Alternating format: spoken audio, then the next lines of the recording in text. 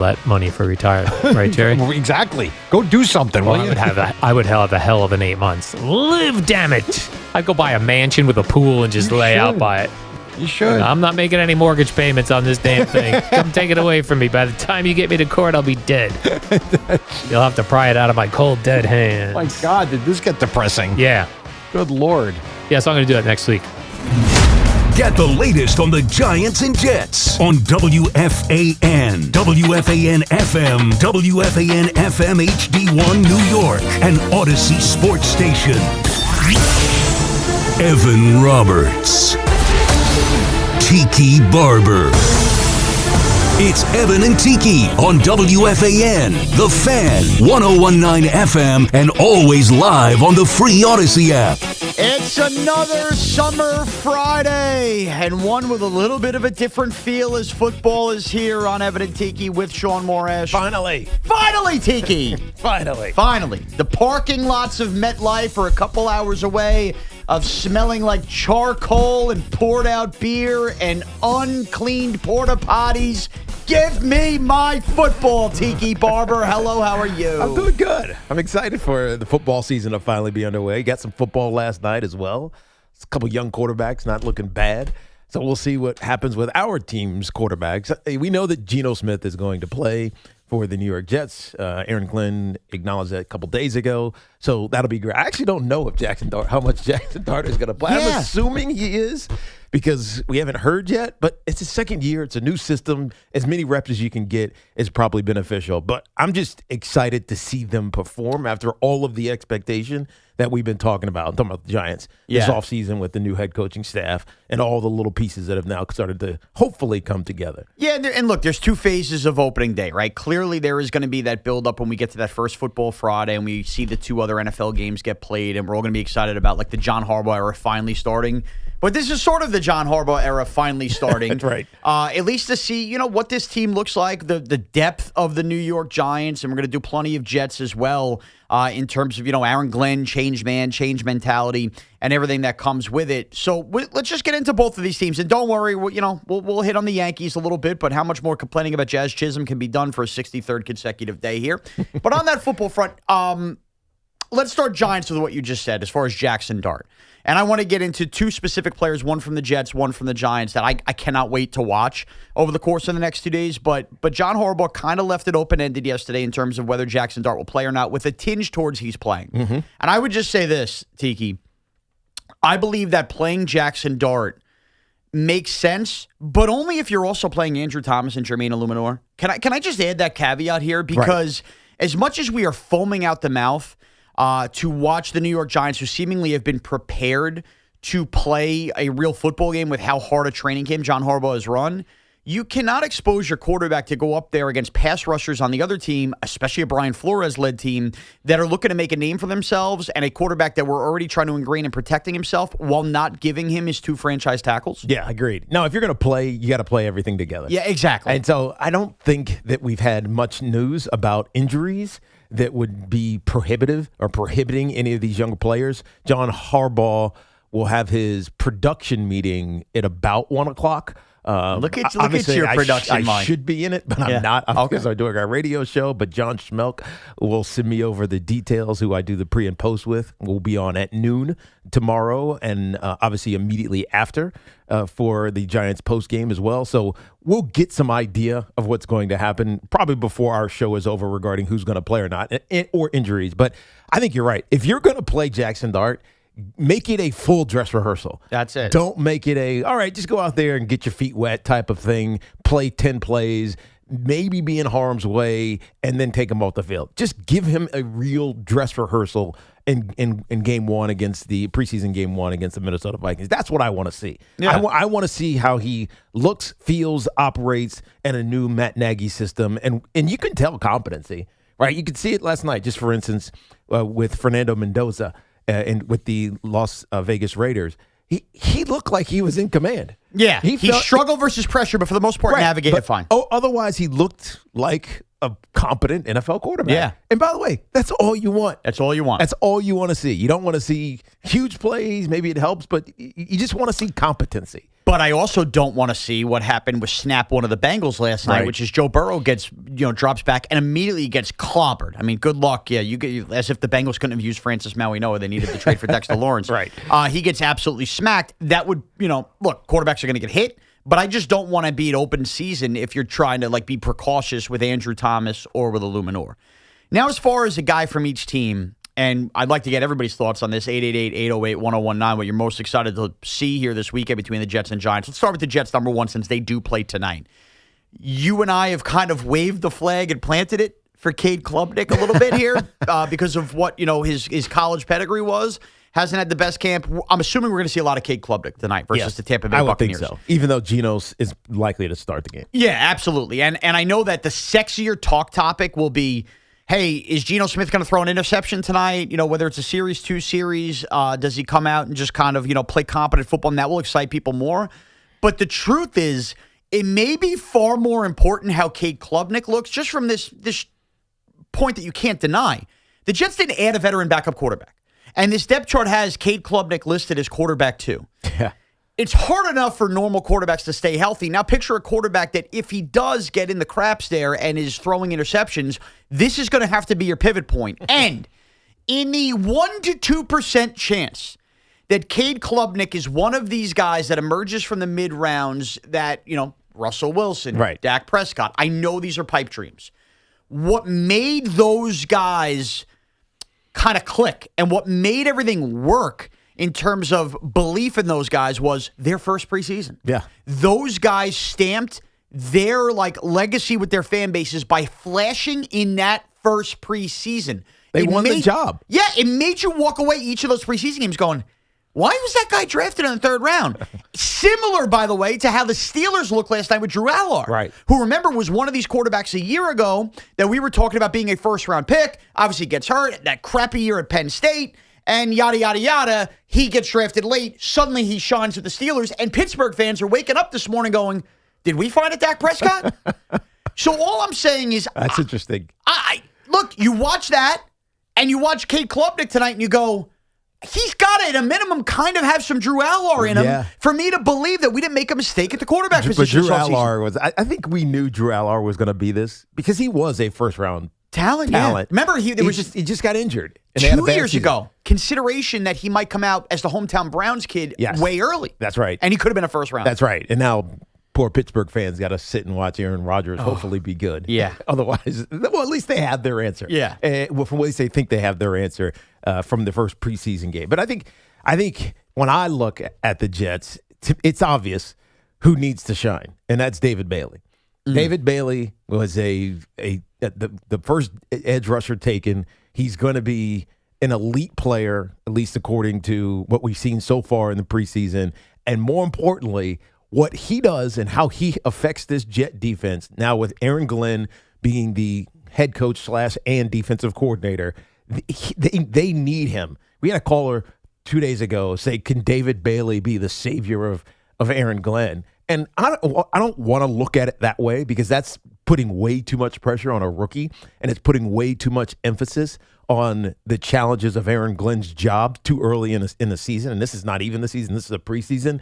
But David Bailey needs to look like what David Bailey was drafted as, which is an elite pass rusher who's going to change the game for every single opponent that this Jets team faces. So for me, that's the one that's got to stand out. And he's a rookie. You have no idea what he's going to look like against real competition. But David Bailey is who I'm keeping my eye on. And it's somebody that, look, when you have a top 3 pick in an NFL draft, having that guy not be almost an immediate success. When you think of the Lions drafting Aiden Hutchinson that high. Well, think about Micah Parsons. When he came in right away, you knew. Yeah, you knew. And Evan said something immediately after the draft that we were caught up in draft euphoria in the Knicks that I went back and listened to. I'm not going to pull the Evan play the audio, but I was just wanted to make sure I had you and I's read right, which was, Evan, stop it. That's not fair. But both you and I were in lockstep, which was, for better or worse, David Bailey is going to be compared right in front of our eyes to Arvell Reese. Yes. Because the Jets passed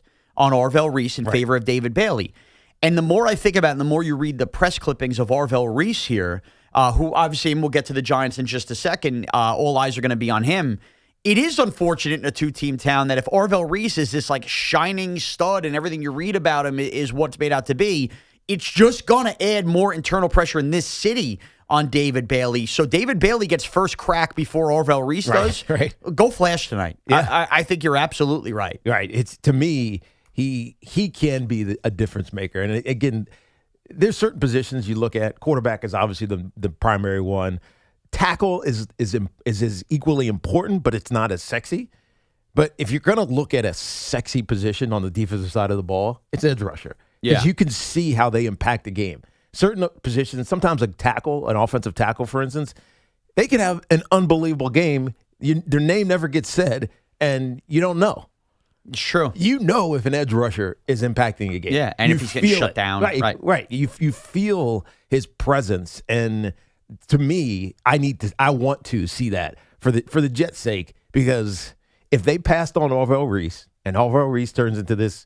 What did I see him described as the other day because of how he looks, like his body type and a cyborg? Yeah, exactly. Yeah, that's what it was, a cyborg. If Orville Reese becomes a cyborg and he's awesome, whatever the Giants use him for, and David Bailey is just kind of average, the Jets are going to get crushed for it. They're going to get crushed for it. And it's not fair because you make a decision based on college tape and what your needs are, specific needs are for a team, and you take a guy because you think he's going to turn out to be what he is. But if he pales to Orville Reese, then the Jets are going to get crushed for it. They are. So I want to see him actually get off to a great start. Yeah, I like David Bailey, the player. I like the pick. I think he will be, but you're right. You don't want to get him shut down. Now, as far as the Giants, we'll take the field Saturday, and what an amazing 2 days. You sat there through the whole World Cup, and there's been a couple concerts of late. You're getting back-to-back football games this weekend and East Rutherford. So the Giants will take the field in, about 27 hours over at MetLife Stadium. It's still here. baffling to me. How they're doing the changeover like that? They can't do the end zone, right? I'm assuming you're getting blank end zones. Yes. Maybe you get like the diagonal lines, old school, like it's Leatherheads. I just think with the turnover and the new turf planted, I would be stunned if we're doing different end zones. But look, I guess we'll see. That's probably small potatoes. Of course, we know in the regular season will be there. But yeah, it's a busy 2 days. So with the Giants, we all know I do more than enough Giant content between multiple podcasts and here, and I've talked enough about this game.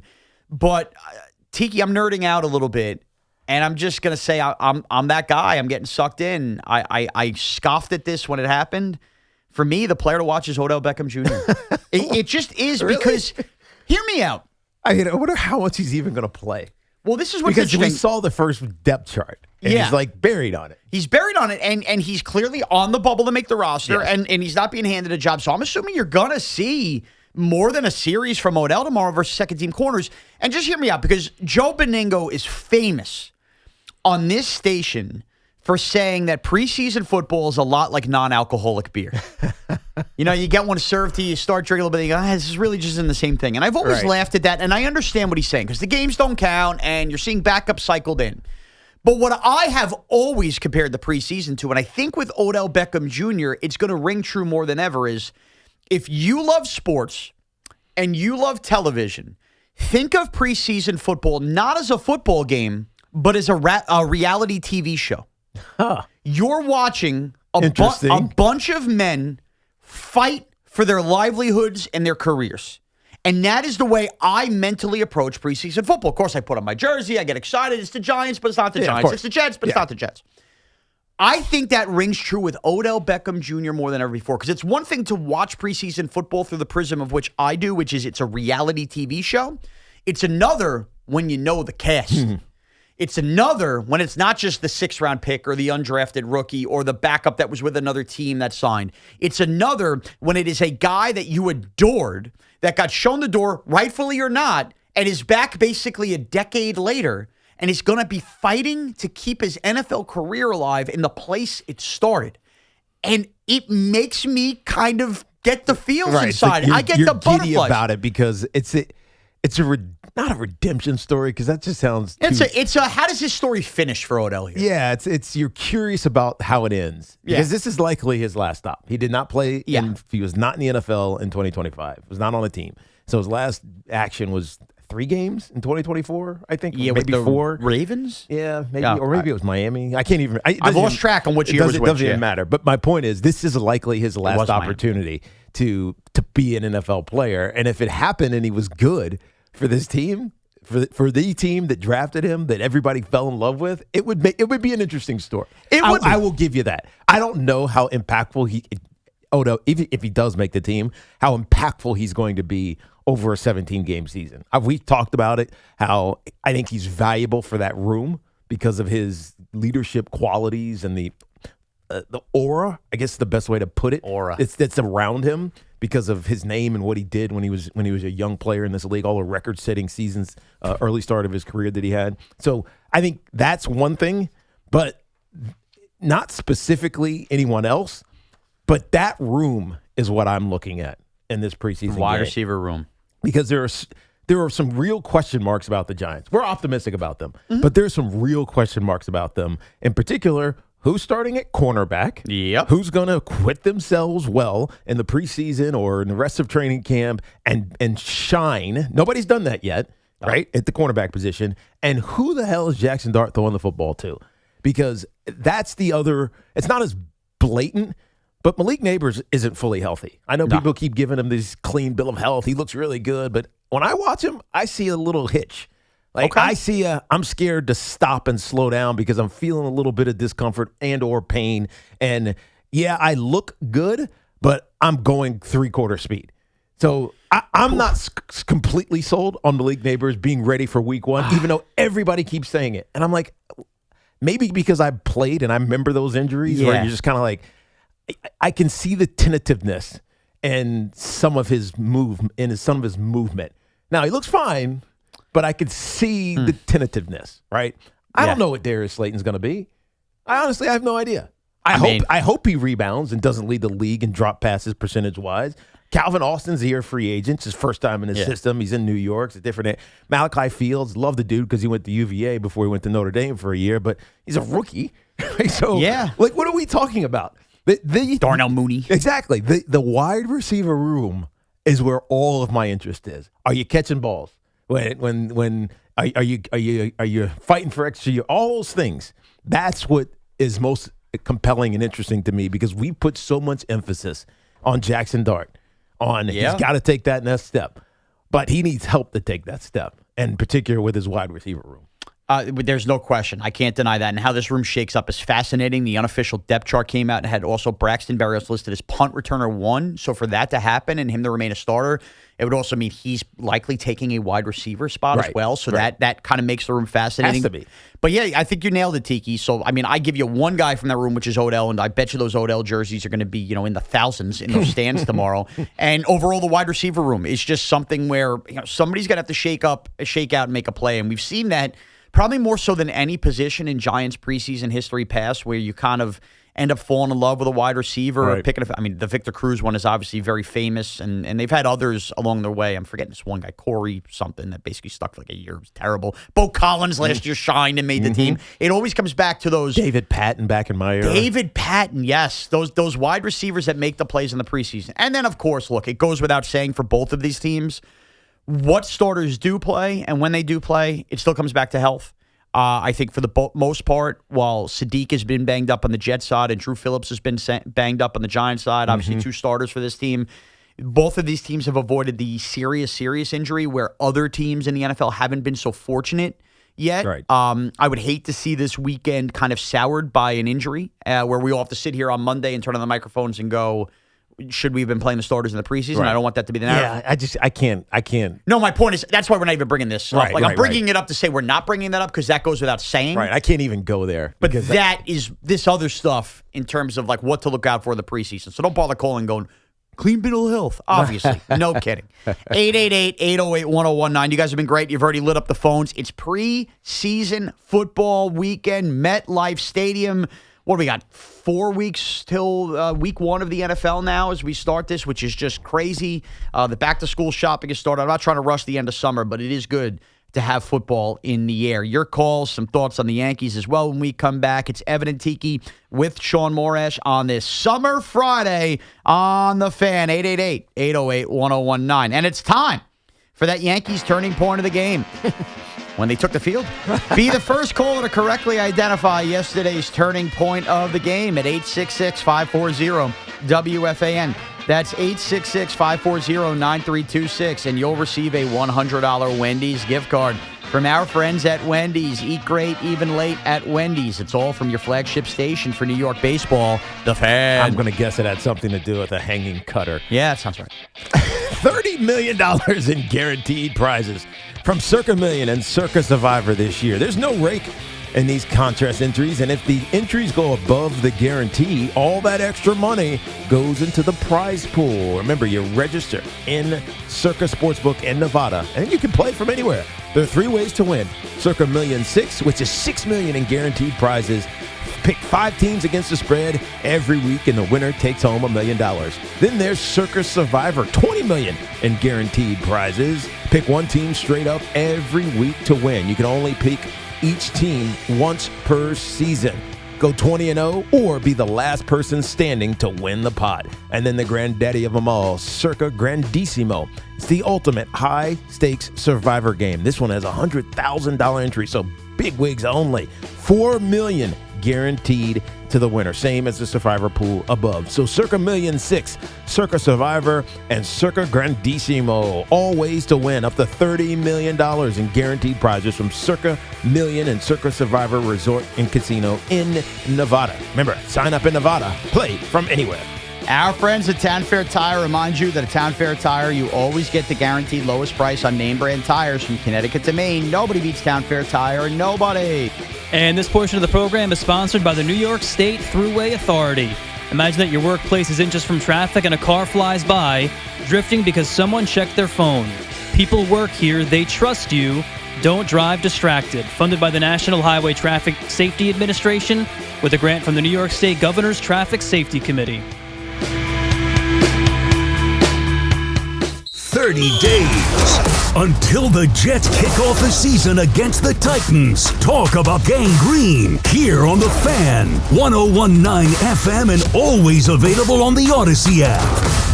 Summer's heating up and pest season is officially here. Mosquitoes, ticks, ants, and wildlife are becoming more active across the greater New York area as summer temperatures rise. Enjoy your summer, not the pests. JP McHale Pest Management helps protect your home, family, pets, employees, and customers all summer long. With local offices around the tri-state area, their local experts are ready with seasonal residential savings and free commercial inspections. Visit nopests.com. That's NOPESTS.com. JP McHale Pest Management, not just good, guaranteed. Orgavada Zona? Is that a word? In the 2026 Kia Sportage Turbo Hybrid, it might as well be, because it can be one road trip. It's all about turbocharged power and hybrid efficiency working together, so you get the thrill of quick acceleration and the satisfaction of fuel efficiency. Book a test drive and keep the adventure going. Kia, movement that inspires. Call 800-3334-KIA for details. Always drive safely. Hi, I'm Patty, founder of Awesome Tex. I started with a big idea to give old clothes a new life by turning them into recycled fibers and threads. Everyone told me that this was going to be impossible, but Chase for Business believed in me. They gave me a lot of guidance from the beginning. Get financial guidance from bankers in the New York community and convenient digital tools all in one place. Learn more at chaseforbusiness.com. Make more of what's yours. Real customers compensated. JP Morgan Chase Bank, N.A. member FDIC. This is the story of the one who keeps multiple buildings running smoothly day after day. Plumbing that flows, HVAC that hums, cleaning supplies that keep surfaces sparkling. That's why she counts on Grainger. With easy reordering online and 24/7 support, Grainger helps her keep the products she needs on hand. So shelves stay stocked and buildings stay ready. Call 1-800-GRAINGER, click Grainger.com, or just stop by. Grainger, for the ones who get it done. I just had my latest visit at Princeton Longevity Center, and every time I go, I leave feeling more informed and more confident about my health. That's why I keep coming back every year. They help you understand what's happening inside your body before symptoms ever appear, using advanced imaging, comprehensive testing, and physician-led evaluations. But you know what really stands out? It's what happens after the testing. They don't just hand you a report and wish you good luck. Their physicians take the time one-on-one to explain your results, answer your questions, and help you understand what steps you can take to protect your health moving forward. For me, that's what makes Princeton Longevity Center different. It's not just about finding answers, it's about knowing what to do with them. If you've been putting your health off, now's the time. Call 888-8000-PLC. Again, 888-8000-PLC, or visit them online, PrincetonLongevityCenter.com. Hey, Salicata here for CertaPro Painters, and my wife is still satisfied by my good friends at CertaPro Painters. They work fast and clean, and if she's happy, you better believe I'm happy. Big jobs or small, the good folks at CertaPro Painters are at your service. If you've been putting off a painting project, give them a call. 1-800-GO-CERTA. That's CERTA with a C, and you'll see exactly what I mean. 1-800-GO-CERTA. Call CertaPro Painters today and get a no-nonsense free estimate on a professional job that you'll be happy with for years to come. Each CertaPro Painters business is independently owned and operated right here in our community. Schedule your free estimate online at CertaPro.com. Skechers elite athlete OG Anunoby has been making history on the basketball court. Anunoby tips it in. Unbelievable. What a shot. He's been balling out in Skechers high-performance basketball sneakers, and the world is noticed. But how does OG train off the court to keep in peak physical condition? Hands-free Skechers Slip-ins Aeroburst. They help prepare OG for the physical demands of playing at a championship level. Get your pair of Aeroburst for only $165 at a Skechers store, Skechers.com, or wherever high-performance running shoes are sold. I scream. You scream. We all scream. Because Wendy's famous small classic Frosty is just $1 for a limited time. More screaming, happy screaming, summer screaming, $1 small classic Frosty screaming! But please don't scream in the drive-thru. It hurts the employees' ears. Get a $1 small classic Frosty for a limited time, only at Wendy's. U.S. price and participation may vary. A la carte only, not valid for delivery. Limit 10 per transaction. Price may be higher in Alaska and Hawaii. It's August. The dog days of summer are here. I wonder how Nielsen Dodge can make it better. Have a Dog Days of Summer savings event. That's a doggone great idea. Now that's a good girl. You'll start feeling the vibes the minute you arrive. Fun is in the driver's seat. Lease on new 2026 Jeep Grand Cherokee Limited 4x4. Just $289 a month. Yes, just $289 a month. There's always zero down payment available. The credit help you need. More savings with your trade-in. And of course, great deals. Hurry to Route 10 in East Hanover. Online at NielsenDodge.com. At Nielsen Dodge, fun is in the driver's seat. At Nielsen, fun is in the driver's seat. Make this the summer event. With approval, term 36 months, due at sign, $69.82 at tax tag and DMV fees. See dealer for details.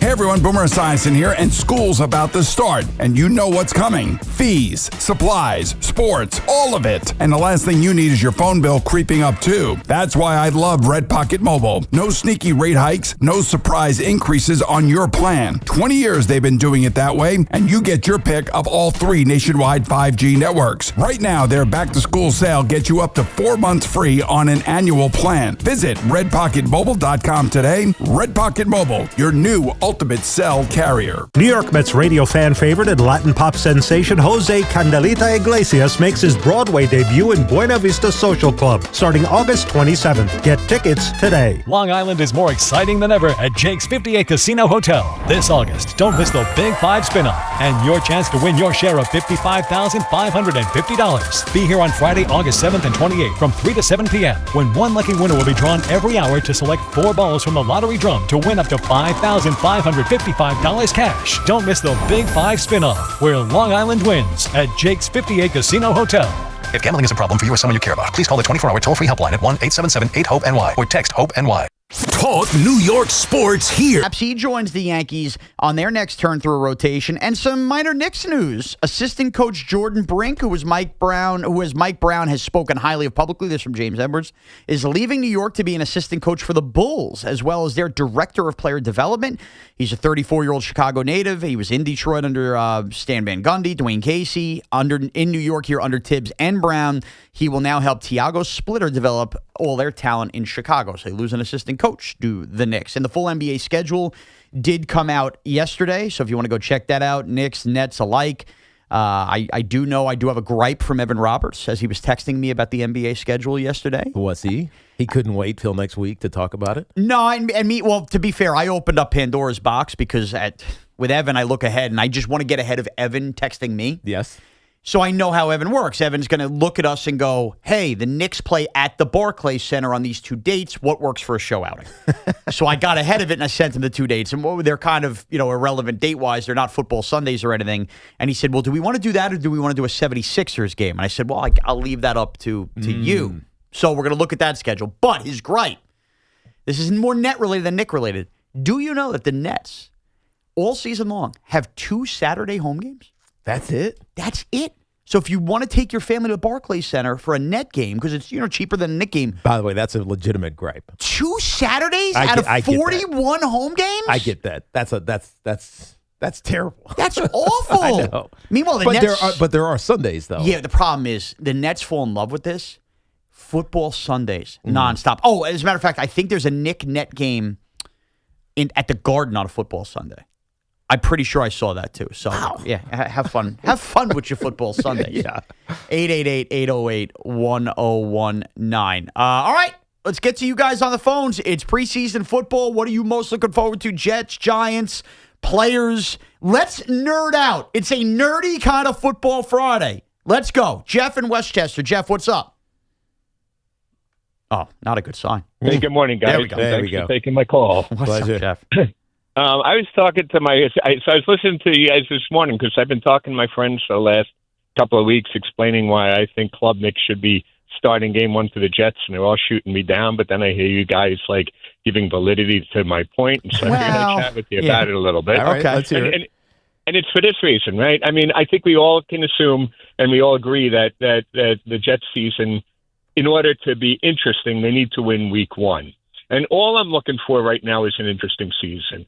And I think that the Jets are better than Tennessee with either guy at quarterback. But if you put Geno in there and you win week 1, I think the Jets are maybe, slated to win between 4 and 7 games. It feels nice for a week, but you're going to get to 4 to 7. He's a known commodity. He's not an elite quarterback. 2 seasons, he had a second tier type seasons. And most of the time he's been below that. Last season, he was, we don't even need to talk about that. So you're going to get what you get, and it's not going to be interesting. Right. Now, if the kid wins week 1, and even if he loses week 2, 3, and 4, which, is very likely. There's no more week 4. Remember that, Jeff. No more week 4. You only got 3 weeks to make an impression. Yep. well, it's not the impression that I was talking about. I was going to week 5 in that if he's looking reasonable and you win week 5, and then we're having a real different conversation before week 6. We're like, we win this, we're 500. This could be a very interesting season. So my take is it's kind of like a game theory thing, where they say, you got nothing to really win with Geno, and you got nothing to lose by starting the kid. Yeah. Now, Jeff, I mean, he's kind of right, but I think you can't trust on a season where you have to win at least a little bit, right? Not hey, wait, you got to win, meaning be competitive for the postseason. But the Jets have to win at least a little bit. Yes. And I can't trust a rookie quarterback to do that. And that's especially one in the mid-rounds. Right. And look, I'm not sold on Geno. We've had our conversations about this multiple times over, and it could be a disaster. We saw it after the 3 interceptions in the first joint practice with the Tampa Bay Buccaneers. Yes, he rebounded, and yes, the rest of the week got better, but he still was making bad decisions. And so you have to go with a veteran if you're Aaron Glenn. You have to. So, yes, there is some trepidation with it, but unless Cade Klubnik wows the hell out of us tonight and then next week, Geno Smith is going to be the starting quarterback, whether you like that or not. And there's a chance even if Klubnik wows them, he's still going to be the starting quarterback.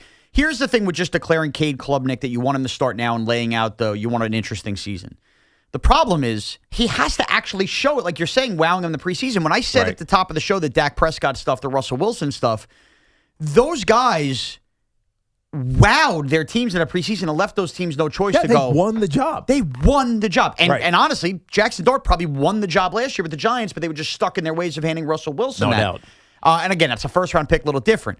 Cade Klubnik is just kind of, fine. You see the traits. There's some development here. You can't just start him over Geno Smith. Also, there's another part to this quarterback conversation and teams that we lose sight of because we just fall in love with the quarterback. Now, isn't it so funny coming from me because this is almost like what Tiki would flip me on.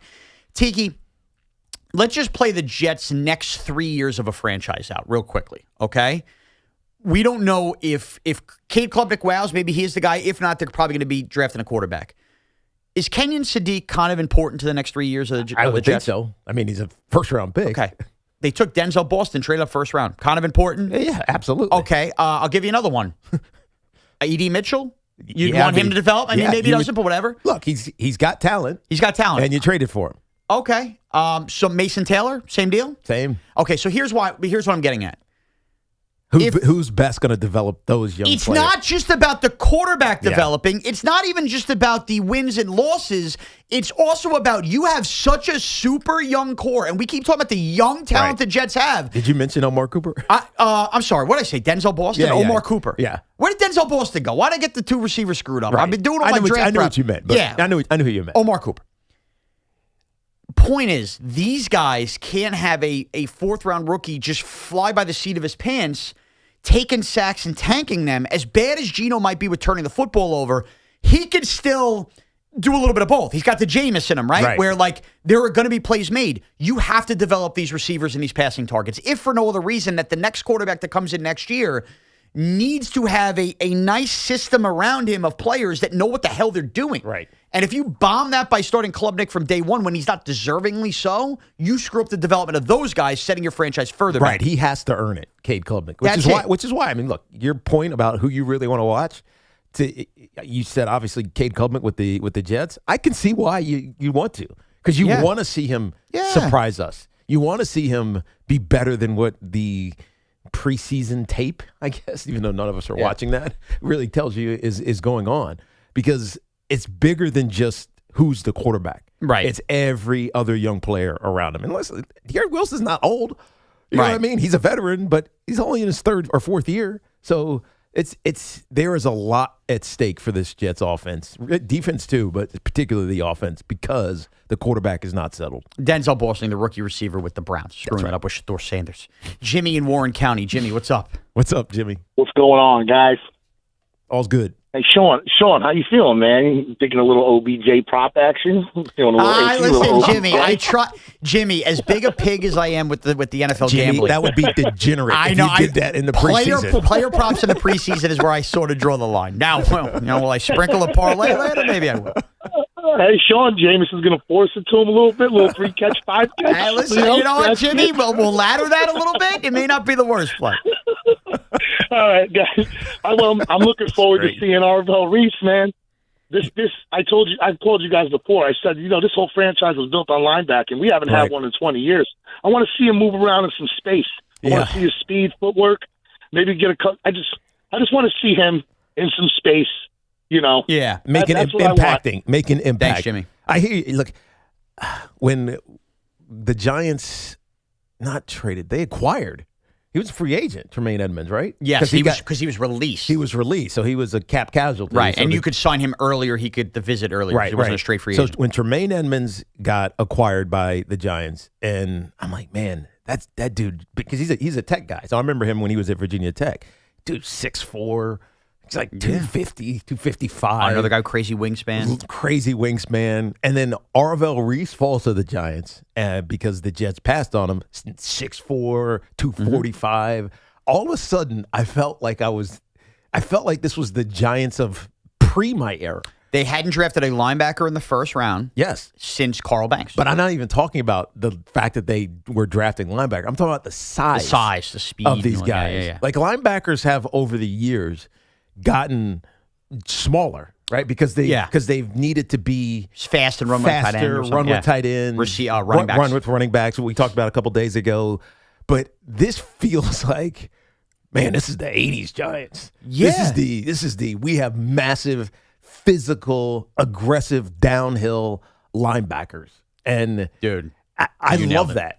I love it. Now, will it work? We'll see. It's a different offense. They're not running for 3 yards in a cloud of dust and play action passing like they did in the 80s and the early 90s. It is now wide open. You're going to be in space. You're going to have to be able to cover. But there's just something about the physical size of this giant linebacking core that makes me excited about it. Yeah, and also just the depth, the fact that Micah McFadden's your third linebacker. And this kid, Jack Kelly, look out for him on Saturday. Yeah. He's apparently flown around camp as well.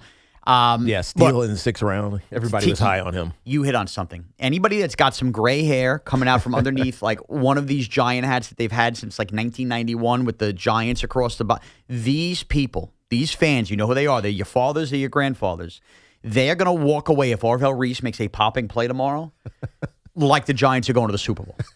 Because it is going to be that, the Thurman Munson Yankee crowd. They're going to go, this is what Giant football's supposed to be. It's coming, and wait for it. And you talked about earlier in the week the Jeremy Shockey impression he left in that Hall of Fame game and kind of knowing right away. There is a part of me that, we kind of knew it before the Hall of Fame game because he tried to fight B Short. Right, okay. Right? Because he didn't want to do the rookie stuff. And we're like, all right, this guy's got cojones. But you're kind of hearing similar stuff with Arvell Reese here. So I don't know what to expect. Again, like he could totally flop out. But Arvell Reese, I think, is the first Giant in a long time that represents that he could make one of those preseason plays or moments as a first rounder where you're like, oh my God, how excited am I for this guy? Yeah. And let's see if that happens tomorrow. 888-808-1019. Mike in Wappingers. Mike, what's up? Hi. Thank you very much for taking my call. Thank you very much for placing it. What's going on, man? I'm a Raider fan. Okay. And I don't get to hear a lot from you guys. And I was hoping I could hear from Tiki about what he thinks is going on inside that building. It's been a long time. I've been a fan going back to Ken Stabler. Yep. What he thinks of Mendoza. And before you guys count him out, don't forget. I'm not counting Mendoza out at all. No, the Raiders. I got you. A last place team goes from last to first every year, and you put them up against the Browns, the Titans, and unfortunately the Jets, and I'm going to take the Raiders. Yeah. Go ahead, guys. I want to hear you. It's interesting because, look, Fernando Mendoza looked really good yesterday against the Arizona Cardinals, and I've been watching some of the tape this morning. But you know who else looked really damn good? Cousins? Kirk Cousins. Yeah. Kirk Cousins was, 5 of 6, whatever. Had one series, goes down, throws a touchdown pass to Michael Mayer. It felt like he was in control. Now, again, they're playing against some of the most basic defense you can see. Like no defensive coordinator is coming out and throwing all the bells and whistles in week 1 of the preseason. So it was, let's call it easy for a veteran to navigate these things. But at the same time, he looked good. You did. Fernando Mendoza also looked good. It's funny that that's your take this morning because I kind of feel like you're getting mixed reviews on Mendoza this morning. I think primarily because every time he saw pressure, he looked like he was basically like turtling up. Of course, but that's what happens. Yeah, it's a rookie. That's your first live action versus pressure. You're just not used to it. Yeah. I'll say this. As much as I thought Mendoza, again, mixed bag yesterday, but you bring up the point about Cousins. I walked away from my impression of the Raiders last night going, while Mendoza probably will play sooner rather than later, I can't fight if they start Cousins the first month or so of the season. I don't think there's any avenue for Fernando Mendoza to play unless Kirk Cousins gets hurt. Yeah, and also give the Raiders a little credit for having some self-realization. It's not that they're not going to try to win. Kirk Cousins, they think, will give them an opportunity to win, but also just understanding that whatever your ceiling is with winning, we don't have to rush this process with Mendoza. And I kind of find that refreshing. That's a team. I agree. Looking to crawl before they walk, and I like that. Right. And we don't know. I can't tell you. Just like what he was alluding to. I don't know if the Raiders are going to be good. I honestly don't. No, but odds tell you based on division they probably won't be. I agree, but how bad would they be? Right. Are they going to suck? Are they going to be bad because they suck or just bad because they're playing better teams? Exactly. That's a pesky suck. Those are two different types of sucking. Yeah. You know what I mean? Yeah, that's not a when you suck, you suck. That's a different kind of suck. You know who looked really good? Drew Aller. I said that before. Really I go, that's what you need from Cade Klubnik. You do that, you're going to have Cade Klubnik mania here on Monday, like they're doing in Pittsburgh. Now, where are you at on your Cade Klubnik mania as a Jet fan, Connor? I'd be willing to start him week 1. I just because I don't want to watch Geno Smith. I don't think there's any point to him playing for the most part. But I think he's going to start the entire season because Aaron Glenn's entire head coaching career rests on them winning games this year. They have to look good, and I think he wants the most veteran guy out there to do that. Yeah, I mean, I guess that's the case. Where's your dad at?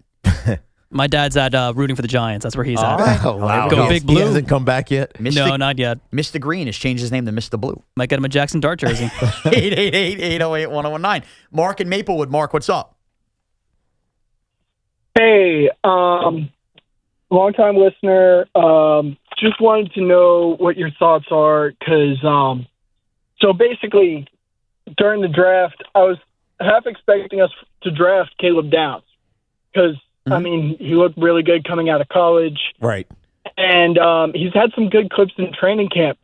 So the person who I'm looking to see have a performance in the preseason is really Colton Hood. Right. I mean, our secondary has been struggling for a while, and we keep bringing in like other pieces to try and fix it, and we don't. The pieces that leave always perform better, and I really like to see Colton Hood. Yeah. It's just it's good. I agree with you, but it's unlikely. Yeah, I we mean, we don't know. Like, so we talked about this at the beginning.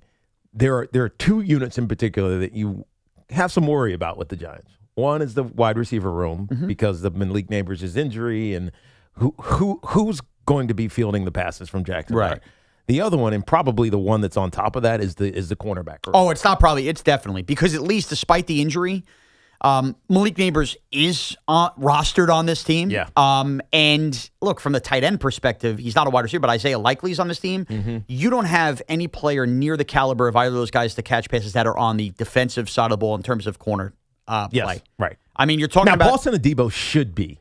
But for whatever reason in this camp. What we saw last year and what this camp has been for him, it's leaving question marks. Yeah, and it makes you so uneasy because they signed Greg Newsome in the offseason, who had his struggles when he got traded to Jacksonville. He seemingly has been fine before he got hurt with the knee, but like the Giants should be settling for a little more than fine. And it makes me a nervous wreck after seeing multiple years of Deonte Banks not being able to turn his head around on a football. Right. That while I'm rooting for him and having this emerging camp, I mean, this isn't the first time a Giants cornerback has kind of come from beaten down to earn a starter job and play well. We saw it with Flott last year. We saw it with one time with Corey Webster, of course. Right. So I hope that's best case scenario, but it'd be a real shame if Deonte Banks is shooting back up the depth chart because Paulson Adebo can't figure it out. Greg Newsome's kind of whatever. And as far as Colton Hood's a rookie. And that's exactly it. That's where I feel like there's a lot of pressure on Colton Hood. He's not drafted with the same pedigree as Arvell Reese or David Bailey with the Jets. It's not like he was the 18th pick in the draft. He was second round. He was a second round pick that some viewed as a first rounder.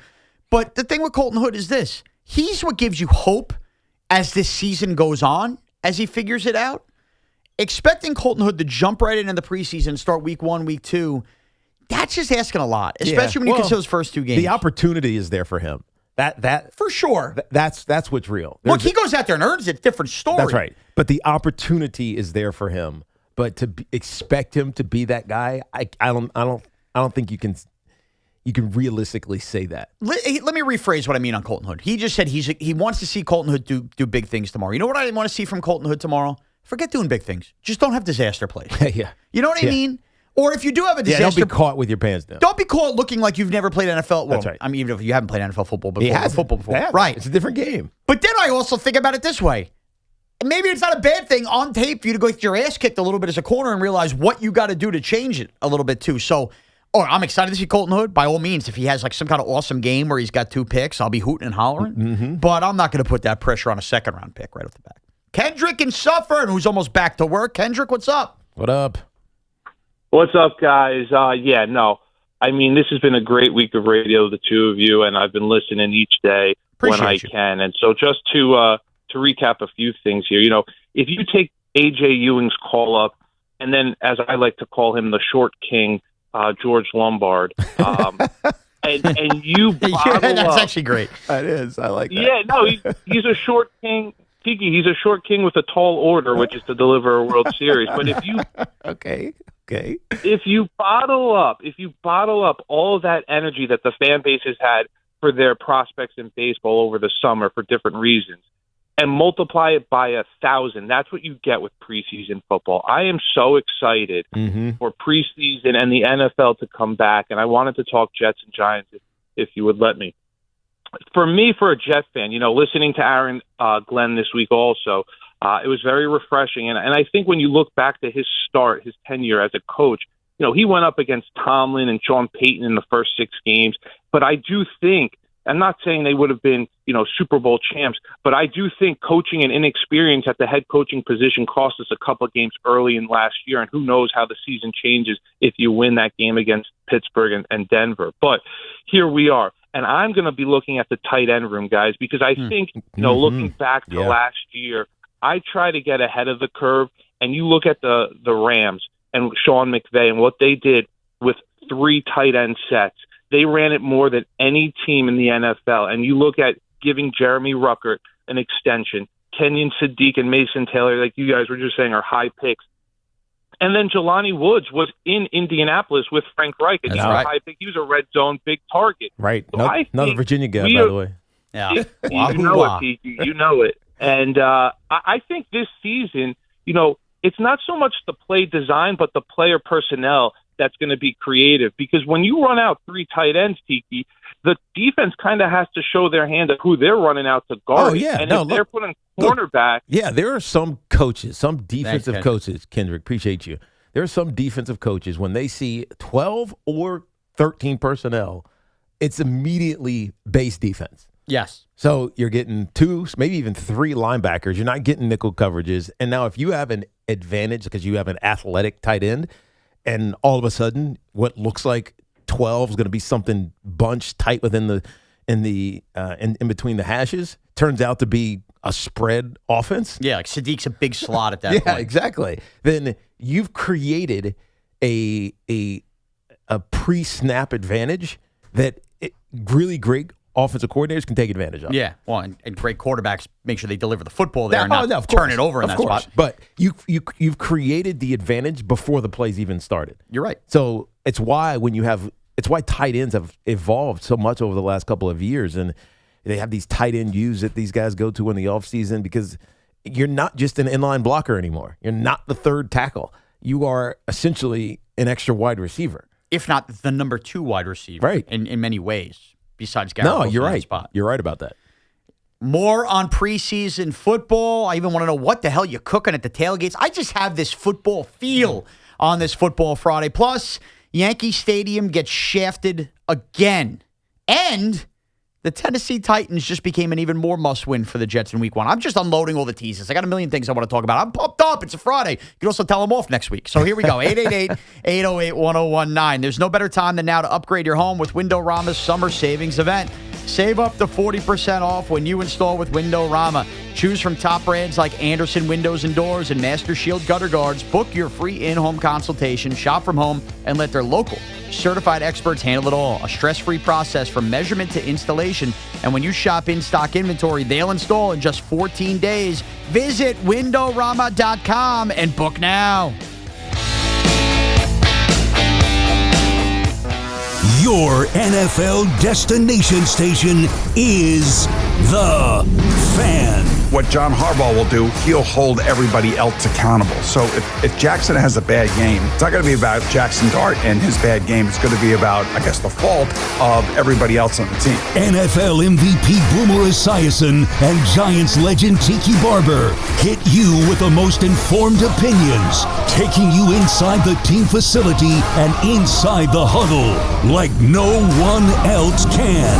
If Cade Klubnik comes in and he understands the system, he plays well in the preseason, there's no reason he shouldn't be playing if Geno Smith is playing like Geno Smith has played the last couple of years. The greats talk shop with you here all season long on your home for everything NFL.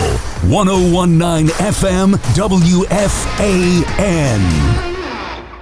This is an Odyssey Sports Minute. Speeding catches up with you. Paid for by NHTSA. The Minnesota Vikings have named Kyler Murray their starting quarterback for the season, and that means the Minnesota Vikings will go to the NFL playoffs. Last year, the Vikings went 9-8 with J.J. McCarthy, Carson Wentz, and Max Brosmer at quarterback.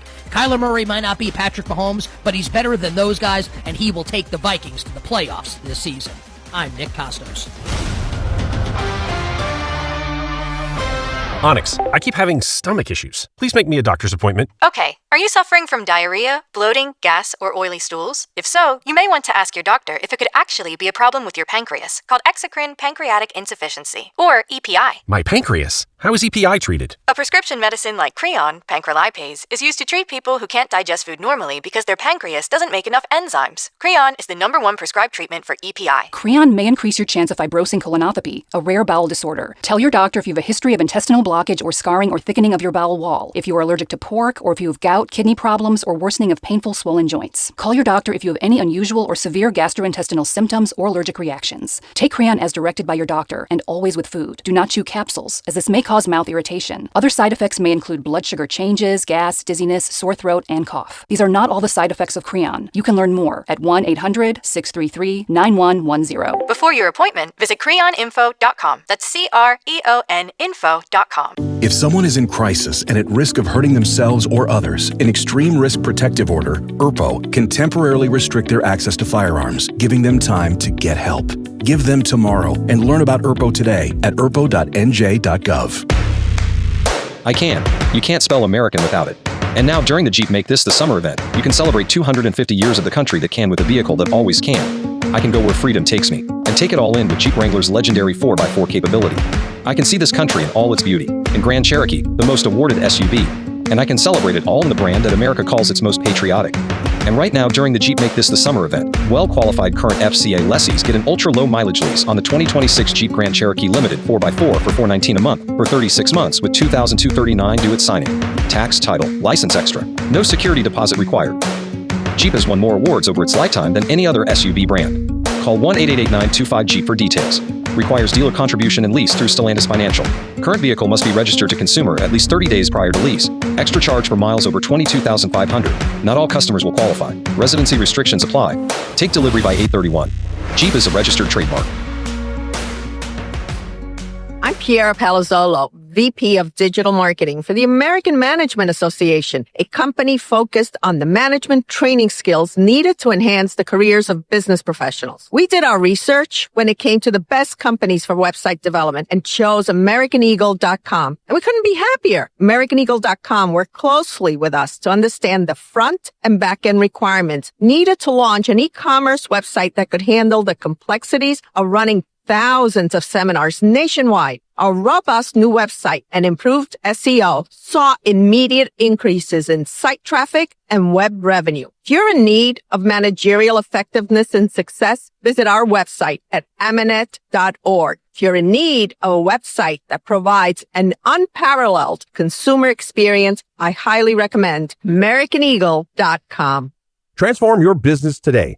Dial 877-WebNow1 for a free digital consultation with AmericanEagle.com. Operating engineers Local 825 are the men and women who make our region move. So whether it's roads, bridges, or our favorite team stadium, they build and maintain the critical transportation, water, and energy infrastructure we rely on. That's why their advocacy organization, ELEC, the Engineers Labor Employer Cooperative, fights for those priorities every day. That's ELEC, representing the signatory contractors and the hardworking men and women who build both New York and New Jersey. Zona? Is that a word? In the 2026 Kia Sportage Turbo Hybrid, it might as well be, because it can be one road trip. It's all about turbocharged power and hybrid efficiency working together, so you get the thrill of quick acceleration and the satisfaction of fuel efficiency. Book a test drive and keep the adventure going. Kia, movement that inspires. Call 800-3334-KIA for details. Always drive safely. FanDuel is giving new customers up to $1,000 in bet resets. Here's how it works. Bet $5 daily and unlock $200 in bet resets every day. That's right. New customers can place a $5 bet each day and receive up to $200 in bet resets. Up to $1,000 total. And with baseball on every day, there's always another game, another matchup, and another chance to get in on the action. Whether you're betting money lines, player props, or same-game parlays, FanDuel has you covered. So place your daily $5 bet and unlock up to $1,000 in bet resets. Head to FanDuel.com/New York to get started. FanDuel, your home for home runs. FanDuel Sportsbook is the official sportsbook of WFAN. 21 and over and physically present in New York. Opt-in required. Must wager in designated offer market. Max wager $25. Restrictions apply. See full terms at sportsbook.fanduel.com. For help with the gambling problem, call 877-8-HOPE-NY or text HOPE-NY 467-369. I felt a jackhammering pain in my jaw. Like someone sawing my bones. Barbed wire in my shoulder. Like a cattle prod in my hip. Like I put my foot in a blender. Pain is different for everyone. But where pain starts, Jurnavix suzetrigine begins. Jurnavix is a non-opioid 50-milligram prescription tablet for adults with moderate to severe acute pain that reduces pain signals before they reach the brain. Before those signals tell the brain to feel like I punched an angry beehive. And pain reduction can finally begin. Do not take Jurnavix with CYP3A inhibitors. Avoid use with grapefruit or liver problems, as these may increase side effects. Tell your doctor about all your medicines if you are pregnant or breastfeeding. Jurnavix may make certain medicines and birth control less effective. Side effects include itching, muscle spasms, rash, and elevated muscle enzymes. To learn more about Jurnavix, ask your doctor. Call 1-833-589-PAIN or visit Jurnavix.com. Skechers elite athlete OG Anunoby has been making history on the basketball court. Anunoby tips it in. Unbelievable. What a shot. He's been balling out in Skechers high-performance basketball sneakers, and the world is noticed. But how does OG train off the court to keep in peak physical condition? Hands-free Skechers Slip-ins AeroBurst. They help prepare OG for the physical demands of playing at a championship level. Get your pair of AeroBurst for only $165 at a Skechers store, Skechers.com, or wherever high-performance running shoes are sold. I scream. You scream. We all scream. Because Wendy's famous small classic Frosty is just $1 for a limited time. More screaming, happy screaming, summer screaming, $1 small classic Frosty screaming! But please don't scream in the drive-thru. It hurts the employees' ears. Get a $1 small classic Frosty for a limited time, only at Wendy's. U.S. price and participation may vary. A la carte only, not valid for delivery. Limit 10 per transaction. Price may be higher in Alaska and Hawaii. This is the story of the one. As a maintenance engineer at a beverage manufacturing plant, he starts his day knowing every line is ready to run because Grainger delivers the industrial-grade products he needs to keep mixers, conveyors, and packaging equipment moving. With Grainger's vast selection of bearings, belts, and motors, he keeps operations running smoothly, so nothing grinds to a halt. Call 1-800-GRAINGER, click Grainger.com, or just stop by. Grainger, for the ones who get it done. Finding great candidates to hire can be like, well, trying to find a needle in a haystack, but not with ZipRecruiter. Its powerful technology actively finds and invites qualified candidates to apply to your job. So while other companies might deliver a lot of hay, ZipRecruiter finds you the needle in the haystack. See why 4 out of 5 employers who post a job on ZipRecruiter get a quality candidate within the first day. Try ZipRecruiter for free at ZipRecruiter.com/team. That's ZipRecruiter.com/team. ZipRecruiter. The Rico Brogna podcast is proudly sponsored by Takara Fuji Apple Chew High, the sparkling cocktail that blends shochu spirits with delicious flavors of fruits from Japan. Whether it's Citi Field or your favorite spot, raise the apple. Talk sports with Craig Carton and Chris McMonagle on The Carton Show. Afternoons from 2 to 7 on WFAN, WFAN FM, WFAN FM HD1 New York, and Odyssey Sports Station. The Stanley Cup. Oh, cool. He brought it to a place called The Rinks in Hauppauge, Long Island. Place I know very well. Played some softball there a little bit too. Very cool. So I was like, oh, it's a cool story. I didn't even realize, this is a shame on me, that he was a Long Island guy when they were winning the Stanley Cup. But my immediate reaction when I first saw the story is I squinted at it and I went, for the second time this year with a team, I went, the Carolina Hurricanes won the Stanley Cup? And you know me, I love hockey, I love the Rangers. Like, I knew that, but you just kind of forget it. Right. Same thing when Hard Knocks started 2 weeks ago. As I got ready to put it on, I'm like, oh yeah, the Seahawks won the Super Bowl. Right. And I don't know if there's ever been a year in my life where at least 2 of the 4 major championships, I was surprised to remember who won a championship. And I can only say the only reason it has to be we got so caught up in the fact that the Knicks finally broke their own curse and a New York curse that I just simply didn't like. Right. It doesn't register fully. Doesn't register. It doesn't at all. I'm like, the Hurricanes won the Cup. That's right. The same team the Rangers own and we dismantled the team. Either way, crazy. Congrats to Brandon Bussey. Cool moment on Long Island. And I believe tonight, as long as we're doing kind of local stuff real quickly, Bayonne, New Jersey, I believe I read, they are representing a win tonight, and they go to Williamsport for the Little League World Series. Is that right? I am fairly certain I'm right on that. I saw some of that on Twitter. Oh, that's awesome. So if I am right on that, and you are anybody from Bayonne, shout out to you guys. That's freaking awesome. Oh, hell yeah. Hell man. yeah. Congratulations. To those kids. It's awesome. It's awesome when kids get a chance. I mean, obviously, baseball it's ubiquitous in this country. Man. It's everywhere, and every kid plays in some capacity or at least enjoys it, especially when their neighbors and or friends are getting ready to travel to go to Williamsport and play in the Little League World Series. That's awesome. Congratulations to them. It's fantastic. Pumped up for them. Go win a game. And if you don't, just go have fun, as they say in Little League. But no seriousness, Make memories that last forever. All right. Now, last night, Tiki, we're going to get back to your calls in just a moment. I see a trio of classic WFAN callers on hold. Don't worry. We're going to get to you guys in just a moment. 888-808-1019. Last night, our old friends, Robert Saleh and Brian Dable, it was their first collaboration effort in coaching the team. Saleh, the head coach, Dable, the offensive coordinator for the Tennessee Titans, as they oddly, Tiki, for where they play time zone-wise, were out in San Francisco playing a preseason game late. So this game was on the NFL Network as I was up late, just being the complete football junkie loser I am. By the way, I think this is the case because I was with the Bucs yesterday, Rondé. Okay. That's why I was out, and Shaun was solo on the short day for the Yankees day game. I think the teams get to choose. It's not their preseason opponent. Yeah, it's not like like the league does an association. Yeah, it's not like you have to play this team in the pre. I think they kind of have a choice. Okay, of maybe a few that you can choose because the Bucs keep coming here. Yeah, they do. They keep playing the Jets and. I don't know what the tie is. I don't know But either. I could see the tie with the 49ers. I only bring this up because of what you just said with Robert Saleh. Oh, Saleh. Saleh and Kyle Shanahan have a history. So maybe when Saleh took the job, hey, we'll come back here, we'll play a preseason game. You guys come back to us. I mean, I don't know the exact machination of that. That might be. That makes sense. Because it does feel random to me. It does. And forever we always had, and this was with the fourth preseason game, the Giants always play the Patriots, the fourth one, Jets, Eagles, and those felt more regionalized. Right. And obviously Giants, Jets would always play the third, and then those other ones would be random. Yeah, because there's no way that it could be randomized by some computer at NFL headquarters. Because you wouldn't be playing the Jets every year. The Jets and the Giants would not play every year. You're right. There's got to be some kind of agreement. Right. Okay, well, that was just part of it. When it stuck out to me, I'm like, man, if I was a Titan fan all pumped up, my first game is at 10 o'clock. I guess it's 9 o'clock your time or whatever. What time did that? Yeah, it was 9 o'clock Eastern. 8 o'clock Eastern, 9 o'clock Central, and the Titans are in the Central time zone. This says, I didn't watch this game, but it says it started at 9 p.m. Eastern. Oh, interesting. I don't know. I'm all screwed up now. How the hell late was I up last night? So that's 8 Central. 8 Central. Okay, so that's not the worst thing in the world if it's 8 Central. It's not horrible. No, it's not horrible. It's still late as hell. Yeah, for a preseason game? Yeah. But either way, I'm sitting there watching the Titans, and as we know, remember the Titans, I have been intrigued by the Tennessee Titans this year because the Jets and Giants each play them within the first 3 games. Yep.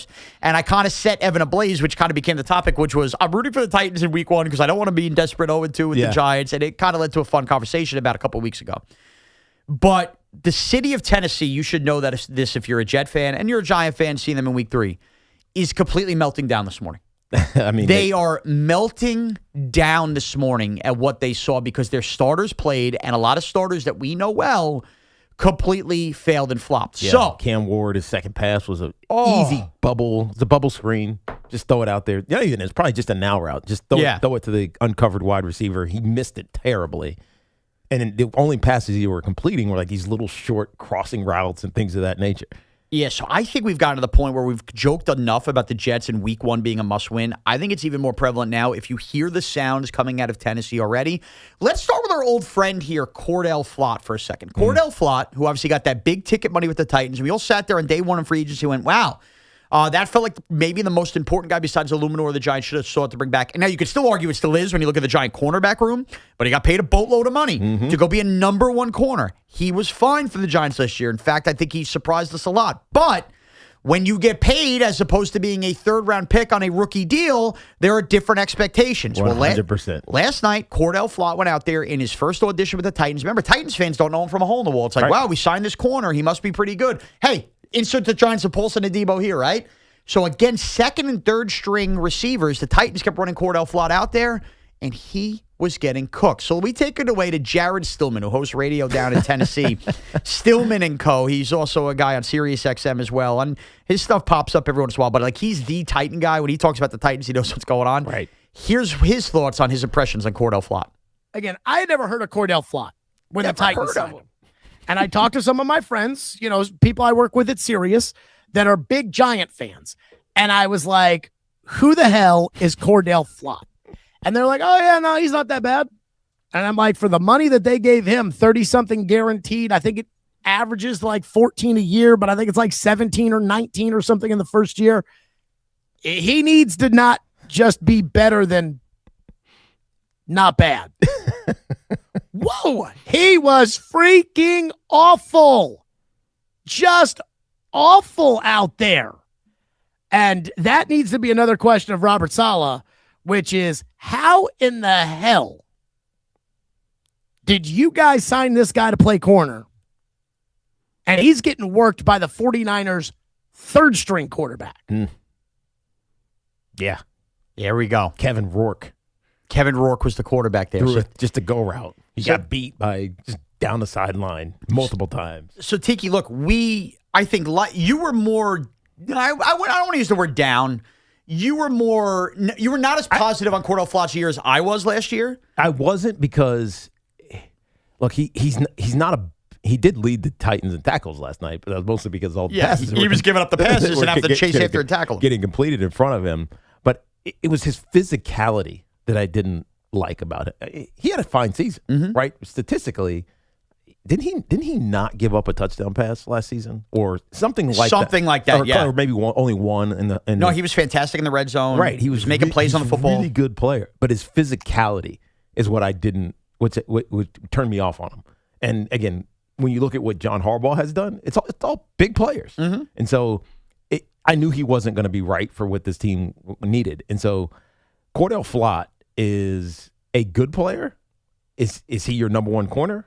I can't see that. I agree. I think he's a corner too. But again, when you pay a guy like that, like we're experiencing with Paulson and Debo, you need that. So I wanted to play that for obviously a couple of reasons. First of all, I don't want to write off Cordell Flott's career in Tennessee off of one preseason game. I understand that. But if we're panicking about the Giants cornerback room and you're thinking, should they have signed Cordell Flott, just understand if you had to pay him, what is now already being said in Tennessee. And on top of that, the Jets, week one. The Titans paid Cordell Flott to be their cornerback one. Garrett Wilson is going to see a lot of Cordell Flott in week one. If that's how he looks right now, and we're talking about 4 weeks from now, man, Geno Smith better be delivering the football to Garrett Wilson all day long on Cordell Flott. That's how he looks. I agree. And that's how you win that football game, on top of course, trying to run the ball down their throat. The other way you win the football game is, of course, by beating up on the opposing quarterback and, dare I say, doing something the Jets didn't do all year, which is, I don't know, get an interception. So this now ties into Brian Dable. Brian Dable leaves Jackson Dart and goes and takes the job with Cam Ward. The Giants seemingly have lucked out in getting Jackson Dart. Well, how do Titans fans feel about year 2 of Cam Ward? Let's take it back to Jared Stillman postgame on Cam Ward. Cam was so bad tonight that I don't know how Amy is going to react. And what I mean by that is this. When you make the playoffs 3 years in a row and you go to an AFC championship game and you have the number 1 seed and you do the things they did, they won the division back-to-back years. They were in first place at 7-5, and you get so embarrassed by A.J. Brown spanking the goalpost that you fire the general manager, just haul off in the middle of the season, don't even wait until the end of the year, and you fire the general manager on a Tuesday. That means that you are not stable. Cam was so bad tonight, and they have invested so much in Cam, and they have hyped up Cam so much, and I think they're struggling to sell PSLs because I just saw them do an ad during the game where they said, get a 100 level PSL and get field passes to a game this year. That tells me they're probably not selling them as well as they have told everybody they're selling them. I think it would be crazy for the owner to fly off the handle and do something crazy after the first preseason game. But I think this owner has proven she does the unthinkable. So I don't know how worked up she'd be watching today's game knowing how bad Cam was. I mean, Tiki, yeah. This sounds like a franchise after one preseason game that doesn't know what end is up. It's being led by Robert Saleh, who we all know, we like Robert Saleh, the guy, but he wasn't a great head coach here. They didn't even play against the 49ers starters. Not versus starters. And a second-year quarterback, that you're waiting to take the next step, drafted first overall, I'm sorry. I know we've said it, but I know it's a preseason overreaction. I know that. But this is what happens when the games start to get played. You start to have more tangible evidence on stuff. These would be unacceptable losses by both the Jets in week 1 and the Giants in week 3. You're already setting it up. I'm setting it up, man.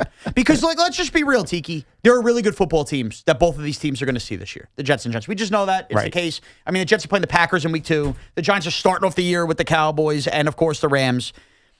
You hear that tone and tenor, and it sounds a lot like what we have sounded like for a decade with both these teams.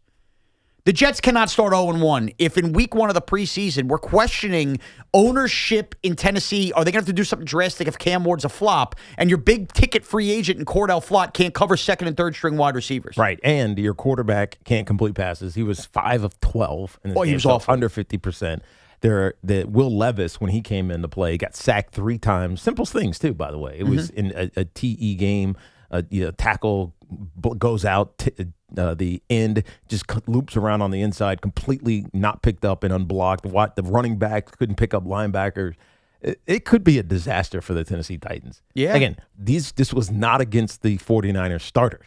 These are the 49ers backups. Backups, yeah. And so it could be a rough start for the Tennessee Titans. And that means good things potentially for the Jets as they start their season with them, and obviously for the Giants in week 3. But I think it's more about the Jets in week 1. It is more about the Jets. I'm grouping the Giants in because they do play them, and that'll be their first game off of the Cowboys and Rams. Right. And they could, you never know, could be in an 0-2 spot or whatever.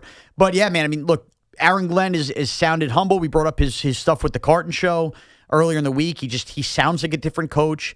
If you want to add more optimism to the Jets, if you're an optimistic Jet fan and you just hear those 2 clips, you should be optimistic as all hell that you could start the year 1-0. Yeah. 888-808-1019. Ira in Staten Island. It's like sending the bat signal when you talk Jets and you hear from Ira. That's Ira, right. what's up, man? What's up, Ira? Hey, Shaun, Tiki, how are you? All's well. I feel a lot better about the Titans. I'm glad to hear the report both you gave. But before I get to Jet stuff, both Giant guys, I look at Reese, and in my mind, I think he's Jonathan Vollmer. I think he has that type of talent. I would take that, obviously. Yep, his body style, his speed. I think that's the type of player you're going to get. But with the Klubnik whole story and Geno, I get where it's at. Everything I've heard, Klubnik, he looks the part, but he's just not quite ready. But really what it comes down is 2 very important things here. Number one, if Klubnik can't grab the backup spot, they can't put him on the practice squad, so they got to keep 3 quarterbacks, which they're going to lose a roster spot or maybe a special team player. So that's really big. And then the second thing, if he is the backup quarterback and Geno struggles early, at what point do you go to him? Because if they're like, say, 2-5, 2-6, and you're going to win 5-6 games, am I better off with Geno Smith winning 6 games or Klubnik winning 5 games? You know what? It's a conundrum that they're going to be in. Because as we said in the first segment, this Jet team has to win a little bit. Yeah. All right. I'm not saying they're not going to be a playoff team, but they have to win a little bit. And who's going to give you the best chance to do that? Because if you are 2-6 or 1-5, whatever the early bad start is for the Jets, and you then bench Geno and you go with Cade Klubnik, and it gets worse, and the team ends up firing everybody, it's the same conversation we had on Wednesday. Now, all of a sudden, Aaron Glenn's job is no longer safe. You're probably bringing in a new head coach, new system, and everything changes again. It's just not ideal. It isn't. And that's exactly why tonight begins a string of importance here with Cade Klubnik, because if he's just kind of meh, it doesn't even matter if he's awful or good. Only Aaron Glenn and the coaching staff and Frank Reich are going to understand the stuff that we're not seeing on TV and behind the scenes as the season builds. But if that scenario unfolds as 2-6 Jet team, once you bench Geno Smith, I know in theory you can, but in theory you really can't go back to him. No.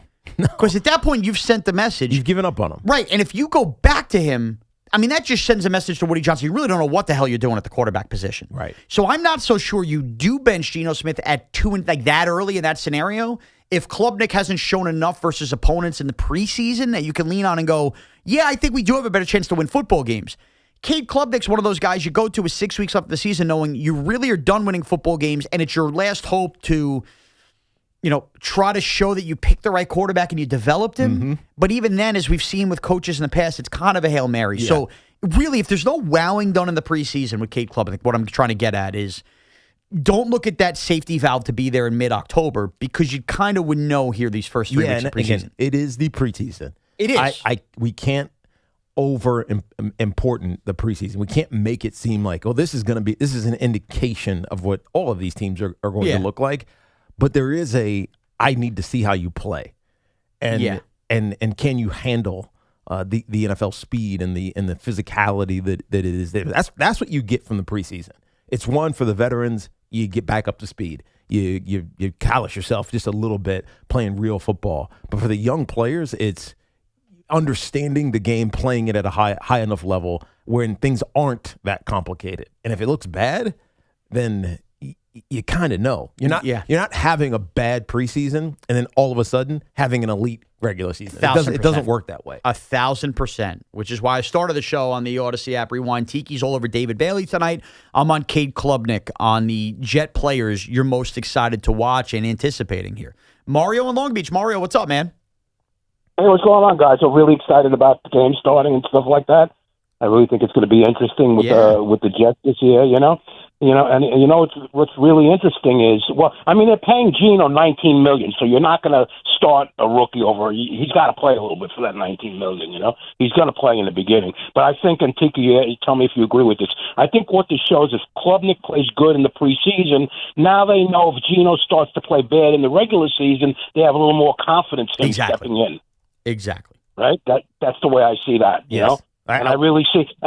I'm sorry. Go ahead. No, I was going to say, I think that's what we need to see. That's why it's so important to Shaun, who he wants to see play well for the Jets tonight, is Cade Klubnik. Forget Geno for now. It's really about the backup because you don't have another veteran to go to. That's right. This isn't the St. Louis Cardinals where St. Louis Cardinals. How many times are going to get a team name wrong? The Arizona Cardinals where if Brissett falters, you have Gardner Minshew to turn to. The Jets set this room up to do this, Mario. Yep, one last point. You have to be in the right place at the right time. You ever go to Pro Football Reference and then it says compare player to? Yeah. I don't know if you ever did that. Yes. So anyway, I did Geno Smith and Sam Darnold. Identical stats, almost. That's kind of crazy. I believe that if Geno was on that Seattle team, they could have won too. I mean, that was a great team. Mario, here's the thing, man. Sam Darnold didn't turn the ball over the way Geno did. That was a different. And it wasn't just last year with the Raiders that Geno turned the ball over. Statistically, you could look at them and say, they were similar. They had a good enough team. They had a really good coach, Mike McDonald. We've talked about a lot. Their defense was top of the league last year. And so maybe Geno gets them close to a Super Bowl. But it's the ball security. It's as we talked about many times, possession accountability that Sam Darnold has and has developed, by the way, in his career that gave the Seahawks a chance. Because let's not pretend that it was Sam Darnold winning the Super Bowl. No, it's the defense and the team isn't. It was the defense, and the MVP was a running back. A running back, yep. Like, how often does that happen in Super Bowls lately? No. It just doesn't. So it doesn't. Their team was built in an old school kind of way. The biggest part of it, though, was don't turn the ball over. And also, Geno had his chance, and he was fine with him, but Sam Darnold really unlocked JSN last year. Yeah. I mean, he had a career year. Best receiver in football last year. And I got to think that part of that was just whatever Sam Darnold was doing with him. And, of course, Kubiak, the OC, who I think we forget that Seattle is now losing here this year with a defensive-minded head coach, which may be part of the reason Tiki and I are both somewhat down here on the Seattle Seahawks. But, that's a big part of it. Richie in Queens. Richie, what's up, man? Hey, Richie. Hey, guys, how are you? I just realized Evan's on vacation because the average guy is getting like 40 seconds to talk. I'm really impressed with you guys. We do what we can, Richie. So you got about 2 more hours to get that in. Evan's back Monday. Right. Yeah, I love Evan. You know that. I go back when he was a kid. Hey, I'm sitting here, too, before I get to my point, and I'm reading about Tiki. I know you're involved with the youth sports, and I feel bad for you, Shawnee, when the kids get to a certain age. It's gotten to a point where you got to take a second mortgage to put them on a travel team. It's crazy. It's really, really sad, and a lot of these kids just cannot show their ability because they can't afford it. Right. And it's like anything else. A family of 4, again, I don't want to get political. I don't know how they do it. I really don't. It's tough, man. Real quick, Gino has to start, no doubt about it. Glenn has got to show progress. If not, he's gone. And Tiki, you touched on it, and I brought it up last week. The receivers, it's an issue. Who becomes the slot guy now? Who becomes the guy that takes a little bit of Robinson on the Giants? It's Calvin Austin. Is it going to be? Yeah, I'm thinking Austin. He showed sides. Maybe he's the guy. I know Berrios has had moments, and I don't think Odell's going to be the guy. I think Schuster's going to be gone. I agree. The linebackers are going to be so much better. But just to put things in perspective, they were 4-13 last year. They lost, Tiki, and you know that, Shawnee, too.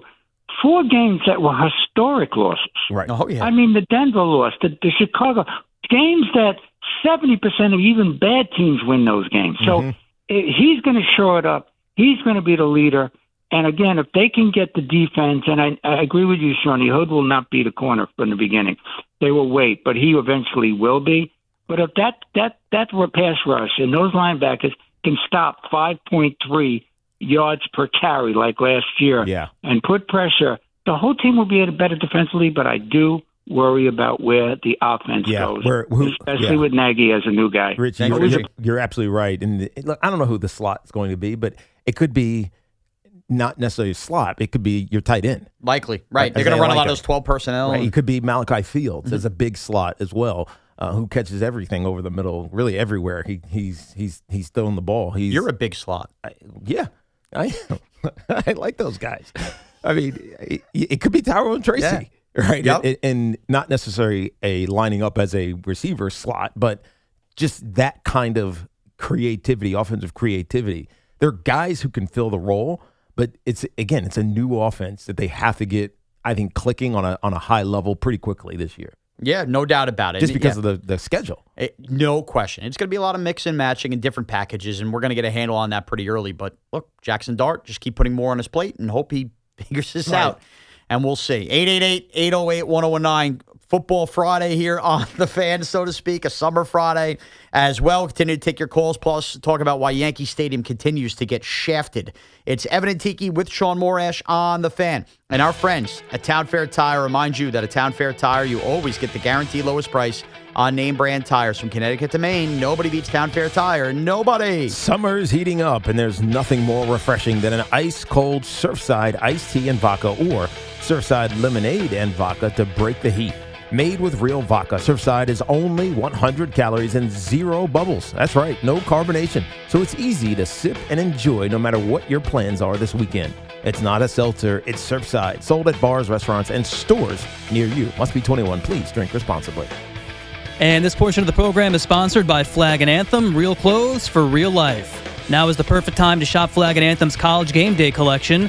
Flag and Anthem has your Saturday lineup covered. All your favorite shirts, quarter zips, and hoodies from Flag and Anthem with officially licensed logos. Plus, shop the end-of-season sale. Visit flagandanthem.com. Flag and Anthem, real clothes for real life.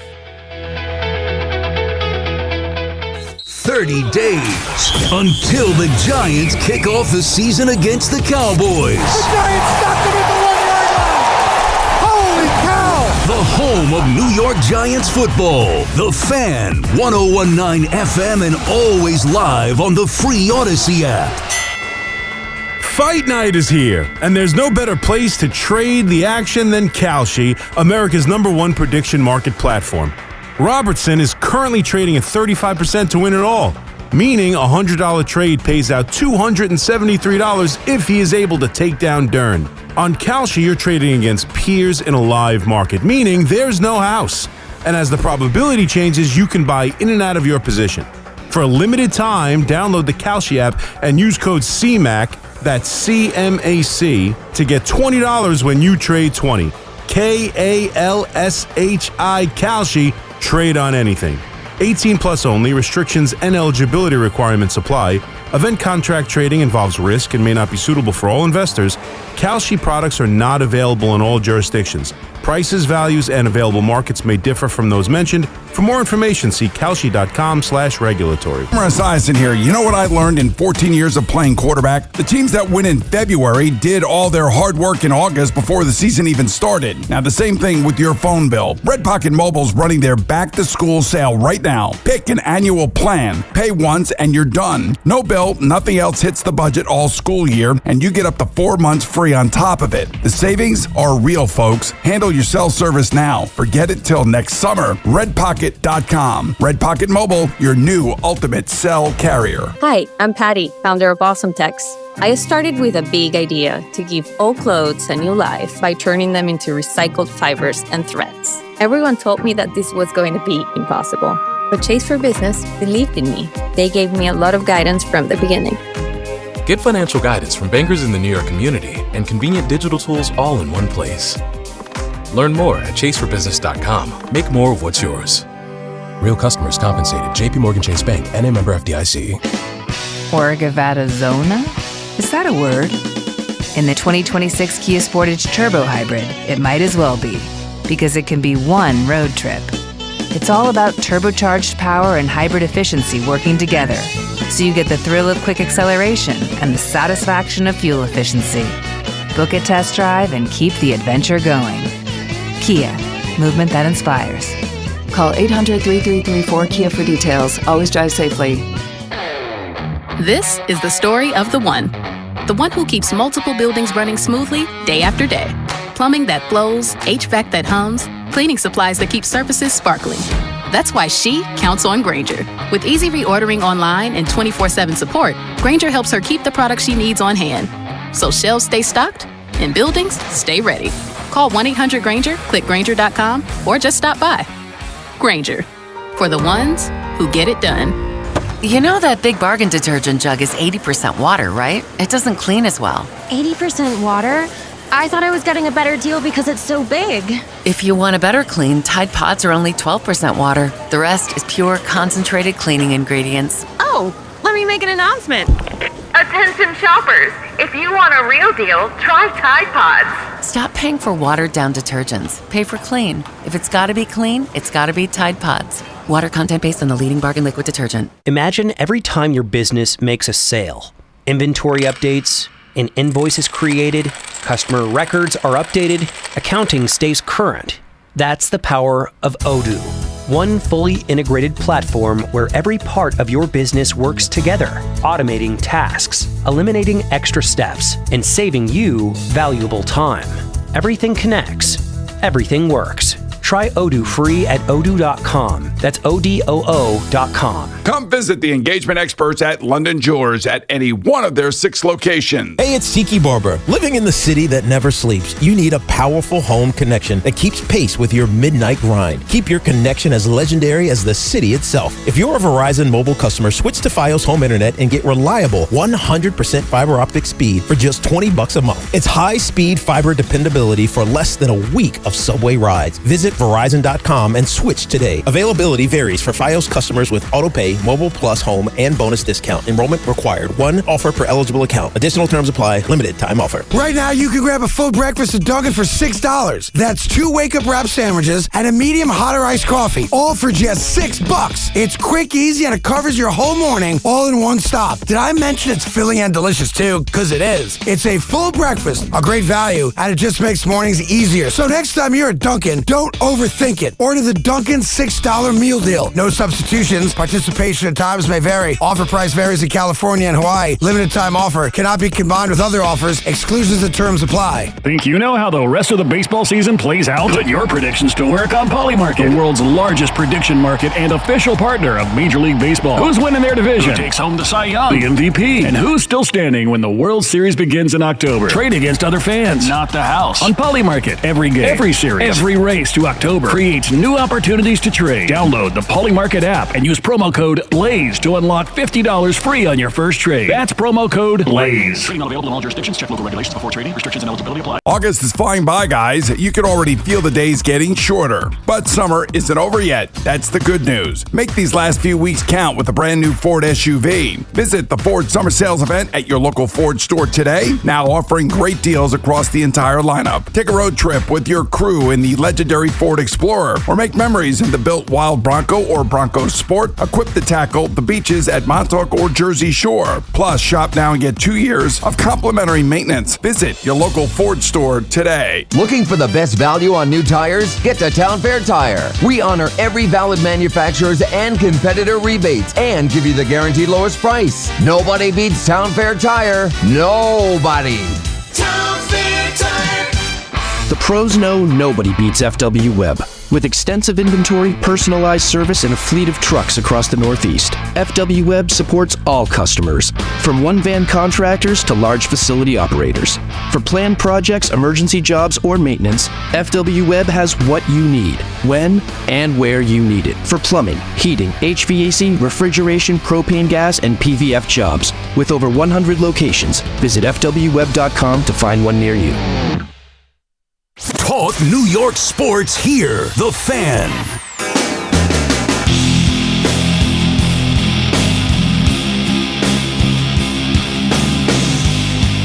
The WFAN Fan Focus. The Phillies beat up on the Twins 7-1, including 2 home runs from Kyle Schwarber in the Field of Dreams game in Iowa last night.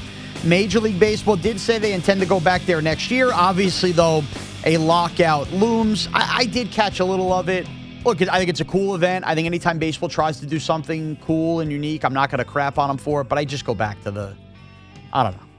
Do I need a clear fence? Can we just hit the ball into the actual corn and have players and have live balls that way? And also, it's next to the Field of Dreams. Calling it the Field of Dreams game when it's not the actual field. Yeah, but isn't the Field of Dreams field smaller? Smaller, I know. But we couldn't, fix this up for Major League Baseball and straight out. It's just something about it. Didn't they used to have a Little League game right near at the same time or like the same day? Or didn't they used to do that? Or is that the Little League Classic in Williamsport when they play the Little League game and then the Major Leagues go? Because the Mets played that last year. Right. I think you're right about that. I'm pretty sure that's it. And I think that's coming up. I think that's a Sunday night game that comes up maybe next week or the week after, something like that.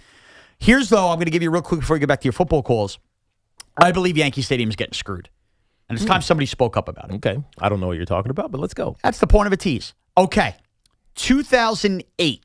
That year is significant because it's the last year of the old Yankee Stadium. We are now 18 years removed from the old Yankee Stadium closing. In that year, the Yankees hosted the All-Star Game to close out the stadium, which was awesome. That was the Josh Hamilton Home Run Derby, and it was cool. And then, of course, we all know the Mets hosted when Citi Field opened a couple years later. Was it 2013? Was that? Whatever it was. It was right around there.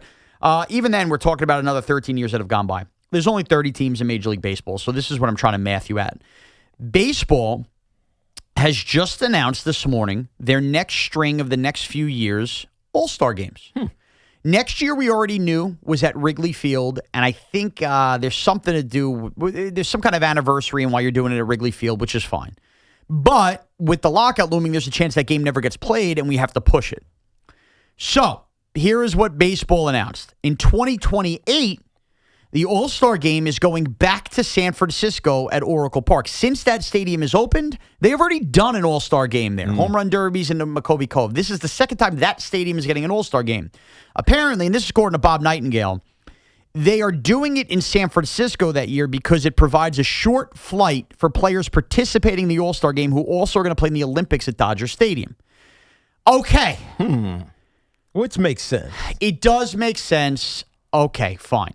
But here's the issue. If you don't play an All-Star Game next year, you're going to tack on Wrigley and make it up to them maybe the year after. But according to Bob Nightingale, they already have locations picked out for 2029 and 2030.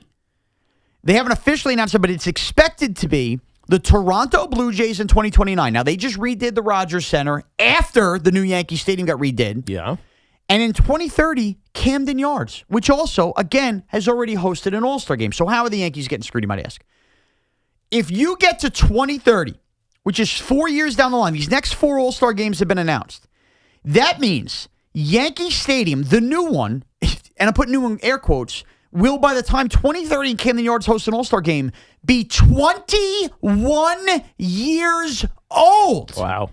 21. Now, that's crazy for some of us. And now maybe some of you are listening in your 20s going, yeah, all I really know is the new Yankee Stadium. For me, to look at a situation in my life where that Yankee Stadium and knowing that whole buildup and closing the old stadium would be 21 years old, and Major League Baseball hasn't awarded the new Yankee Stadium an All-Star game yet? Why do you think that is? Is it? It can't be the logistics. No, I don't think it's logistics, because the infrastructure here can obviously handle an All-Star game. Yeah, I think it's probably a combination of things, Tiki. I think that in theory, the Yankees will have hosted a game sooner than the Blue Jays and Orioles because of 2008, and I do understand that. And I also think that the Mets and Citi Field hosting one in 2013, I think, unfortunately, Yankee Stadium then gets grouped in with we were already back in New York in 2013. It's 2 franchises here.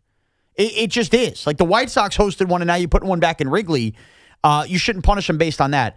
I just think it's a crime. Like, you're going to get beyond, and who knows what they do in 2031. And what, the Yankees team is going to be 25 years old before they ever see an All-Star game? Yeah, seems like it. It's kind of crazy to me. But what would be the bias? Like, I don't understand what the controversy I don't know. Technically is? I don't know. I mean, look, San Francisco, the excuse is the Olympics at Dodger Stadium. Yeah, which logistically makes sense.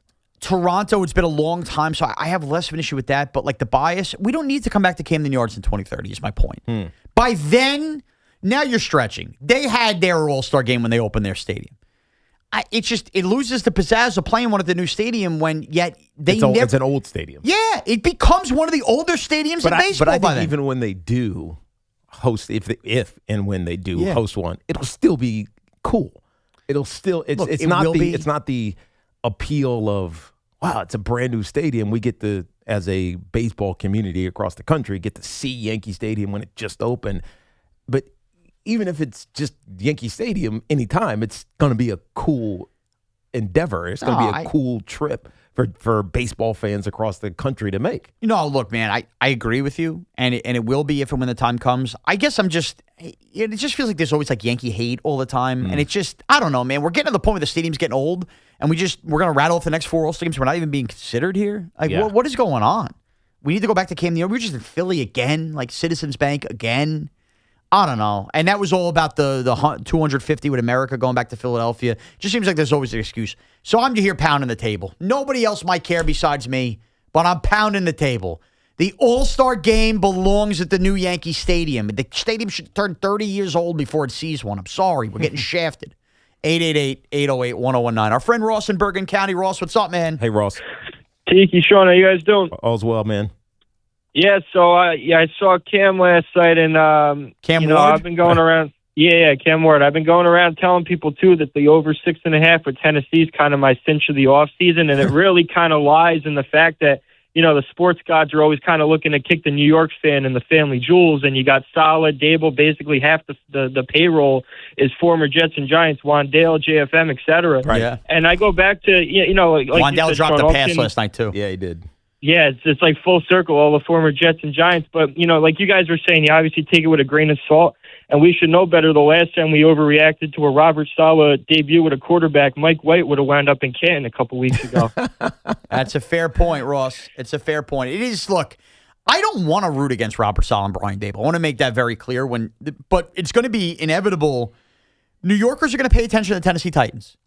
Obviously, because both teams play them in the first month. There's names you recognize on those teams, so you can't help but pay attention to it, especially if they're playing poorly. I think also if they're playing well, it'd be the same thing. Well, exactly, because here's the thing. As much as we hate on our own teams and we get discouraged over the last decade of bad football in this town, we're prideful. It's kind of like nobody picks on our team but us.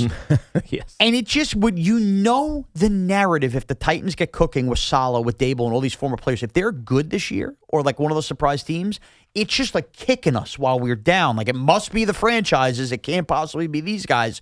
So, I actually like both Saleh and Dable. Yeah, in my handles, both of them. I do too. I like them both, and I want to root for them. But just out of my own pride, listen, I smirked. I smirked when the Titans sucked last night. They have a tough open. This is a tough first half of their season. the bye week is in week 9, so the first 8 games, Jets. Let's just say they start poorly and they lose that game. Then they have Philly, they have the Giants, the Ravens, the Titans, or the Texans, the Colts. Yeah, and the Browns. Obviously, that's a winnable game, and the Bengals should be because Bengals look a little disjointed. But and you never know what they are midseason. But it's a tough. It's not an easy start to their season. Now there are winnable games on there. Obviously, Giants and Jets who were bad last year, but there's also a lot of tough opponents that they have. Dude, and if we wanted to do Tennessee radio right now, and they're probably looking at it going, we got to beat the Jets and Giants. Could you imagine? Of course. Yeah, they're saying out of the first 8, they could go 0-8. They got to win the Jets. They got to win the Giants. They got to win the Cleveland, and hopefully they do well against all these other teams. That's it. Maybe you sneak in there if the Colts are down this year. Yeah, I mean, this could be. I mean, it could spiral for Tennessee. But this is the beauty of playing the preseason games. I know how it sounds. I know we're overreacting on one game, but this is the fun of it, right? I mean, and you're all going to do it tonight. That's why you love football. That's it. Geno Smith throws a pick on the opening drive tonight. Don't be coming back at me if you're mad at me for overreacting Titans, because you're all going to be on Twitter going, oh, my God, what did the Jets do? Geno Smith threw a pick. It's what we do. It's that time of year. Tom in Kingston. Tom, what's up? Hey, Tom. Hey, guys. First-time listener, long-time caller. How you guys doing? We appreciate you, man. Thanks for calling. Thank you. I love the way you flipped that, Tom. I'm a big... Sorry, I'm a big Jets fan, and I believe in Aaron Glenn, and I believe he deserves a chance here. My question for you guys is, I know he's implementing more of a 3-4 defense this year, more than he typically has, but do you feel like that's more because of pressure or because of personnel with the team? Is it the new defensive coordinator setting that up? What do you guys think? I think it's more. He's the coordinator. Aaron Glenn is the one. I even forget. I don't even remember the coordinator's name. The guy that they hired. Brian Duker. Duker, yeah. That's right. Brian Miami, Duker. he was from, right? Yeah, you got to believe that this is mostly Aaron Glenn doing this. And I don't think that they did this in Detroit. Per se, I felt like Detroit was more 4 down than 3. Yeah. And so I think he's doing it for personnel reasons. He's doing it because he wants to. He's trying to maximize the abilities of the defense that they constructed. And we talked about this a couple of days ago. They spent a lot of their offseason capital that's in free agency with David Onyemata, who's here, obviously Tavondre Sweat, who's hurt right now, DeMario Davis. A lot of their acquisitions in free agency were on the defensive side of the ball. Yeah. They also drafted a couple guys on defense as well, including Pons and David Bailey, who we already talked about, in the second and first rounds, respectively. So I think Aaron Glenn is trying to maximize his talent. That's why you might see more of 3-4. But at the end of the day, their linebacker, if you're going to play 3-4, your linebackers better be really good. Mm-hmm. And I like DeMario Davis, but he's 30. Yeah. 3? No, he's older than that. Is he? I think DeMario Davis is 36. He's 37. 37. Just turned 37. 37 in January. So he's an older player. Yeah. And so a 3-4 could be a little dangerous for them, especially when you're trying to make that side of the ball the one that is the solid part. Because you're going to have questions. Yeah. We talked about it a lot, ad nauseum almost, about the offensive side of the ball. But it's really the defense that you really got to worry about with the Jets because how bad they've been the last couple of years. It is true. If you're going to kind of do something that's you think is beneficial to you, but then is not, then the indictment really falls on Aaron Glenn. It is. And he's called his shot that was something he didn't do last year, was calling the plays. So he's putting this whole defense on him. I guess I've officially hit that point in my life, Tiki. It's a little different for you because you actually played, stepped away, retired when you want. But when we read that DeMario Davis is 37 and he's like this elderly man that you're worried about if he's going to survive the season, and I realize I've literally hit that point at 39 where the older guys that you can't believe are still playing are younger than me. Man, that is a startling revelation as a sports fan. Right. That's a tough one. When you look down, you're like, everybody thinks DeMario Davis is basically needs a cane, and he's 2 years younger than me. Yeah, but he played every game last year. I know. But it's one of those things you start dealing with as you. You know what I'm in, Tiki, and you felt this? I mean, I don't know. I mean, you whatever. I'm in my last years. I hit 40. I'm going to turn 40 in May, and I think things are starting to Oh, that next phase of life is here kind of deal. You know, the party time is really, really over. Even though I was wearing my Summer Friday Martini shirt here. Sorry.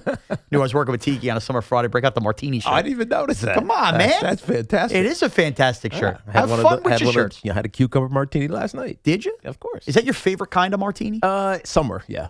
Summer. Where do you stand on the espresso martini? I can only do one of them. It's always got to be after dinner. After dinner, instead of getting an espresso and feeling all whacked out, jacked up, because of the caffeine in it. I'll get an espresso martini if I want one more drink before it's over. I do the same. It's a little nightcap. But it's only one. I can only do one. I've done two before, and then my heart starts racing a little bit, and I realize it's like when we do a Red Bull and vodka. But I don't like coffee, and it's odd that I like espresso martinis. But man, good bartender puts those 3 floating beans in there. I'm a sucker for an espresso. Connor, you strike me as an espresso martini guy out in Hoboken. I don't mind it. It's not my drink of choice, but I'm pretty impervious to caffeine, so I can have kind of as many as I want and be okay with it. I am too. Usually, like I don't stay awake if I have a cappuccino, espresso after dinner. I'm not going to be up till 2:00 in the morning. Yeah, I'm the same way. It feels so strong.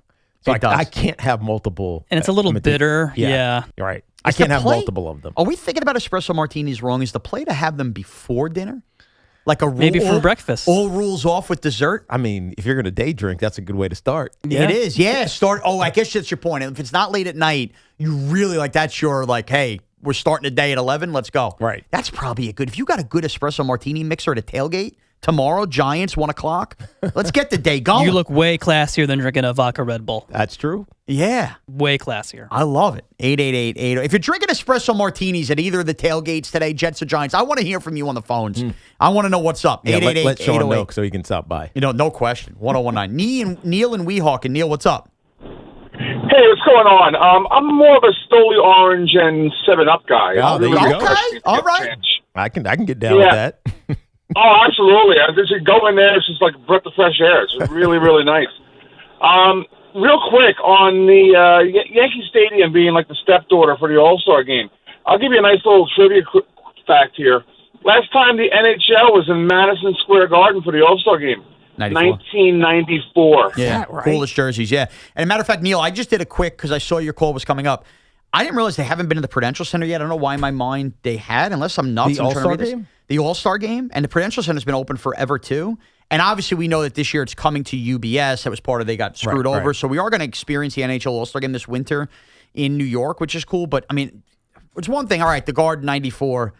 The Prudential Center's been open forever, too. They got a big gripe that the All-Star game hasn't been there. Now, it's different because they take some time off with the All-Star game with the Olympic years. So it's not like baseball where you run it every single year. Yeah. But nonetheless, I mean... Remind me, hockey's All-Star game is like the nation's thing again? Here's the thing, Tiki. Because I'm lost. Okay. I'm lost on NHL hockey. The Four Nations was like a preview of the Olympics the year before, and I think they want to do a World Cup of hockey every year. That is different than the All-Star game, but there was talk about whether that would just basically kind of replace the All-Star game. That has not happened. What they have done, they have bastardized the All-Star game year to year that you forget what it is. Sometimes it was North America versus the World Stars. Then it went back to East-West. Then it became play the 4 divisions in some kind of round-robin tournament of 3-on-3 hockey. And I'll be honest with you, as much as I love hockey, and I'm going to be into the fact that the game is here, the fact that I don't remember the rules year to year in the All-Star game is a problem. Yeah. It's a problem. Yeah. But also it's a kid's event. And I've come to understand it's a kid's event, but consistency, doesn't that matter? It does matter. And it feels like they're just trying a new routine every couple of years and trying to get the stick. See what fits, see what sticks. Dude, I honestly don't know what the format is for UBS. And again, I watch the NHL. That's crazy to me that I don't even understand this. 888-808-1019. How about Lou in Paramus? Lou, what's up? Hey, Lou. Hi, guys. I just got a question for Tiki. How come the Giants never retired Harry Carson's number? It's a great question. Number 53. Great question. It's a great question. And I can't, oversight? How can it be an oversight? He's always around. He is always around. Let's not forget that he had to battle to get into the Hall of Fame. He was clearly a Hall of Fame player. And I remember this because I was playing. And he had that one press conference where he basically said, "Take me off the ballot. Like I don't want to be, agonized by this every single Hall of Fame cycle that comes around because he clearly deserved it." But he ultimately got into the Hall of Fame. And while the Giants have a lot of numbers retired, it's not an exorbitant amount of numbers retired. No.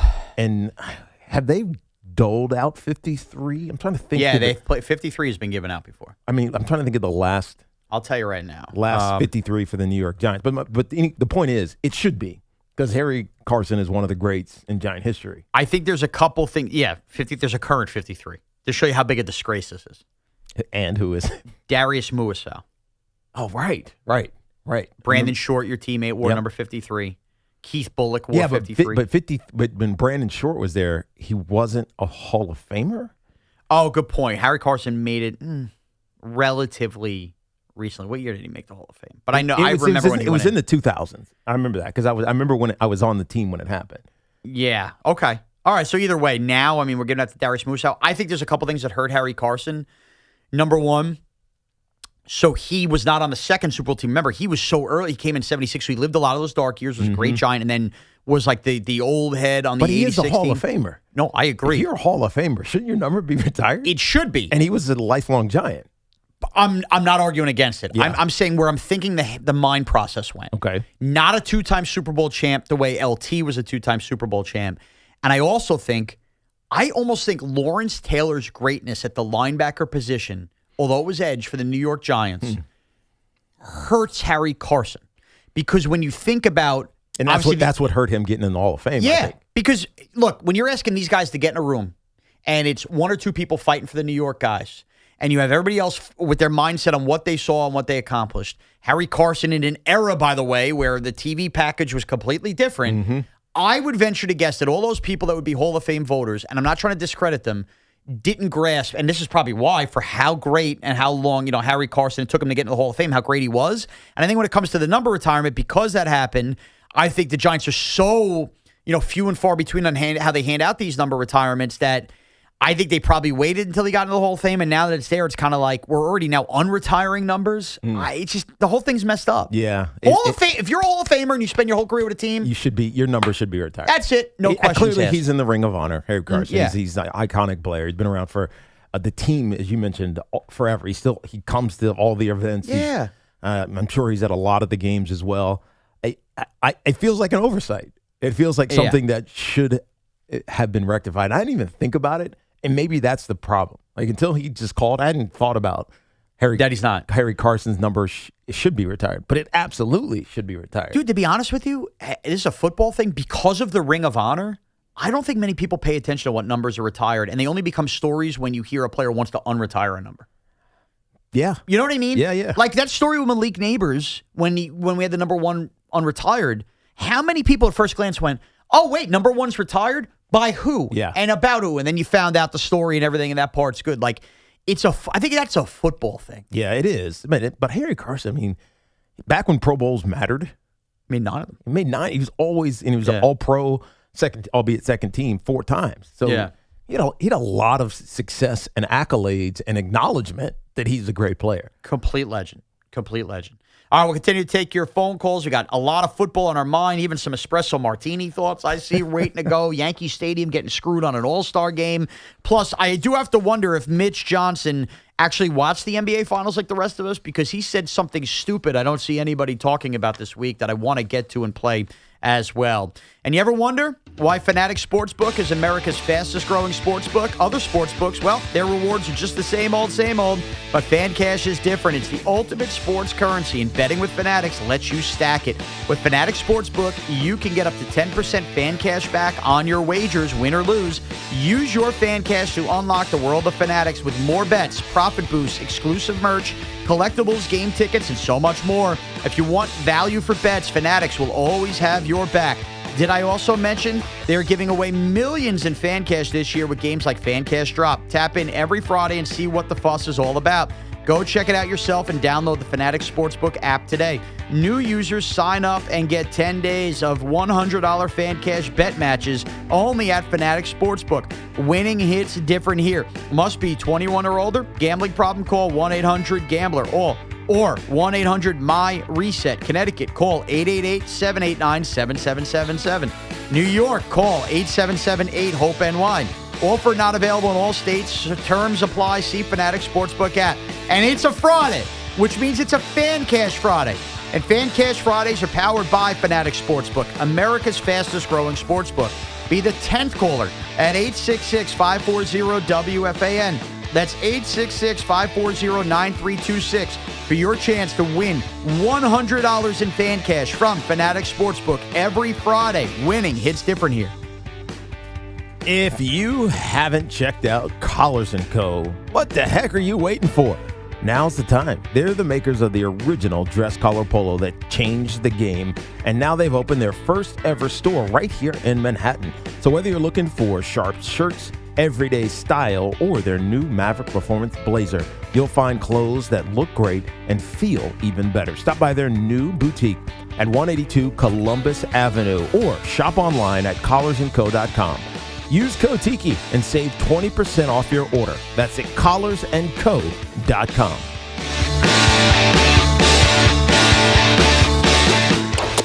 It's a hot time in the summertime with Stateside. Meet WFAN at the Stateside Beach Bash at the Salt Shack in Babylon, the ultimate end of summer party on Long Island. Join us for a live broadcast with Evan Roberts and Shaun Morash, featuring Jerry Recco on Friday, August 28th at 10 a.m. It's an end of summer party with Stateside and the Fan broadcasting live. This is the story of the one who keeps multiple buildings running smoothly day after day. Plumbing that flows, HVAC that hums, cleaning supplies that keep surfaces sparkling. That's why she counts on Grainger. With easy reordering online and 24/7 support, Grainger helps her keep the products she needs on hand. So shelves stay stocked and buildings stay ready. Call 1-800-GRAINGER, click Grainger.com, or just stop by. Grainger, for the ones who get it done. DQ presents the Blizzard Double Flip Deal. For a limited time, when you buy one Blizzard treat, you get a second for just 99 cents. That's 2 Blizzards, 2 spoons, 2 flavors, and 2 flips. So don't miss out on the Blizzard Double Flip Deal, available only for a limited time and happening now at DQ. Because the only thing better than a Blizzard treat is a second Blizzard treat for just 99 cents. It's a deal to flip for. The Blizzard Double Flip Deal. Get it in the app. Participation may vary. Hey, Salicata here for CertaPro Painters, and my wife is still satisfied by my good friends at CertaPro Painters. They work fast and clean, and if she's happy, you better believe I'm happy. Big jobs or small, the good folks at CertaPro Painters are at your service. If you've been putting off a painting project, give them a call. 1-800-GO-CERTA. That's CERTA with a C, and you'll see exactly what I mean. 1-800-GO-CERTA. Call CertaPro Painters today and get a no-nonsense free estimate on a professional job that you'll be happy with for years to come. Each CertaPro Painters business is independently owned and operated right here in our community. Schedule your free estimate online at CertaPro.com. What do parents think of back to school at Staples, where supplies start at just 25 cents? Staples has the latest laptops with up to 40% savings. I may hug the cashier. So embarrassing. It's the most wonderful time of the year. It's a wonderful time at Staples with up to 40% off select tech. Staples. That was easy. Visit Staples today or shop online and in the app. Ends 9/12. Exclusions apply. Partly sunny, high 86. Weather brought to you by Staples. It's the most wonderful time of the year at Staples. They've got back-to-school supplies as low as 25 cents, up to 40% off select tech and more at staples.com/back-to-school. Staples, that was easy. Sprained wrist, ankle twist, broken thumb can't make a fist, busted knee, surgery, that patch of ice you didn't see. Where pain starts, Jernavix suzetrigine begins. Jernavix is a non-opioid 50 milligram prescription tablet for adults with moderate to severe acute pain that reduces pain signals before they reach the brain.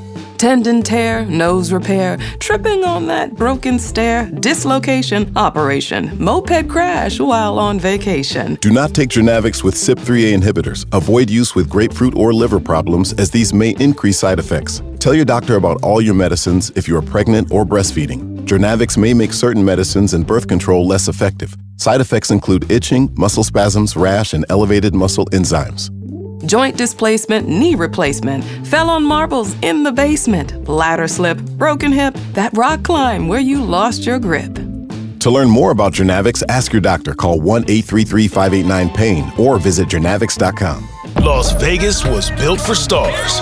And on August 22nd, two of boxing's biggest take center stage. Rolly Romero never follows the script. This is my game. Teofimo Lopez has never needed one. This guy's got a big mouth. For years, they've had plenty to say. All you do is talk. But with World Championship gold on the line, can they back it? Teo, I'm here. I'm going all in. It's time to put up or shut up. Rolly Romero versus Teofimo Lopez. August 22nd. I'll shut you up. Watch on DAZN and DAZN on Prime Video. Orgavatazona? Is that a word? In the 2026 Kia Sportage Turbo Hybrid, it might as well be, because it can be one road trip. It's all about turbocharged power and hybrid efficiency working together, so you get the thrill of quick acceleration and the satisfaction of fuel efficiency. Book a test drive and keep the adventure going. Kia, movement that inspires. Call 800-3334-KIA for details. Always drive safely. Paramount Plus is your streaming home to watch the NFL on CBS. That means all the unforgettable moments, all the marquee matchups, and all the can't-miss football are all on Paramount Plus. See you Sunday. Finding great candidates to hire can be like, well, trying to find a needle in a haystack, but not with ZipRecruiter. Its powerful technology actively finds and invites qualified candidates to apply to your job. So while other companies might deliver a lot of hay, ZipRecruiter finds you the needle in the haystack. See why 4 out of 5 employers who post a job on ZipRecruiter get a quality candidate within the first day. Try ZipRecruiter for free at ZipRecruiter.com/team. That's ZipRecruiter.com/team. ZipRecruiter. My name is Whitney Allen, and I'm a widow. My husband, Ryan, died. We never thought we'd ever have to use life insurance, but the unexpected happened. With Ethos, signing up was fast and 100% online. You can get a quote in seconds, apply in minutes, and get same-day coverage. No medical exams, and you can get up to $3 million worth of coverage. I'm grateful we were prepared. Get your free quote at ethos.com/radio. That's ethos.com/radio. Paid spokesperson. Time spent on application may vary. Online health questions required. Did you know Skechers makes high-performance footwear for almost every sport you play? Here's what our athletes are saying. Hi, I'm pro basketball player OG Anunoby. I dominate in Skechers basketball. Skechers delivers championship-level performance. I'm WNBA star Jackie Young. Skechers keeps me quick, comfortable, and ready for anything. And you can get high-performance Skechers and hands-free slip-ins technology. Just step in and perform. I'm pro golfer Matt Fitzpatrick. I play in hands-free Skechers golf slip-ins. Find yours at a Skechers store, Skechers.com, or whatever high-performance sports shoes are sold. My name is Whitney Allen, and I'm a widow. My husband, Ryan, died. We never thought we'd ever have to use life insurance, but the unexpected happened. With Ethos, signing up was fast and 100% online. You can get a quote in seconds, apply in minutes, and get same-day coverage. No medical exams, and you can get up to $3 million worth of coverage. I'm grateful we were prepared. Get your free quote at ethos.com/radio. That's ethos.com/radio. Paid spokesperson. Time spent on application may vary. Online health questions required. Hey, it's Tiki Barber. New shoes, new clothes, brand new grid. Switch to Verizon to make sure their tech keeps up. This back-to-school season, buy or bring any Android phone and get a Samsung Galaxy tablet on Verizon. Get your kids ready for the school year without breaking the bank. Visit Verizon.com or your local store today. Bring an Android phone or purchase a new phone with device payment on postpaid service plan required. $329.99 tablet device payment purchase with new line on $20 per month tablet plan for 36 months required. Less $330 tablet promo credit applied over 36 months. Additional taxes, fees, and terms apply. Monmouth Park Racetrack's Surf and Turf Seafood Festival returns Saturday, August 15th and Sunday, August 16th, featuring lobster rolls, crab cakes, and much more. Head to the track for the shore's best seafood, plus live music, live racing, and you can even meet Al Dukes on Saturday, August 15th. General admission is just $7. Use promo code SEAFOOD26 at SeatGeek.com/Monmouth to save 15%. It's the Surf and Turf Seafood Festival, August 15th and 16th at Monmouth Park Racetrack. Tune in for the Yankees' first pitch, presented by Montefiore Einstein, the official hospital of the New York Yankees. Talk sports after hours with Tommy Lugauer, 7 to midnight. WFAN, WFAN FM, WFAN FM HD1 New York, and Odyssey Sports Station. It is Evan and Tiki with Shaun Morash here on the Fan, a football summer Friday for you. The Carton Show coming your way, 2 o'clock as we get you set. Jets, Bucks tonight, 7 o'clock, MetLife Stadium. Get those grills going. Yankees, Jays up in Toronto. Mets, Nats, Citi Field. We did end the last hour with our Fan Cash Fanatics Friday from Fanatics, and we do have a winner. It's Sasha in East Northport. Sasha, congrats on that Fan Cash. Awesome. Thank you so much. Yeah, what do you got $100 coming your way to use on a little money. Now you're going to be a real DGen here on some preseason football. What are you planning on betting here? Yeah, I thought about it, but no, I'm not that level yet. I'll probably put it on the Yankees to win tonight, maybe parlay with Lombard to homer. Oh, I like it. Yeah, I like it's it. been a little bit since you hit a home run. That's a good one to. Sasha, what's your mentality out here with the Yankees? You positive on them, or are you still negative, especially after yesterday's loss? I mean, I'm a little bit optimistic. I'm hoping once we get the bats back, we can get the offense going, and the pitching looks solid. So yeah, pitching has been going. I think we're in good shape, and then anything can happen in the playoffs. But Sasha, got to get there first and got to stay healthy. Sasha, congrats on winning that Fan Cash, and now that you have Fan Cash in, you could use real cash. Go get some wings at Changing Times, East Northport. All right? I will. I love it, Sasha. Appreciate you, Sasha. Great wings. Grill them, Tiki, perfect. Mwah. I mean, if I ever got out on the island, yeah, you'd actually like Northport Village. Really? Because it's a village on the North Shore. Now, I'm a South Shore guy, but I like to go up there once a year. It has an enormous on the Long Island Sound boat dock into a parking lot, and all the people come in with all these nice restaurants and bars, some highfalutin stuff for you as well. Northport, I can get a martini there? Oh, yeah. Nice spots. And everybody takes their boats. They park the boats. They tie them up. They come and they walk across the road, and there's a strip of nice bars, restaurants, live music. Really nice village on Long Island. But it's a very boaty town. Very nice. Very tiki bar. Every time I'm there. Can you get an espresso martini there? Oh, it's me espresso, of course, as Sabrina Carpenter once sang. You're welcome, Tiki. Steve, we took 2 hours. I got it. I got one past Tiki. Steve in Westchester. Steve, what's up? What up, Steve? Tiki, Shaun, what's going on? Happy Friday. Happy You Friday. guys have a great weekend. Yeah, you too, man. What's up? Little twist on espresso martini. I was an espresso guy after dinner, like you guys were saying. All right, let's hear was it. a little hesitant to try the espresso martini, but I went for it. My wife does it with Bailey's. Oh, I've had the Baileys. You're right. It's such a good Oh gem. my God, game changer. It takes the changer. bitterness out of it. Thanks, Steve. Yes, it is, because Bailey's is just, it's adult chocolate milk. Let's be honest. No, there's no doubt about it. It's so good. Right. I always forget about Bailey's too. It's not something that's top of mind. So if I'm going to get a espresso, yeah, throw a little Bailey's in it. No, the Bailey's I don't even works. think about it. Bailey's very it's a good reminder. Very near and dear to our hearts. So we do at my house, my dad's or whatever, like whoever's watching the Giant games, every time the Giants score a touchdown, we do a shot of Bailey's. And it's just like, because it's not like, you don't want to be doing shots of tequila, and then if the Giants have an offensive outburst, nobody could leave. Right. So we do the shots of Bailey's. So Bailey's is always, that is constant in the Morash house during football season. You ever have Sheridan's? No. What is that? Sheridan's is excellent. For all this free advertising, it's a summer Friday. But you can only... It's me espresso. You can... Sheridan's also would work in an espresso martini. So it's like a coffee liqueur, but it's a two-prong nozzle. And one side is like kind of like the white. The other side's the espresso. And you pour like an even pour, and it mixes in at the same time. The problem is you can only really get it in like airports, overseas, cruise ships. It's like one of those, like you go to the duty-free shop. Right. You don't get it at the normal liquor stores. But anytime like I'm in an airport, I'm bringing back 3 bottles. Again, I think it's a good Tiki Barber hit. 888-808-1019. It's me espresso. It's me espresso. Jeff in Rockaway. Jeff, what's up? Connor loves that now. Yes, sir. How are you guys going today? We're good. What's up? What's up, Jeff?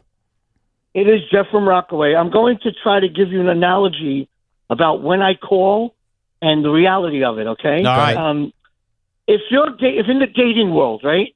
Mm-hmm. Let's say you have Zendaya and you have Kathy Griffin, right? All right. All right. Zendaya shouldn't get a speed date, and Kathy Griffin shouldn't get dinner and drinks. You agree with that? We're basing this just on looks, I assume? Yes. It's unfair to Kathy, but I'll play along. Zendaya is probably a higher caliber date than Kathy Griffin. Yeah, she's young and attractive. Right. Yes, Jeff. Kathy Okay. Griffin is 65. So She's 65. I'm equating that to when I call the station. I get a speed date, and you guys get dinner and drinks when I'm clearly the better caller, the better knowledgeable person. Oh, Jeff, you're out of here now. 888-808. Take that knowledge and take your sorries and stuff them in a sack. You want to do your Kathy Griffin bit? Go do it somewhere else. Kathy, you want to go on a date? Let's go. Yeah. And also, it's Zendaya, not Zendaya. She's not a laugh track. All right? Zendaya. Great in Euphoria. Apparently she's in the Spider-Man too that people are going nuts yes, about. I heard she's in the Spider-Man. My Uber driver last night he was talking about movies. What was the last movie you went to go see? And I was like, I can't remember in the theater. It was Michael, the Michael Jackson biopic. And so when you just said that, I thought you meant John Travolta as the angel, and I'm like, what? How long has it been? But he started talking about Zendaya. And I love her. She's amazing. She's great. She's also in Dune, right? Yeah, she's in Dune. Yes. Obviously was a star in Euphoria. I've seen Dune. I've seen Euphoria. She's excellent. You actually had me see Dune. Yeah, Dune's great. I caught it like there's a 2 weeks ago. There's a third one coming. I didn't see the second one. I saw the first one. They're both, little tricky to really follow, good. but I locked in. Yeah, you just have to know the story. Yeah. And if you know the story, it really is right. I told you this because I had to have. Yeah. I was sitting with Greg, my buddy, who we're going to the Gotham game tonight, by the way, at Sports Illustrated Stadium. Oh, going Gotham FC? Yep. New Women's Soccer League. And I was watching it with Greg, and I had to explain it to him so he could understand it. So you kind of need an explainer before you watch Dune because it's deep. What I realized is the first 15 minutes I was watching with Danielle, my wife, and she was just like out of it. And then she's talking. Sometimes she says, I'm the one that talks too much Surf TV. And I realized, you got to go to bed. Right. I need to dial in. Yeah, like this is right. And then I feel bad. I must do that to her on certain shows. It's just certain times I got to figure out what's going on. And then I realized by the time I watched it, you were going to be off. And I forgot to bring it up. Then I saw it. Nice. All right, 888-808-1019. Let's go to Nick in Northport. Feels like we're in an espresso run here. Yeah. Nick, what's up? What's up, Nick? What's up, guys? All's well. If you're coming to Northport and you need to get a martini, especially the espresso martini, it's got to be Robke's. And I'm sure you heard of Robke's. Nick, I've eaten at Robke's plenty. Of course, the deal with Robke's, though, is it's not in the village. It's a little bit off the beaten path. But, excellent. The problem with Robke's, if I can, Nick, every other meal is cooked with a cherry pepper. We got to come up with something else. What's wrong with the cherry They're pepper? great. No way, the pork man. chop You're martini, missing out. the Bronx chicken pie. It's great. But if you don't like spicy cherry peppers, it's few and far between on the menu. I do, so let's go. All right. It's excellent. You'll love it. Nick, thank you for That's the what I'm talking recommendation. about. Let's go. Yeah, Louis, who runs the place, he's great on Instagram with all that stuff. No, honestly, Tiki, it's one of the best restaurants on Long Island. It's awesome. Robke's is great. But espresso martini, I haven't had one there yet. I probably should. Matter of fact, I think I'm going there next week on my week off. I brought up to my wife. I'm like, I need my summer Robke's hit. 888-808-1019. Edwin in Atlanta. Edwin, what's up? Hey, Edwin. Hey, Tiki, I know in the past you said, even when Daywell was there, that guys got to earn their spot. Yep. And Slayton being on the team, being number one in drops and everything, if he's continuing to drop the ball, I don't think he should earn the spot that he's on because of his contract. And with Odell, considering with Odell, if Odell was in those situations, I don't believe he's dropping the ball. So, with Harbaugh this year, I just hope that Slayton's not just making the team just because of his contract. Yeah. Right. And then very quickly, I just seen the other day that a sports reporter named Adams, I can't pronounce his last name, but I sent it to Shaun on Twitter that he's asking Donovan McNabb it's Adam Schein. about the Giants. I see this. Yeah, about the Giants, saying that 3-4 years and we're going to be last in the division this year, and I don't get why. I don't get it. And that's everything. Yeah, Edwin, I appreciate it. Thank you. So real quickly, and by the way, just on the Slayton thing and the Odell Beckham Jr., I think that's one of the benefits of having a new staff is that you whatever your legacy or whatever you historically have done, it means something, but it's not a guarantee. You have to prove yourself when it's a new staff, especially someone like John Harbaugh who's had so much success. He doesn't care that you were drafted by whatever regime. Yeah. He wants to win. He wants to have a winning team. So I think that's absolutely on the table. Which is what worries me about Darius Slayton and Harbaugh. And let's take a window seat to Giants training camp, sponsored by Windorama's First Down Deals, 30% off your installation project, plus low to no financing. Because here's the deal with Darius Slayton, Tiki. I think a couple things are true about Darius Slayton. One is he's a really good guy. Mm-hmm. He's a guy who get nominated for the Walter Payton Man of the Year. He seems like a good leader. Yep. And he certainly is a veteran in this league, seems like a guy that will say a lot of the right things to a coaching staff. And it's easy to see why he's respected by his staff. Right. And I could see where a John Harbaugh, who really, comes in not really knowing Darius Slayton other than what the tape tells him, can be intoxicated by everything he says. But we have now been there, done that enough. And it's beyond this past year with Darius Slayton where the stats just don't tell the story on him. He'll finish a year with 700 yards, his 7 touchdowns or whatever it is. He's in running to be one of the Giants' all-time leading receivers. But he's working his way up the list. Yeah, but it's just every year the drops are at the worst possible times, and there are often times you lose a close football game where you look back and you go, can Darius Slayton catch the freaking football? Right, that first down would have mattered. And by the way, he had a big drop in that Viking playoff game that they were very lucky Xavier McKinney makes a drop. So here's my point. I worry that as we try to figure out who wide receiver 2 is of the Giants, that Darius Slayton is going to be able to woo John Harbaugh and that staff enough with nobody separating that John Harbaugh is going to have to find out the hard way that we already know, which is you just can't count on the guy in a big moment to catch a ball. Or he takes the minute detail of catch point attention seriously, that it becomes something that it fixes him. It fixes him. I mean, let's be comparison's sake from when Tom Coughlin took over as the head coach in the New York Giants. I was a really good player. I had a fumbling issue, right? I'm glad he emphasizes too tame of a word for what Tom said to me about my fumbling issue, and it forced me to fix it. Like I had to find a different way to carry the football. Had to find a new way to make that an urgent part of my game, almost the most important part of my game. And to be honest, it made me a better player. And so sometimes you need that little change of import because of the coach's emphasis on it to catalyze you to be better. And so that's how I'm going to choose to look at Darius Slayton. You know how down I was on him last year. Of course, yeah. And I was at all those games, and I'd see these big moments, and he didn't come up big enough. And if you're going to be a highly paid player, which he obviously is, signing that, what was it, a $36 million contract a couple years ago, you got to be reliable in all moments. And I think more important, you got to be accountable to it.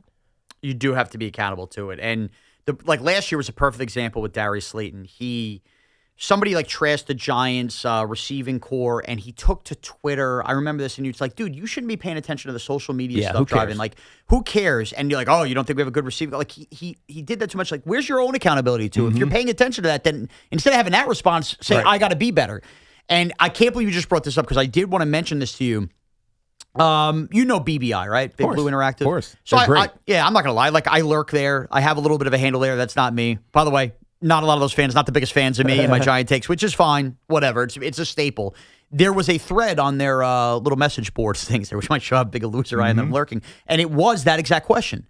Do you think that with a new coach like John Harbaugh, a similar thing can happen with what happened with Tiki and Coughlin? So you just kind of answered that there. Yeah. And little did you know, Giant fans have been wondering this. Of course it can. I mean, it changed my career. But even though it's a different thing, dropping balls and fumbling. Yeah, well... And that was more technique with you, right? It was more technique, but I think catching a football is also technique. It's the details of a point ball hand contact or ball body contact. I remember watching Amani Toomer never dropped passes, and you know why? Because he could even if he couldn't get his hands on it, he could put his elbows together with pads on. You know what I mean? So, yeah. I can't even put my elbows together now. I can almost get there. Put your elbows together.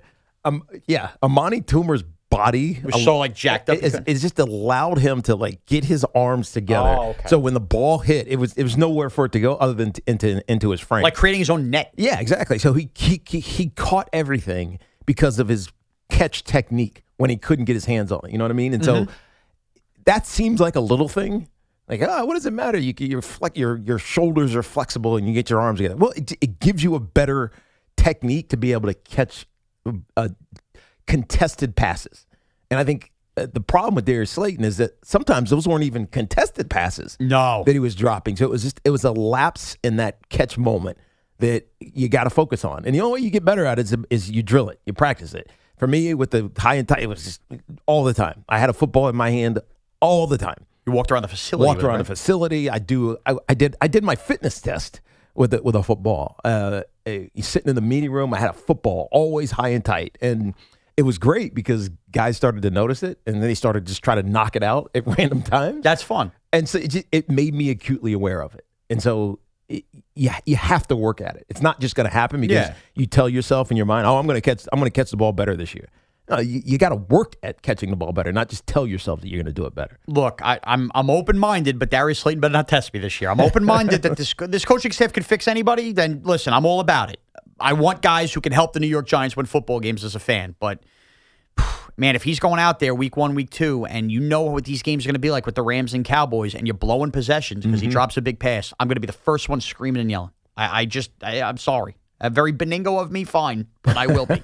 888-808-1019. Calls continue to line up. We got Connor playing with a Cinco. Hopefully he could save us after that disgrace that Paul Rosenberg delivered our way yesterday. I mean, Tiki, probably the worst Cinco day lunch of all time. Paulie Rosenberg yesterday, and I understood what he was doing. Look, he's looking to give himself a little pop. He did. Yesterday was National Filet Mignon Day, which... Oh. Nice. Okay. Every day is something food. I have no issue going down the food route. He did the 5 best steakhouse sides, and he got going. He did his, thing, and a mashed potato here, a steamed broccoli here, whatever. Rosie! Fine. Yeah.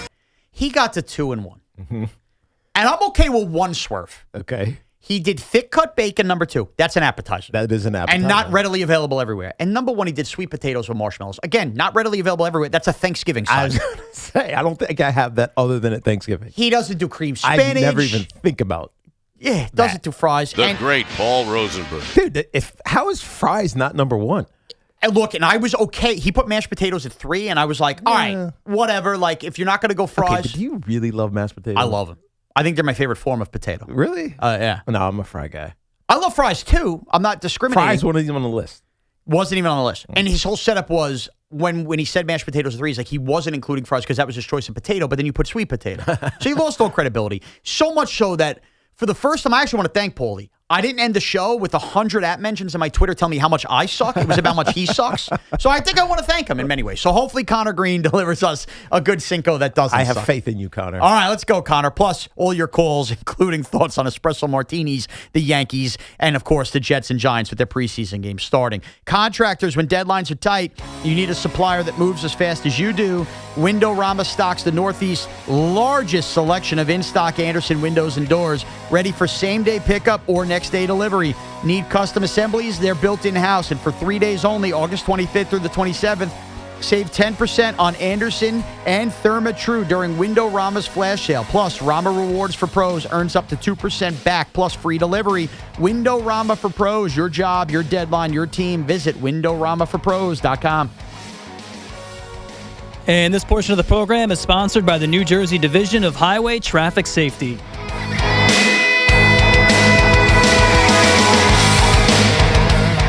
It's Friday Night Baseball on WFAN. Breaking ball swung on and a high fly ball. Deep left field. The Yankees play the Jays, 7:15 tonight. Going back, go! The home of Yankees baseball is The Fan, 101.9 FM, and available en Espanol on the free Odyssey app. Buzzed or high? There's no difference. It's a DUI. Never drive after drinking or using cannabis. Both skew your judgment and slow your reaction time. Call a ride, crash on a couch, just don't drive. A message from the New Jersey Division of Highway Traffic Safety. Orgavattazona? Is that a word? In the 2026 Kia Sportage Turbo Hybrid, it might as well be, because it can be one road trip. It's all about turbocharged power and hybrid efficiency working together, so you get the thrill of quick acceleration and the satisfaction of fuel efficiency. Book a test drive and keep the adventure going. Kia. Movement that inspires. Call 800-3334-KIA for details. Always drive safely. Pump up the volume. Business moves fast. Orders roll in, deadlines close in. When you ship with USPS Ground Advantage, you can keep up with confidence. Every package stays in our secure network from dock to door. And with nationwide reach, dependable tracking, and upfront affordable pricing, you get built-in peace of mind. You run the business. We run the routes. Visit USPS.com/groundadvantage to learn more.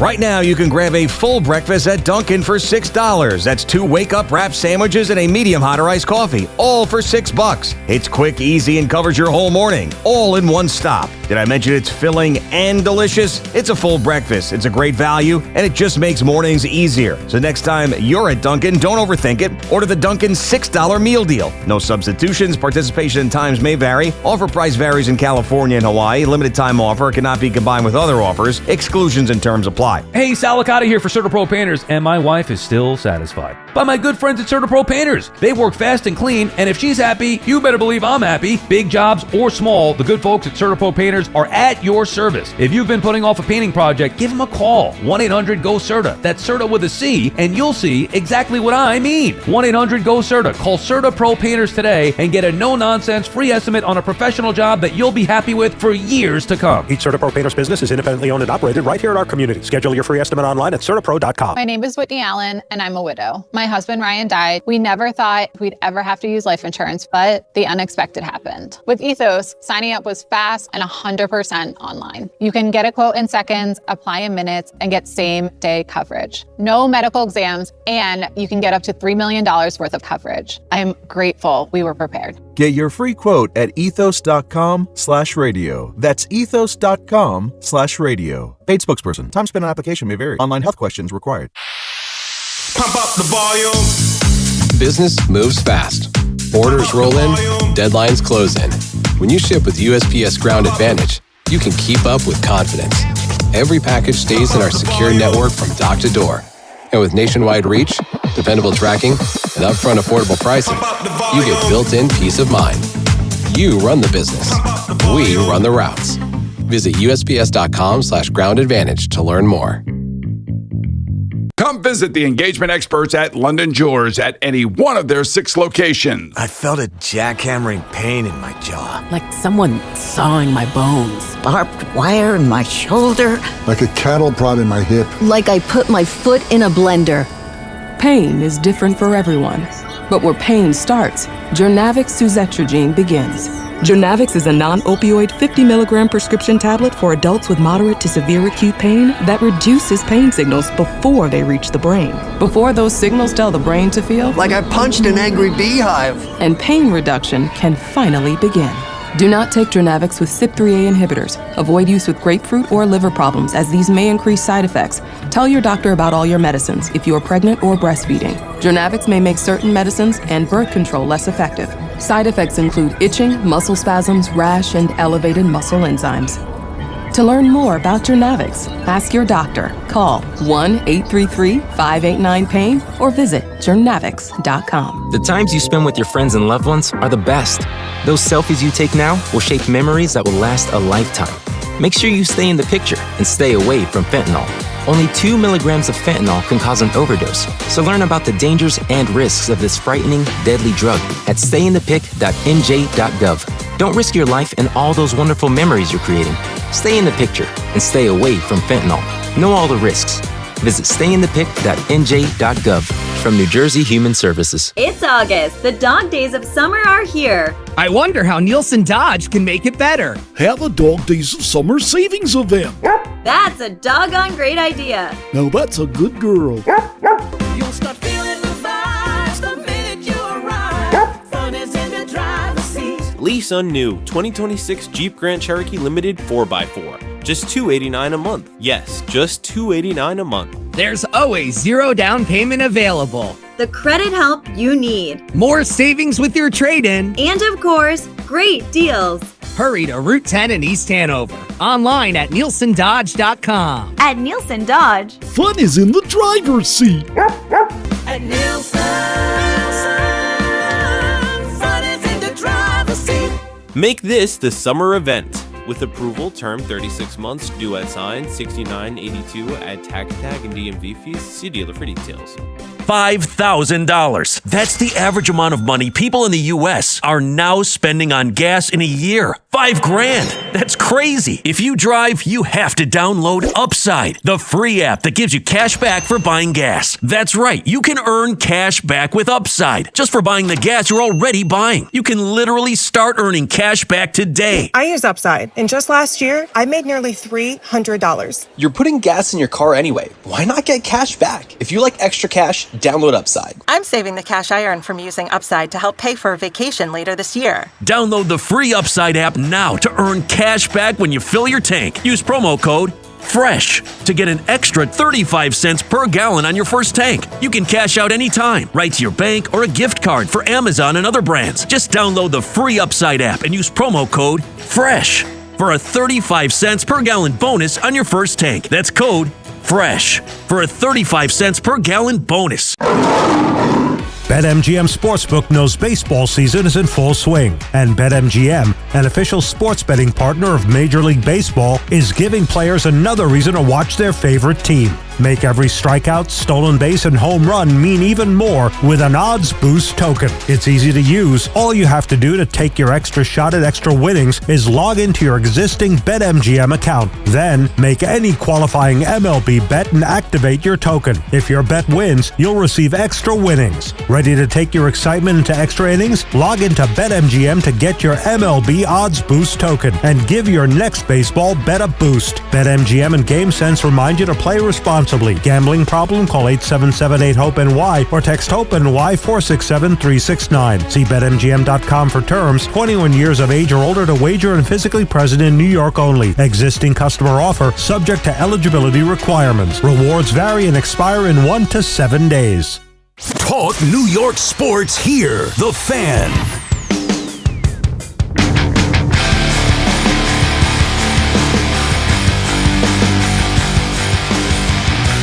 WFAN's Fan Focus. Fernando Mendoza made his professional debut for the Raiders last night, 10-19, 97 yards.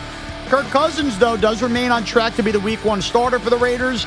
And stop me if you've heard this before, Jerry Jones, speaking from Cowboys camp in L.A., is eyeing taking the Cowboys back to Super Bowl glory and wants to win another Super Bowl this year in Los Angeles. So let me just pause and do this.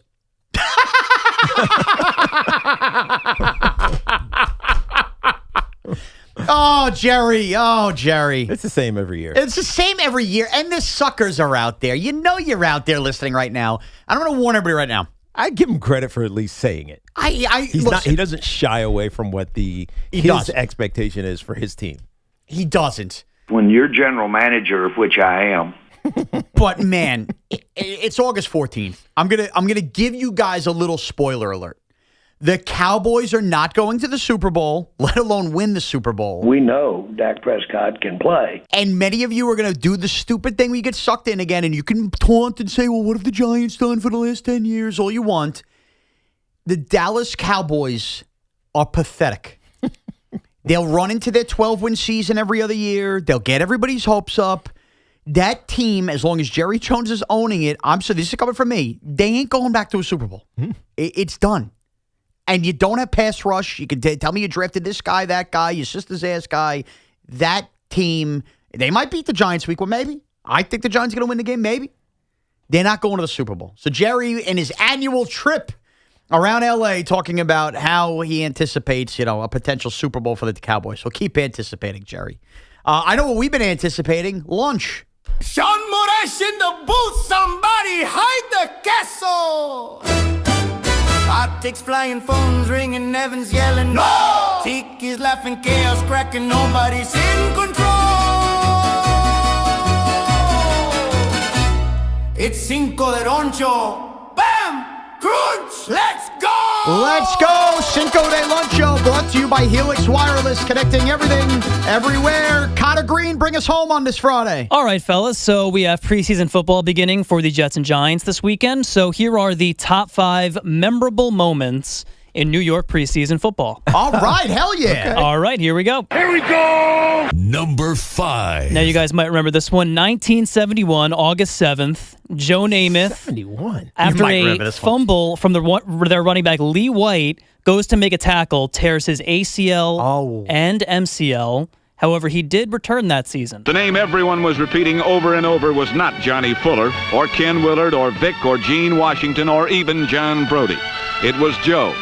For Joe was back, and the magic was there again. The magic was there again. Joe Namath returned. By the way. He returned from that in November. So I don't know if he had some kind of superpowers or if we treat more seriously now with surgery, but he came back in like 3 months. Remember, this is before, obviously, like our adult lives. Yeah. For me and Connor, specifically our lives. I forget what year Tiki was born. 75. So this was even before me. Your life. But the end of Joe Namath's career is marred in the fact that his knees just didn't work anymore. Yeah. So then you hear a story like that and you go, oh, now I know why. It wasn't healed. That's how he came back. That's right. He did play pretty well. And the surgery probably wasn't as intensive. Just rub some dirt on it. Yeah, exactly. All right, here we go. Number 4. Aaron Rodgers' preseason debut against the Giants. Drops back, lobs one, front left pylon. It is caught. Garrett Wilson. It's a Jet touchdown. I ain't doing that, bro. I'm not gonna hurt you. And I gave him the line that's uncome back with a bow. I said, I don't even know who you are. But he said, I don't know who you are. I said, well. So there was, remember all the hype around that and the Hard crazy. Knocks, and it was a big Jets-Giants game. The Giants had just gone to the playoffs. The Jets had. Do you remember the player?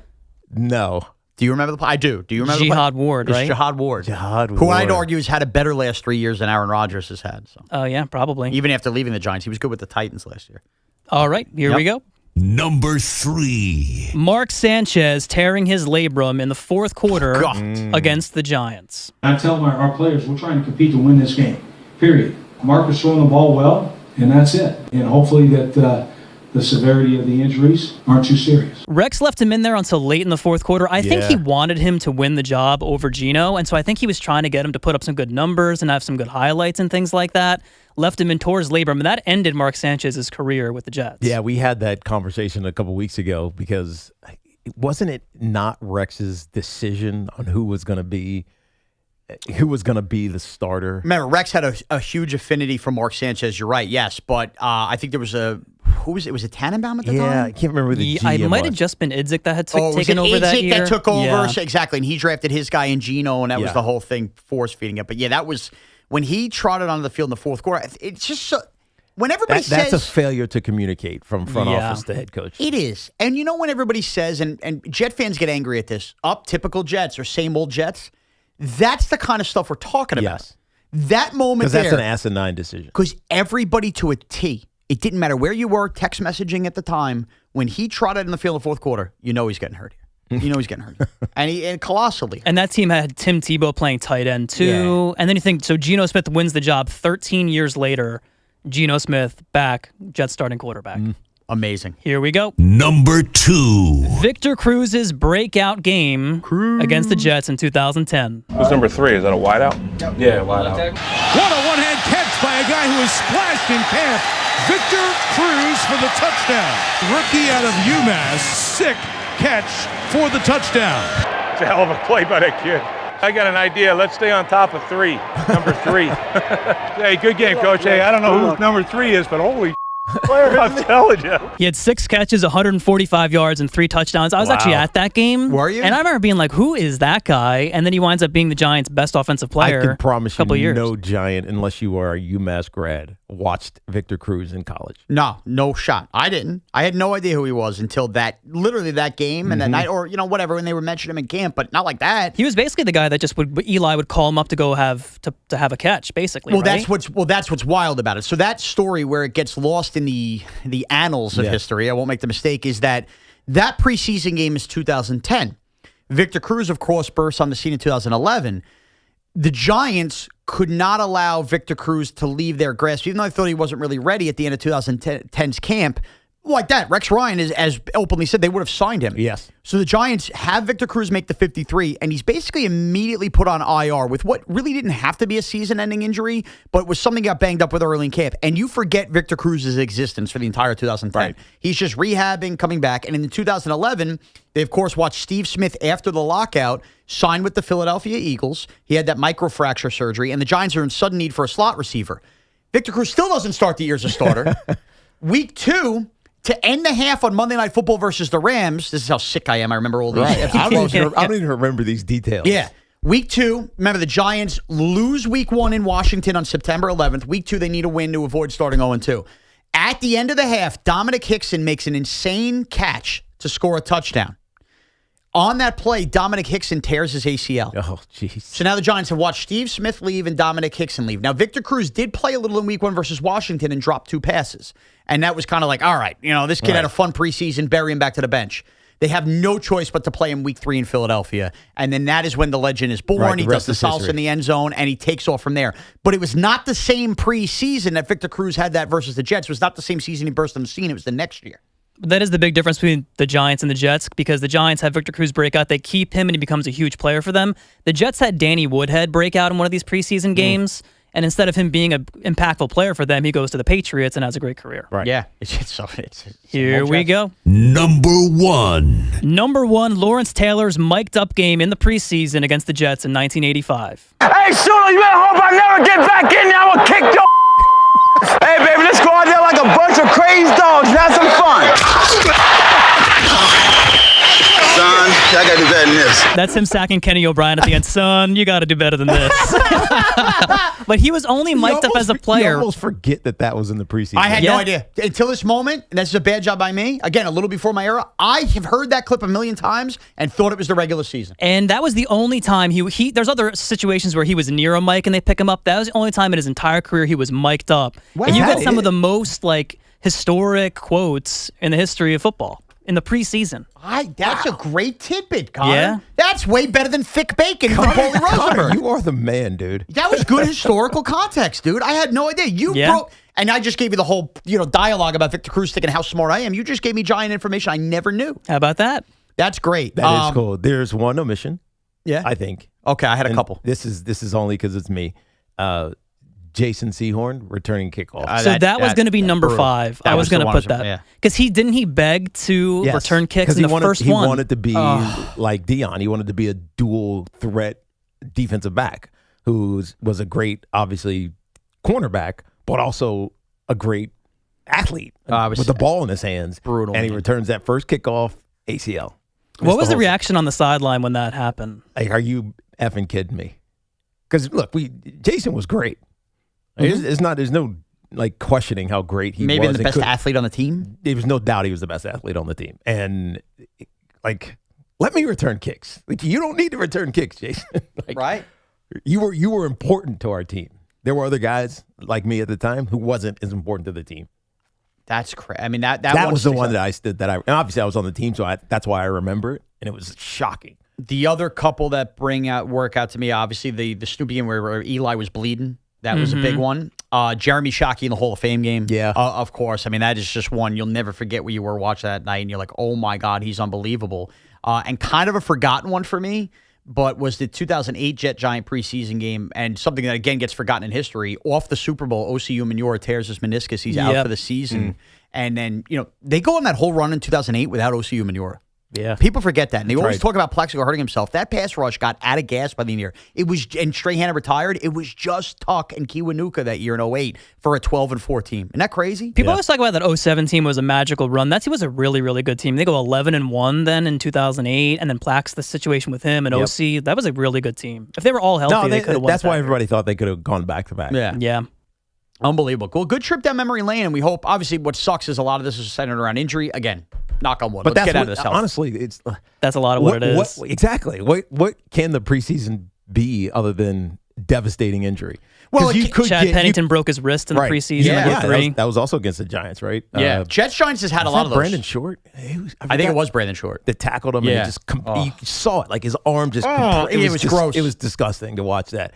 But other than Victor Cruz having 146 yards in a preseason, like, what are you looking at in the preseason saying, yep, that guy's got a future, It's a rookie shining. It's like Shockey with the Hall of Fame. It's a rookie shining, which is why I go back to what I said at the beginning of the show.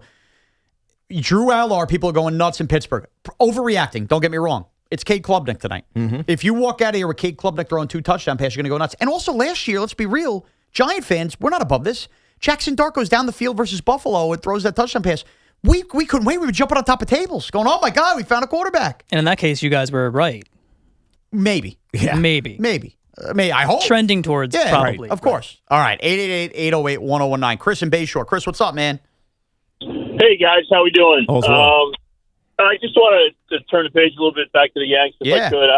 I just think that I mean, I'm definitely optimistic on them, and I think the biggest question is going to be if, in fact, the big three guys come back. Where do guys wind up? Are they going to have the nerve to maybe give Garcia some reps at second base? But I just think they're positioned fine. I think the American League is what it is. And obviously the questions, the important questions hopefully won't come till deep into the playoffs. So I just wanted to look, it's becoming increasingly, I don't want to say obvious because I don't think you can't say anything is obvious. It's baseball, and the Rays could at some point lose a game, but catching the Rays is going to be hard. Yes. They don't lose, man. What is it, 9 in a row now or 10 in a row? Whatever it is. They don't lose. And it's going to involve the Yankees having to sweep them in a 4-game series. No, that's right. And that might not even be enough. You're right. By the time it gets to it. Hard for me to argue that. And so you got to hope that when the lineup gets healthy again, Judge, Stanton, etc., and let's be honest about Luis Garcia. Without him in this lineup, they have 2 hits yesterday. Dude, they were bad yesterday. Max Fried gave up, again, we kind of alluded to this at the Yankee turning point. A hanging cutter gives up one bad pitch. He's allowed. He threw one bad pitch in the game. It resulted in a home run, solo home run, only runs of the game. Yankees don't even threaten at all in that game. And they need to be able to score at least 4 or 5 runs. We talked about it 2 days ago. I got to stop getting upset about it. We got to stop getting upset about this. The Yankees are going to win this regular season and in the postseason because their pitching is dominant. That's it. And you want the hitting to at least be timely. Now, to help that and what Chris was alluding to, I thought yesterday after the game, Aaron Boone, I'll give him credit. Like, he didn't hold back on Jazz. Going like, man, when you got pitches, 3 strikeouts. You got to take advantage, and he's just not. Now, as far as Garcia at second, I know all the defensive metrics will tell you he was a terrible defensive second baseman. And my argument back, but the same thing could be said about Bo Bichette for the Mets. He was a terrible shortstop. He hasn't been an issue this year. It hasn't been an issue, and now he's not playing shortstop, but you know what I mean. Exactly. And to me, I think once these guys do come back, you cannot just expect Luis Garcia Jr. to pick up a second base glove day 1 wild card round. Yeah, you might have to start doing it. You're going to have to start. And sorry, Jazz's feelings be damned. You can't, again, this is assuming health. Stanton, Judge, Rice, those guys in the lineup, I don't care if you're facing a lefty or not, Garcia has to play. Yeah. And a lefty is not an excuse because Jazz stinks versus lefties too. He has not earned the right, Jazz Chisholm. Now, could he get red hot in September and force a different conversation? Okay, but let's see it happen. This has not been his year, and the Yankees need to start getting ahead of this. You don't want to be this spot where they were at Tiki. I know you were still playing in the NFL at this time, but there was once a time where they got Gary Sheffield in a similar situation back from the IL, and they had already done a trade deadline thing where they acquired outfielders, and they forced Gary Sheffield to play first base basically with no reps before the postseason. Wow. And it didn't go well because he wasn't playing it. Yeah. Garcia has played second base, didn't play any this year. Get him the reps in September. Don't make this Gary Sheffield at first base. 888-808-1019. Matt in Jersey. Matt, what's up? Hey, Matt. Hey, how you doing? All's well. All right, so I'm calling about Bailey's. Basically, I'm from Jersey, but my family's Italian-Irish, and every Christmas we go to, Brooklyn, this brownstone, and, after dinner, on my Irish side, we had the famous Irish coffee. Oh, it was whiskey, coffee, and Bailey's. Yep. And that was the top off the night. So I appreciate you guys mentioning it. Yeah, Bailey's, man. It's a good throwback. It's a very holiday type stuff. Yeah, Irish whiskey is just it's fun. It is because you got everything. Well, it's sweet with the Baileys. You got some spirit that's going to kick your butt. It's going to kick your butt, and if then you overdo it. And you got to know your family members too, because it's going one of 2 ways: either somebody's fighting, or you're just laughing and having a good time. And you got to know who can handle the Baileys and JMO combo there. Right. Guys in Middletown. Guys, what's up? Hi. Thank you for taking my call. What's up? Shaun, I really enjoy you. I agree with you like 95% of the time. Okay. But I thought about, you were talking yesterday about this guy, Terrion Arnold. Who has signed with the Seahawks since. Yep, he did sign with the Seahawks. But I got a real problem with some of this.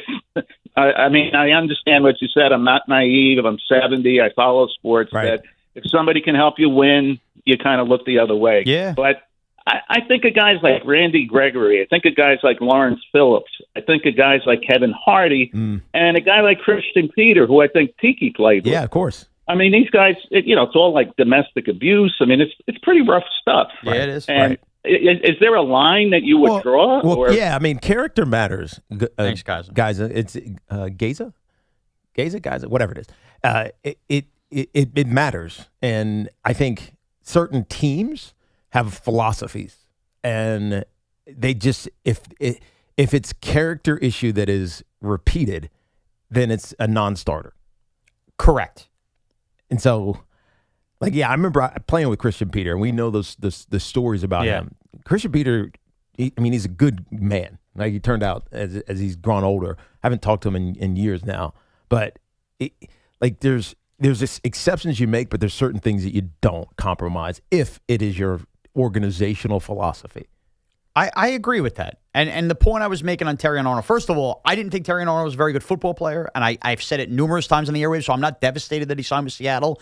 It does worry me a little bit, and we'll talk about this a little bit at the cornerback room, but my point on looking the other way is it's not looking the other way. Like, you have to acknowledge and bring him in and understand and have a coaching staff that believe. So there's parts of this that we would never see. Yeah. You know what I mean, Tiki? Like, you get what I'm talking about. Like, an organization has to bring in and handle a guy. If you feel like this guy's a total mess, then of course don't sign him. But I just see the really great teams in this league oftentimes benefit because of other teams just like kind of throw up their moral flag and their moral compass. And I think the biggest one to me is the Eagles with Jalen Carter. Right. And watching him fall like that. I think it's different, though, because that was a college issue. Okay. You know what I mean? It wasn't him as an adult, like a grown man, been in the league for a few years. It was something that, look, we're all knuckleheads in college. Of course. Like, some of the things that all of us did, we would not want people to know about. But I think it's different when he's a kid. He made mistakes as a kid. Terrion Arnold is a little bit different because he's an adult. He's been in the league for a couple of years. All right, well, what about the Chiefs last year wearing all the T-shirts for Rashee Rice? Yeah. And acting like morons with that. But you know why they did it? Because Rashee Rice could help the football team win. True, but, his was an accident. Okay. You know what I mean? Listen. It's not like he pulled out a gun and shot somebody. Well, listen. Obviously, if somebody's getting murdered here, I'm not begging for them to sign. Nor, by the way, would I think they'd be like ready to play in the NFL. But I know. I get how I sound. Mm-hmm. My only point is it's 53 guys in a room, and I just maybe this is me getting older and seeing the league pass by that I just understand you're not getting 53 choir boys. And if a guy can help my team win, I'm not going to buy their jersey. Right. I'm not going to buy my kids their jersey. But I'm going to cheer the Giants to win football games. And how do we win football games? Do we watch the other guys who get in trouble, sign with really good teams, with good infrastructures, win football games, and we sit here and lose? Or do you want to get talented football players? It's crass, but it's just the reality of the league to me. 888-808-1019. All right, I got one more hour to play with. Then the Carton Show comes your way. I do want to talk, though, now that the Giants did not get Terrion Arnold, the real panic situation about the Giants' cornerback room. And could the Giants potentially take advantage of a situation with a corner unhappy elsewhere? It's Evan Tiki with Shaun Morash on The Fan. And Total Orthopedics and Sports Medicine is expanding across Long Island, New York City, and New Jersey. With new locations opening in Comac, Babylon, and West Orange, expert care is closer than ever. Their top-rated doctors treat everything from everyday injuries to complex orthopedic conditions. Wherever you are on your journey, they are there to help you move forward. They are the experts at getting you back to being you. Visit TotalOrthoSportsMed.com to schedule your appointment today or call 855-321-ORTHO. With fall sports right around the corner, now is the perfect time to make sure you're ready for the season ahead. My good buddy John Gallucci Jr., CEO of JAG Physical Therapy, always reminds me that the best way to stay in the game is to prepare your body before the season starts. So whether you're an athlete gearing up for a competition, already dealing with an injury, or a parent looking to keep your child healthy, the experienced team at JAG Physical Therapy will create a personalized treatment plan to help you improve strength, mobility, and movement to reduce the risk of injury. Or you can streamline your recovery. Schedule your appointment today at jagpt.com. That's JAGPT.com.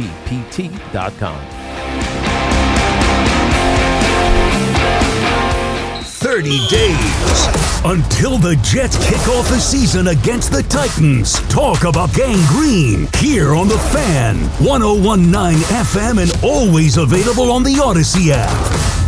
This is an Odyssey Sports Minute. For some strange reason, Golden State Warriors general manager Mike Dunleavy spoke publicly about the possibility that Steph Curry could demand a trade out of the Bay Area. Dunleavy did say he believes Curry wants to finish his career with the Warriors. If you're Mike Dunleavy, why would you even say this out loud? Why tempt fate? The Warriors can't win the title this year. Steph Curry surely knows it. What if he does demand a trade? I'm Nick Costos. This is the story of the one. As a maintenance engineer at a beverage manufacturing plant, he starts his day knowing every line is ready to run because Grainger delivers the industrial-grade products he needs to keep mixers, conveyors, and packaging equipment moving. With Grainger's vast selection of bearings, belts, and motors, he keeps operations running smoothly, so nothing grinds to a halt. Call 1-800-GRAINGER, click Grainger.com, or just stop by. Grainger, for the ones who get it done. Empower. After wanting one for years, Kevin is finally enjoying his new hot tub. This is the life. He worked with Empower to help him get good at money, so now he could be a little bad. Oh, no, not my phone. Oh, Kevin. Kevin's phone may be in hot water, but his finances aren't. Invest well, live a little. Start today at empower.com. Orgavada Zona? Is that a word? In the 2026 Kia Sportage Turbo Hybrid, it might as well be, because it can be one road trip. It's all about turbocharged power and hybrid efficiency working together, so you get the thrill of quick acceleration and the satisfaction of fuel efficiency. Book a test drive and keep the adventure going. Kia, movement that inspires. Call 800-3334-KIA for details. Always drive safely. You know the feeling. It's 2 a.m., you're awake, running the numbers in your head. Payroll's coming, a client hasn't paid, costs just went up, and you're thinking, how am I going to make this work? That's where LendSeek comes in. That was me. I had payroll in 3 days and money tied up in receivables. I couldn't wait weeks for a bank. I went to LendSeek, and within minutes, I saw real funding options. They were clear, upfront, no games. By the next day, the money was in my account, payroll went out, crisis over. LendSeek uses AI to match your business with the right funding, up to $5 million in as fast as 24 hours. With LendSeek, it's not just funding, it's knowing you're covered when things get tight. If you've been in business for at least 1 year with at least $500,000 annual revenue, apply today. No upfront costs, no prepaid penalties, because in business, waiting isn't an option. Start ready, stay ready with LendSeek. Apply at lendseek.com. That's LENDSEEK.com. Did you know Skechers makes high-performance footwear for almost every sport you play? Here's what our athletes are saying. Hi, I'm pro basketball player OG Anunoby. I dominate in Skechers basketball. Skechers delivers championship-level performance. I'm WNBA star Jackie Young. Skechers keeps me quick, comfortable, and ready for anything. And you can get high-performance Skechers and hands-free slip-ins technology. Just step in and perform. I'm pro golfer Matt Fitzpatrick. I play in hands-free Skechers golf slip-ins. Find yours at a Skechers store, Skechers.com, or whatever high-performance sports shoes are sold. You're still glowing, flirting, grooving. You've still got it. But your immune system weakens as you age, making it harder to fight illnesses like pneumococcal pneumonia and RSV. Vaccines are a key part of any health routine and can help protect you from getting really sick. Ask your doctor or pharmacist which vaccines you need. See more at PfizerForAll.com. Sponsored by Pfizer.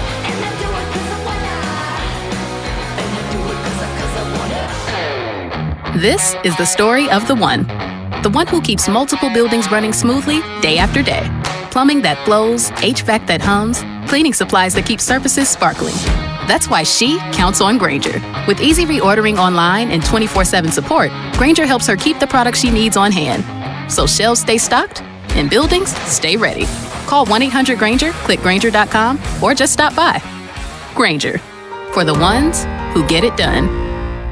Hey, it's Brew, and between my radio show, filming content, editing videos, and trying to stay connected with family, reliable Wi-Fi isn't really optional anymore. I just need it to work. And that's why I like that with Xfinity, you get the most reliable, fiber-powered Wi-Fi with the best equipment at one price for 5 years, guaranteed. No contracts or commitments. Plus, Xfinity makes getting connected simple with same-day Wi-Fi so you can get online in minutes. Restrictions apply. Not available in all areas. Use of fiber or coaxial cable. Learn more at Xfinity.com/same-day Wi-Fi. Xfinity. free. Imagine that. Head home in a new Mercedes-Benz from Mercedes-Benz of Edison during the Mercedes-Benz Welcome Home celebration. Now through August 31st. Enjoy exceptional opportunities on the GLC and GLE and the C-Class sedan. Visit Mercedes-Benz of Edison, where luxury feels like home.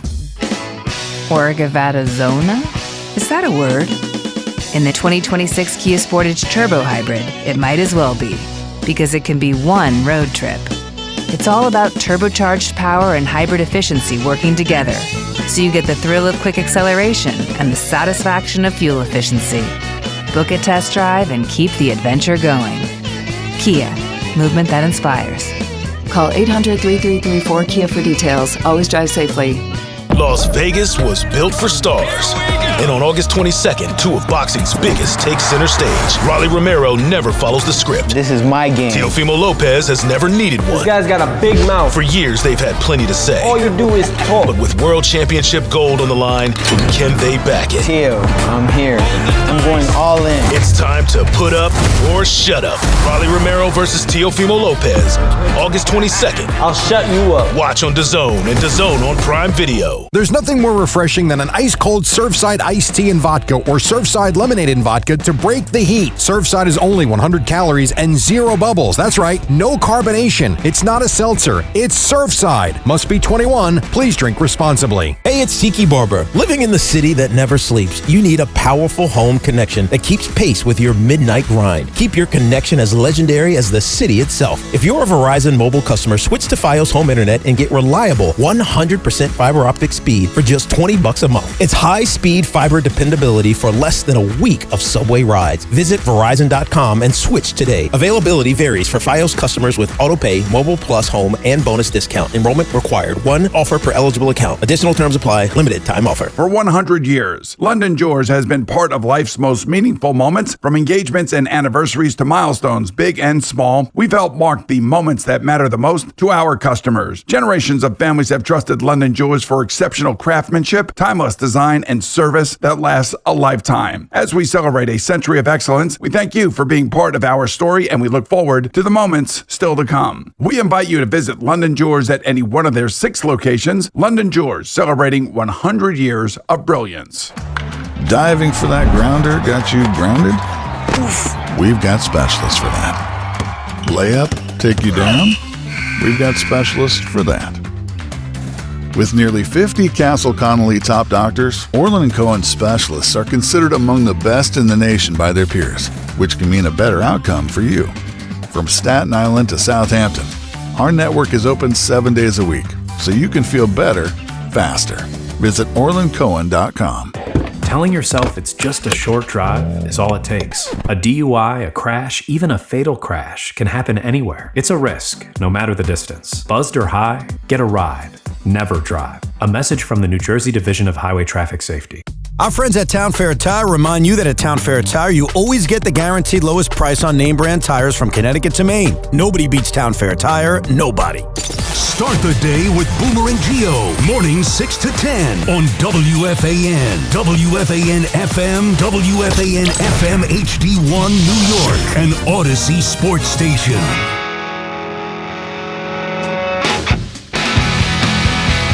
It is Evan and Tiki with Shaun Morash. One more hour to go. Then the Carton Show comes your way, 2 o'clock on this now Football Friday. Jets, 6 hours away. Giants, 24 hours away. 2 games in a short amount of time at MetLife Stadium. Let's get that football happening. A couple house cleaning notes. First and foremost, later on tonight into tomorrow morning, I'm just going to give this guy a little pop because I love him. Ray Jarvis, who works here, works behind the scenes. Ray Jarvis is near and dear to my heart, because I have now taught at Iona Radio for 3 years. In my very first class, Ray You're Jarvis. Professor? I'm a professor, baby, every spring semester. Wow. So 3 years ago was my first semester teaching college. And really good group of kids. One guy who after class constantly would ask me to stay on, talk to him a bunch. He goes by the name of Ray Jarvis. Mm-hmm. He ended up working his way up, got hired here, climbed up, and tonight at 2 o'clock in the morning, / tomorrow morning, Ray Jarvis is hosting his first show on WFAN. Oh, that's outstanding. I'm so excited for him. I'm so fired up. And look, he doesn't have me to thank because I was his professor, but I do I do love the idea that I taught this kid, and he's getting a chance to host this kid, this guy. Yeah. On WFAN tonight. So if you are up late or if you want to go back on the rewind, give Ray a listen. Means a lot to me, and boy, has he earned it. Super pumped for Ray. That's how it's going. Who's the fandom? So it's funny. Basketball-wise, he's a Laker fan. In fact, his thing when I was teaching him, he has like a Lakers podcast. Other than that, I actually think he's a Met fan. What about football? Football, Jets. Oh, so he'll be talking about this. Yeah, he should be talking about the game. That's now great. He's going to come back and go, how much did you pay attention to me, Claire? She got my teams like, completely wrong. No, but super pumped. Give Ray a listen. The other house cleaning note I have for us, Tiki, is during the break, Connor Green was in the restroom. So I ran into that control room. I threw out a little garbage back there, and I noticed something that's very alarming. Which is? Connor Green has, remember, we started the show 3 hours ago. Yes. A fully empty can of an energy drink and an open second can of an energy drink. Same energy drink. Are you working like all night, Connor? Well, I drink about 3 of these a day. I don't think that's healthy. No, probably not. I'm not going to give the pop to the type of energy drink it is. I drink the similar energy drink, but it's like one a day to get me like ready for my workout, like a pre-workout. I don't think you're supposed to drink 2 a day. You're telling me you drink 3 a day. But if you do, they're certainly supposed to be spread out. Dude, you're drinking them like a kid shotguns Coors Light at a frat party. Well, that's not sometimes good, I'll do dude. 4. I'll do 4 sometimes. Wow. Don't you like go to bed like your heart racing? Yeah. So my blood pressure last year, I went to the doctor, astronomically high for somebody my age. But, you got to have a little energy. And you get to where when I have 2, it's now like baseline. Until your heart bursts. Until my heart explodes. Yeah, that's I worry about that. I think I should be okay, though. I'm pretty young, Have fun with your heart attacks. I mean, geez, Connor, come on. It's like an espresso shot. That's all it is. It's more than an espresso shot. 2 of them within 1 3-hour show? Yeah. Also. And one when I woke up, too. Why do you... So this is your 3rd of the day? Yeah. With all due respect, we're not working out here. We're having fun. We're talking sports. You're making a list about preseason games. Why on earth do you need that much energy right now? Well, I like to have a little energy, A little? Just a little bit. Like your brain synapses firing. Yes. You have to be alert.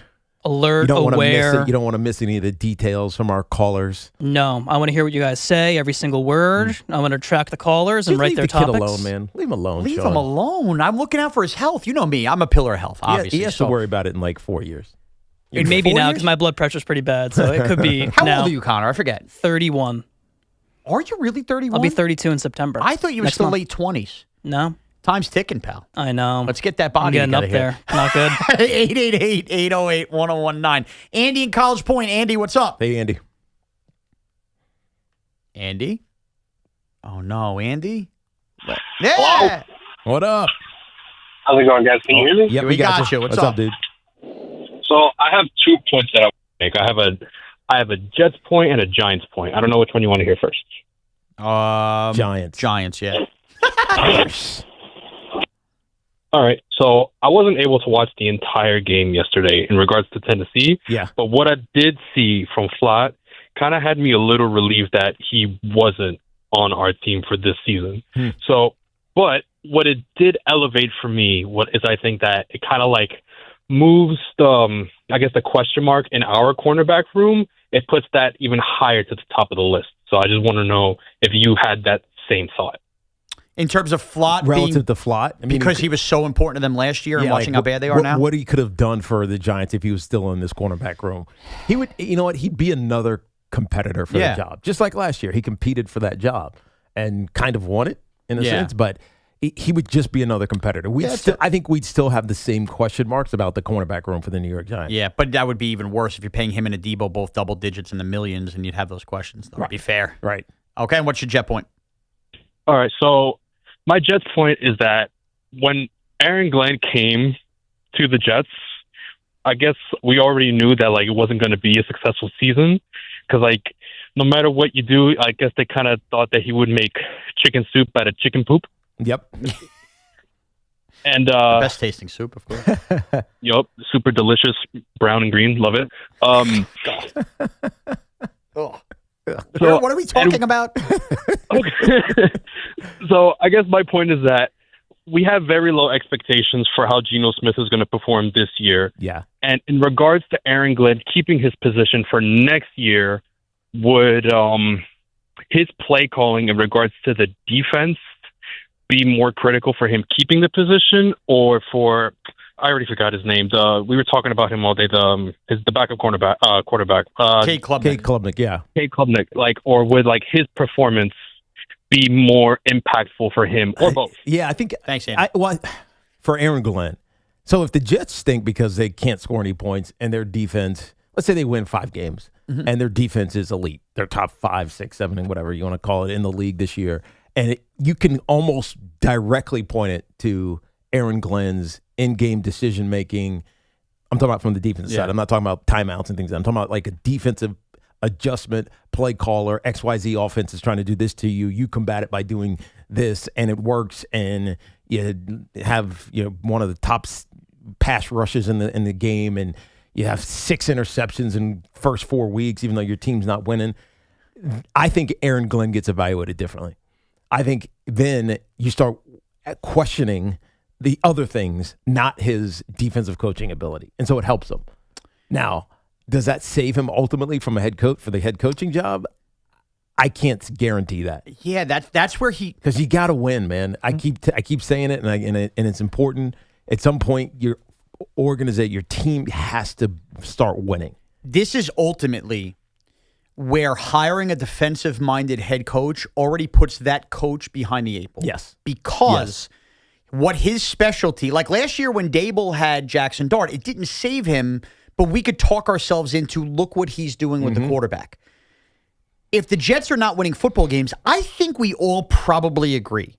The most likely course of action on why the Jets don't win football games is the offense just doesn't score enough. They don't get good enough quarterback play. I think it's the most likely outcome. And there's nothing in theory that Aaron Glenn, with his expertise, can do about that. Like the quarterback has been chosen. He has hired an offensive guy in Frank Reich. They have more than enough weapons. If they stink it up and you look at it and they have 4 wins and Woody Johnson wants to make a decision, there's nothing Aaron Glenn could physically do to make Geno Smith or Cade Klubnik play better at quarterback because that's just not his expertise. Right. And that hurts him. Of course. That's when you hire a defensive coach like Mike McDonald. You better just. He's almost damned if he does and damned if he doesn't. It would take the Jets having like a Seahawk-like defense last year to save his job. And are they going to do that either? Probably not. No, but can it be mitigated because their offense is ball control, scoring 13 points a game, but their defense is so good they're still in games and they win more than we think. Okay. I mean, that's kind of what it feels like. It's going to feel like this year. That's how they're going to have to win. By the way, that's how the Giants won in Dave's first year. They did. Let's not act like because they went to the playoffs, they won 9 games. There was 9, 7, and 1. Yeah, right. Because they had the one tie. But they won games on the margins. Yeah, well, Saquon and Daniel Jones were just basically a dual running back tandem. Yes, and at the end of games, their defense would make a play. Yep, Kayvon would close and make those plays. Right, yep. You get an interception at the goal line by, I forget the safety now, Julian Love. And so it's like teams that are borderline good-bad, like you don't know exactly where they are on that line, they win by winning in the margins. Yes. And Aaron Glenn's team this year is likely going to have to win like that. They're not going to have double-digit victories. And they only make their job harder if they don't beat the Titans in week 1. Right. Because then that pressure just builds and builds and builds. Shaun in Keensburg. Shaun, what's up? Hey, what's up, guys? How the hell are you? What's up, Shaun? All's good. All right. So, first of all, talking about nothing good in the preseason. Well, I remember one. Before Tiki became the man, which you were the man, and thank you for solving those fumbling problems. Because thank you. You made it more enjoyable. Rodney Hampton had one of the most incredible preseason games where you knew he was going to be a stud, and that set him rolling, and that set the Giants rolling for a little while too. What year were you talking about? Like, because he was there. It was his first season. I can't remember what year. 1990. Yeah, it was awesome, and it was one of those things where I didn't see it coming. And I mean, I know they had expectations, but within the team, I'm sure you always do. But he had a monster preseason game, and then they rode him. They rode him like a pony too. So it was. No, you're right. Pretty incredible. Hamp was the man, and you got to admit, his first season, Otis was still here. Otis Anderson was still here. I think that might have been Otis's last year because he was in his 30s. But you kind of knew. Like, I think the Giants for a lot of those years, 80s to really my era. Through your era, yeah. It was like they kept finding the next running back. Honestly, even beyond you with Bradshaw and Jacobs, too. That's what I mean. So, it kind of stopped when it was Rashad Jennings. Yes. No, you're basically. right. Like after 11, it kind of stopped. But from like the mid 80s to the early 2010, like the Giants had a running back. You knew who it was, right? It was Otis Anderson, and then it was Hamp, and then it was me, then it was Brandon Jacobs and Ahmad and those guys. Like you felt like the running room was solid. And I think it is this year. Yeah, well then, but you got out of that. You went Saquon, and now people like Scatterboo Tracy. But right. But I'm saying it was consistent. We had that gap. Yeah, there was a little gap between. We'll call it the Rashad Jennings era. Right, there's that gap, and then Saquon comes in. Yeah, and he wins Rookie of the Year, but then he has injury issues. Just it hadn't been stable for a while, and I think it's fine this year. I do. Yeah, but I think both Tyrone Tracy and Cam Scatterboo still have a lot to prove. No, they have, and they have to seize the moment here. They do, because it is very easy to see if the Giants were truly flirting with Jeremiah Love and flirting with Kenneth Walker, where a team that in theory outside of corner is going to have a lot less holes next offseason than it did this offseason, running back probably becomes a high priority. And then if the Giants are picking in the teens or early 20s, it's a much different conversation when it comes to, hey, if there's a running back available, taking them in the first round than it is when you're using a top 5 pick. I do have to say, anybody who's my age and you know what I'm talking, if you're 41 to 37, there's a good chance that your first jersey that when you got as a kid was a Rodney Hampton jersey. We all had them. we all wore them in elementary school. Hamp was the man. Hampton was that jersey. You couldn't go anywhere in school without seeing somebody with a Rodney Hampton jersey growing up. Steve in Bayside. Steve, what's up? Hey, Steve. Hey, guys. First of all, on the espresso martinis, I've bartended for many years. I'll tell you, the gold standard for an espresso martini is a very simple recipe. Go ahead. It's 1 ounce of vodka, 1 ounce of freshly brewed espresso. You want the crema on top. That's what's going to give you the nice foam when you shake it. And then you use 1 ounce of Mr. Black, which is an espresso cold brew liqueur. Ooh. That's what the best bars in the city, they all use it. So everybody does the same recipe. That gives you a perfect espresso martini. All right. I do. By the way, Steve, I know you're going to get to your next point, but just so the listeners are aware, this is listed as espresso martinis and Jazz Chisholm. So now you hit us with that. Give us your Jazz take. Well, okay. And my more important point with Jazz Chisholm, I would love to. I've kind of had it with Jazz Chisholm since about midseason this year. I would love to platoon Jazz Chisholm. The problem on the team is that there's not a obvious platoon partner to put in there. Luis Garcia doesn't hit lefties. Caballero doesn't hit lefties. Ahmad Rosario, who was only on the team to hit lefties, hasn't hit anybody, including lefties, all year long. So I would love to platoon Jazz, but who are you going to do? No, Steve, I agree. And this is why I say it's just got to be Garcia anyway. Because Luis Garcia Jr.'s numbers versus lefties that everybody wants to kill, well, look at those numbers. They're still better than a Jazz Chisholm number versus lefties. So to me, I think you just deal with the fact that whenever you face a left-hander, I just want my best player. You put the least painful option for you. Yeah, give me my best player amongst those guys in the batter's box, and that's Luis Garcia Jr. I hate having this conversation about Jazz because I like Jazz. I want to believe that he could be there, but he's not having that season. He's hitting .216 this year, and yesterday was horrendous. Dude, it's August 14th. It's just. Maybe it goes on, but it's hard to believe it's going to go on. For whatever reason, it just hasn't clicked for Jazz. But in the end, the Yankees did trade for Luis Garcia Jr., who played second base last year, albeit terribly defensively.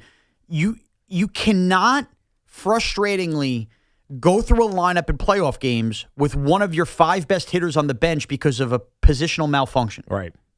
I'm sorry. Give the guy a glove in September. Yeah, and you know you have a first baseman if you move him off of first. Yeah, with Ben Rice. Yep, Ben Rice, who's been DHing. Yeah, I mean every day basically, and so the only other answer, Tiki, is putting Stanton, Judge, and Bellinger as your outfield, and sitting Grisham.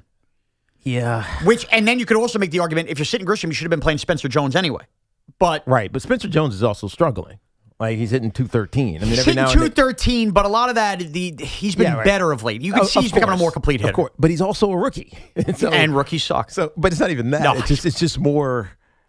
You can explain why he's having struggles because he's getting used to Major League Baseball pitching every single day. It's not. It's not. He's not in the minors, not in Double or Triple A, where it's you might have one really good arm that's a prospect and might be up in the major leagues in 2027, but every other day or maybe 3 out of 4 days you're going to have some dud who's not ready to pitch to you, and he's going to smash him in the minor league. So Spencer Jones is just making that adjustment. I mean, he got pinch hit for yesterday. I know that I didn't agree with, though. I still think that's also Boone sending the messaging that Spencer Jones will, in fact, be the guy sent down when Bellinger comes back. Oh, there's no doubt about it.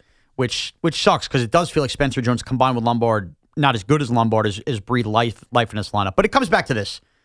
Then if you're making the decision, Stanton in the outfield, no Grisham, and having Jazz play, or have Grisham in the outfield. That's Stanton in left and Judge in right. Or Stanton in right because it's a little less ground to cover, which he played last year. Yeah. He just played it last year. Here's the truth. Giancarlo Stanton, when we thought he wasn't going to play the outfield this year. Judge in left? Or center and Bellinger in left. Remember, Judge played center 2 years ago. Yeah, that's true. Made a World Series with Judge in center. Yeah, and it's not a soft tissue injury. Yeah. It's a upper rib injury. So yeah. I'm just thinking giving of you the Judge options. And as a soft tissue guy, he's not. This is a structural thing that once it's healed and he's fine, he should be fine, and it's not going to limit his defense. He just can't be crazy defensively. Can't be running into walls and diving all over the place. And I know how crazy this sounds because we don't have Stanton or Judge back healthy. So it's odd to go, well, these guys are hurt. You're just going to rush them in the outfield. I'm asking you to go, think about in 3 weeks if these guys are back, and then picture 3 weeks after that. Like, you're going to have that time in between when you get in the bats cooking where you're going to have to start making defensive decisions that benefit the team in October, so you're not caught with one of your best bats sitting on the bench in October. These are all things that Aaron Boone, I'm sure, and Brian Cashman are already thinking about, but those are your options. And to me, it comes down to Stanton in the outfield and Grisham sits, or Grisham plays, Stanton DH, and Jazz sits, but you live with Luis Garcia Jr. at second. And to me, I think that's really what it's going to come down to. Even if it's not going to be the answer, like the one that we are looking at come the postseason, it's something I kind of want to experiment with. You have to. You have to. Because if it's defensively not a liability and you get a more consistent bat, simply because he's just more consistent. Dude, could you imagine playing a Rays in a best of 5 and you're sitting there going, all right, we're going to figure out, maybe even Ben Rice sits if you think he's struggling, Garcia sits, and you're watching Jazz and Grisham flail away in the playoffs. What will we say to Aaron Boone and Cashman when it's over? Why didn't you do this? Yeah. So get ahead of this. We all know it's coming. Get ahead of it. 888-808-1019. Sal in Jersey. Sal, what's up? Hey, Sal. Hey, gentlemen. How you doing, guys? Great show. Thank you. Hey, Tiki, I see Christian Peter at the gym quite often. Actually, awesome. And he speaks very highly of you. Oh, so that's just cool. an FYI. Tell him I said what's up when you see him again. I will, and he does. He's still a house, by the way. Yeah, he was. He always was. My favorite Christian Peter story is my first camp. Hold on a second, Sal. I'll let you finish your point in a second. My first go ahead. My first training camp, because I'm an idiot. I'm a rookie. I hate myself. Yeah. I was a rookie because rookies suck. And so we're not in pads. We're not in pads. We're just kind of in shells and underwear and stuff running around. And I'm so fast. Every play I'm running as fast as I can just because I want to try to make an impression. Yeah. And I kept running into Christian Peter. Like right into his chest. And he just grabbed me and was like, kid, if you don't slow the F down, I'm going to break your neck. That's great. It was awesome. But he said it in love, but it was like, you're a rookie. Yep. Figure it out. Like, this is not a game. That's amazing. Like you have to see him, and like, so it's a lifetime fitness at Red Bank, and like, there's a locker room and everyone's in there. You have to see this guy walking through he's a monster of a man. He's a monster of a dude. Appreciate you, Sal. I love the idea of Christian Peter, who's just like a well-known, really good Giants defensive tackle, is just working out at the Red Bank gym with everybody else. That's awesome. All these years later. And you know what? He's the kind of player, as good as he was for the Giants, how many people probably recognize him? Yeah. I mean, I bet, no, because he's a Jersey. Die-hard Jersey guy as well. I think a lot of people do. Was he from Jersey originally? I didn't realize that. I don't think so. So he just hung around after his career. Yeah, because he was Nebraska, right? Yes. Yeah. So I would guess, I don't even know off the top of my head. I would guess he was somewhere out there where he was, where his career. When did he retire? Christian Peter was probably right after that 2000 Super Bowl. I bet it was a couple of years after. Gotta be. Christian Peter retired in 2002. Yeah, it was close here because he was at the end of the run there too. Right. Very good. Him and the Hammer on the interior of the defensive No, he line. is from New Jersey.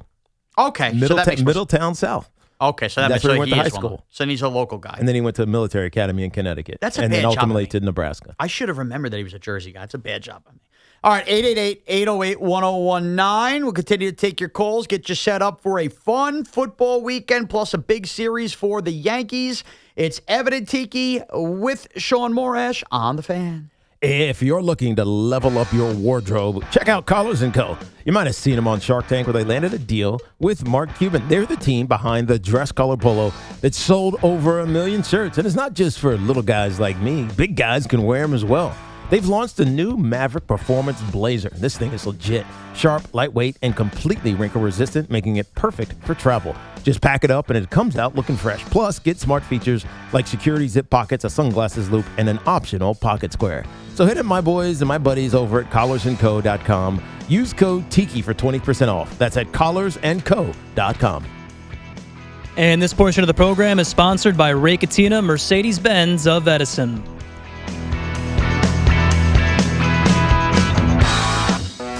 Your NFL destination station is The Fan. What John Harbaugh will do, he'll hold everybody else accountable. So if Jackson has a bad game, it's not going to be about Jackson Dart and his bad game. It's going to be about, I guess, the fault of everybody else on the team. NFL MVP Boomer Esiason and Giants legend Tiki Barber hit you with the most informed opinions, taking you inside the team facility and inside the huddle like no one else can.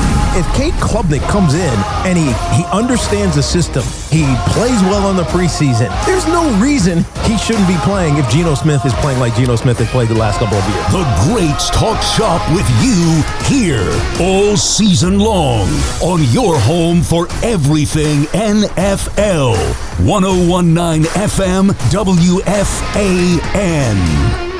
Pat Boyle here to help you beat the books with Westwood One Sports. The lead up to the U.S. Open continues with day 2 at the Cincinnati Masters, and I think American Jensen Brooksby gets the win tonight. Brooksby's playing Jaime Faria, whose strongest surface is clay, but has done a nice job qualifying for this tournament. Brooksby has started to stack wins over the last 2 months after a bad start to the season. He's proven on American soil. I think he should easily be more than a minus 140 favorite. So I'll gladly take Brooksby on the money line to get the win. I'm Pat Boyle. Bet smarter and beat the books. Download the BetMGM app today. My name is Whitney Allen, and I'm a widow. My husband, Ryan, died. We never thought we'd ever have to use life insurance, but the unexpected happened. With Ethos, signing up was fast and 100% online. You can get a quote in seconds, apply in minutes, and get same-day coverage. No medical exams, and you can get up to $3 million worth of coverage. I'm grateful we were prepared. Get your free quote at ethos.com/play. That's ethos.com/play. Paid spokesperson. Time spent on application may vary. Online health questions required. Hey, Salicata here for CertaPro Painters, and my wife is still satisfied by my good friends at CertaPro Painters. They work fast and clean, and if she's happy, you better believe I'm happy. Big jobs or small, the good folks at CertaPro Painters are at your service. If you've been putting off a painting project, give them a call. 1-800-GO-CERTA. That's CERTA with a C, and you'll see exactly what I mean. 1-800-GO-CERTA. Call CertaPro Painters today and get a no-nonsense free estimate on a professional job that you'll be happy with for years to come. Each CertaPro Painters business is independently owned and operated right here in our community. Schedule your free estimate online at CertaPro.com. I scream. You scream. We all scream. Because Wendy's famous small classic Frosty is just $1 for a limited time. More screaming, happy screaming, summer screaming, $1 small classic Frosty screaming! But please don't scream in the drive-thru. It hurts the employees' ears. Get a $1 small classic Frosty for a limited time, only at Wendy's. U.S. price and participation may vary. A la carte only, not valid for delivery. Limit 10 per transaction. Price may be higher in Alaska and Hawaii. You're still glowing, flirting, grooving. You've still got it. But your immune system weakens as you age, making it harder to fight illnesses like pneumococcal pneumonia and RSV. Vaccines are a key part of any health routine and can help protect you from getting really sick. Ask your doctor or pharmacist which vaccines you need. See more at PfizerForAll.com. Sponsored by Pfizer.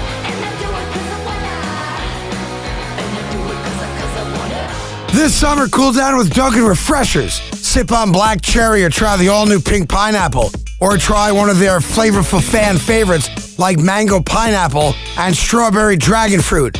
All of them are ice cold and refreshing. Dunkin' Refreshers are the perfect afternoon pick-me-up. A whole lot of flavor and very refreshing. It's a sip of summer, only at Dunkin'. Dunkin' Refreshers are fruit-flavored, contain 0 to 1% fruit juice. Terms and exclusions may apply. It's August. The dog days of summer are here. I wonder how Nielsen Dodge can make it better. Have a Dog Days of Summer savings event. That's a doggone great idea. Now that's a good girl. You'll start feeling the vibes the minute you arrive. Lease on new 2026 Jeep Grand Cherokee Limited 4x4. Just $289 a month. Yes, just $289 a month. There's always zero down payment available. The credit help you need. More savings with your trade-in. And of course, great deals. Hurry to Route 10 in East Hanover. Online at NielsenDodge.com. At Nielsen Dodge. Fun is in the driver's seat. At Nielsen, fun is in the driver's seat. Make this the summer event. With approval, term 36 months, due at sign, $69.82 at tax tag and DMV fees. See dealer for details. At Town Fair Tire, New England's largest name brand discount tire dealer, you get it all. The guaranteed lowest price, the most free services, and we accept all valid rebates from any manufacturer and from our competition. Yes, we accept them all, even competitor rebates. Town Fair Tire, New England's largest discount tire dealer, now with over 120 stores from Connecticut to Maine. Nobody beats Town Fair Tire. Nobody. Name brands at discount prices. Town Fair Tire. You hear that? Listen carefully. That's my phone.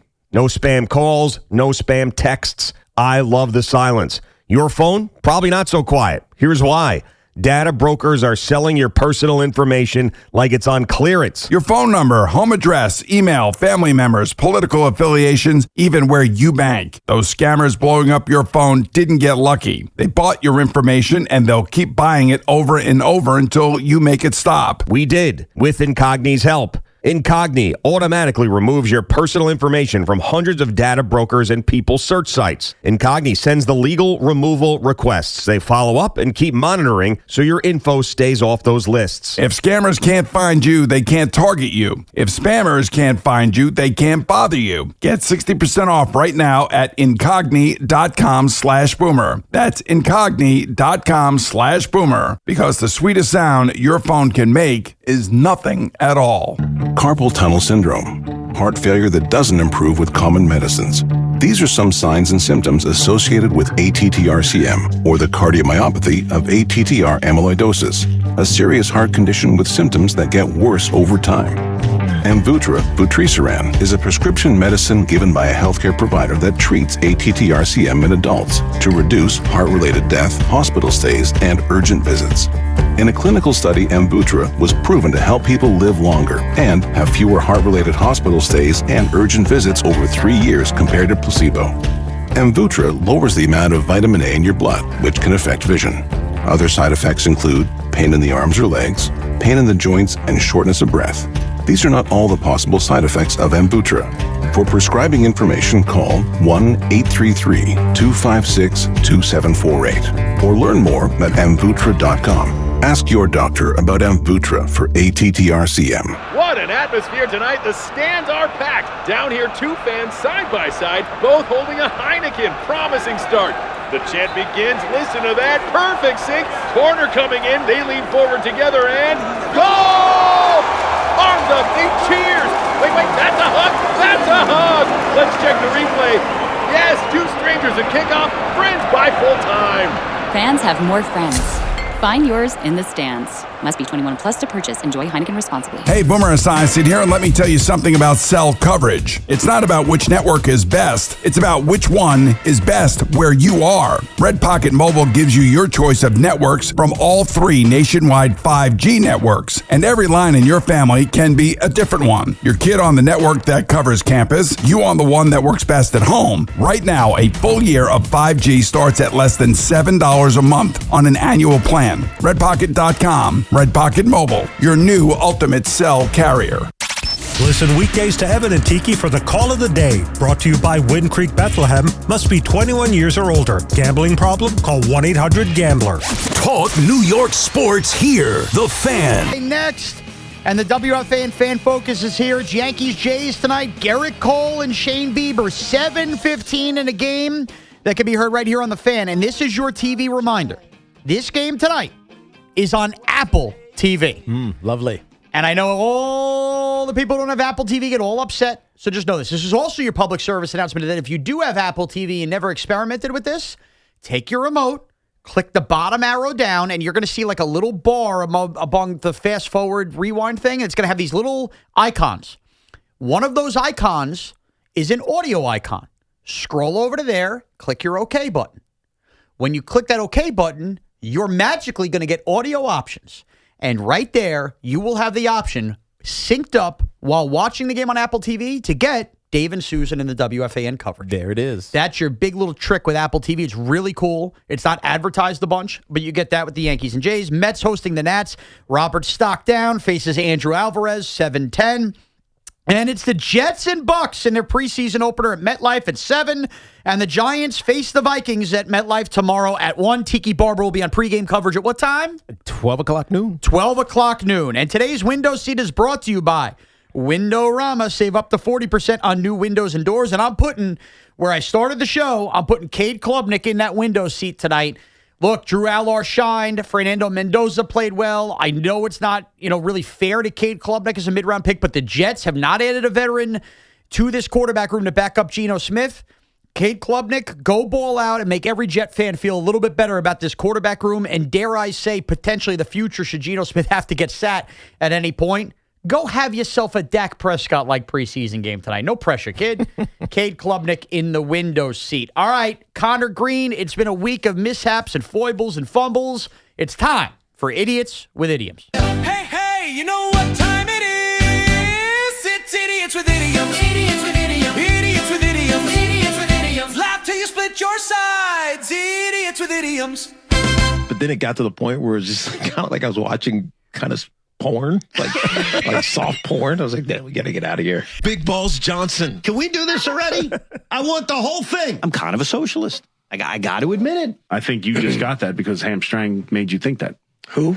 Hank Stram. Thank you. It's New York Sports Radio for New York sports fans. He's got it. There's the hole, brother. Right there, to your right. Oh, he doesn't know where the hole is. Well, he's trying to get the arms done before he gets the head done. Yeah, that's the mistake. You have to go head first. You got to get in. You got to scrunch it up and find the head. It's New York Sports Radio for New York sports fans right here on SNY. The Carton Show with Craig Carton and Chris McGonigal. And he has a role that he needs to stick to in a lane he needs to stick in, be inside. Chris McGonigal. Let's throw you into the big end of the pool and see what happens. Ugh. It feels like tight, but it also feels like loose, if that makes sense. Okay. And so it's slippery, but it's tight. He's humping it. If you watched any of the Yankees this weekend and you saw the Caraballo bunt attempt, which did not end well. Carton Show with Craig Carton and Chris McGonigal. You got to ride it. And you ride it until it stops. Are you kidding me? Chris McGonigal has the sexiest legs of anybody that works here. Uncle Shawnee's got a problem. Most guys are just hacking. And because they're hacking, it moves. It just moves quicker. I like them sloppy. Yeah, I'd be doing that all the time. I'd be like springing my nub on people all the time. You would spring a nub on people. The icing on the scrotum cake. The Knicks had to go through all of that. They had to find out how to meet their mother, and their mother ended up being Jalen Brunson. Shut up! No, you shut up! No, you shut up! Josh Gibbs becomes the unquestioned backup behind Jared Goff. Josh Dobbs. Get out of here! And Draymond Green and myself, you gotta swallow it, and you gotta swallow it hard. That's not what I meant. I like them sloppy. Thank you. You don't need to do your billing. I'll do it. No, I'll do it because or bidding. Is it bidding or billing? I think it's bidding. Bidding. Yeah. Bidding. Bad job by me. Again, I guess I'll see you in Idiots with Idioms on Friday if Evan actually wants to take them. We suck at this. Fight or not? You can kiss me in the break. I would love to. He made me tingle. I think they don't complain because it doesn't get hard. We are going to grind you until you quit. Shaun Morash complimented my stream in the bathroom one time. It was how loud it was going into the water. I want to see my mommy, please. Again, I guess I'll see you in Idiots with Idioms on Friday. I love you. Goodbye. Laugh till you split your sides. Idiots with Idioms. Well done, and a special shout out to our Do Everything producer of the show, which is Andrew Kaplan. He asked me yesterday, he goes, I think I want to take a spin at Idiots with Idioms. How long is it usually? He put that whole thing together. Did he really? So when I came in today, Tiki, you were sitting here, and I kind of set up my situation. I said, I got to go back out there. I'm going to edit Idiots with Idioms. I went out there, and it was sitting there. I texted Cap, and when Cap said he wanted to take Cap's not even in today. He's working from home. I know, but he did it from home. But when he said that yesterday, I kind of assumed he would do it like at some point, this year. I didn't know he was going to do it today. And I thought he did a great job. Oh, fantastic. So much like well done, Cap. Much like Evan would say to me when I find posted and toasted tweets, it's all yours, Cap. You did a great job. By the way, that's the moral of the story at WFAN. Whenever you do a great job, you never want to do the best job because it just means more work gets put on your plate. That means you're going to take over that job. I have perfected in my career doing the second best job, and I think that's a great way to go through life. You never want to be the best at something. It's like the backup quarterback. You don't have to get in there. You're not getting hurt. You get paid a good amount. You never want to be the best at something because then you make the most money, which means you're the most valuable.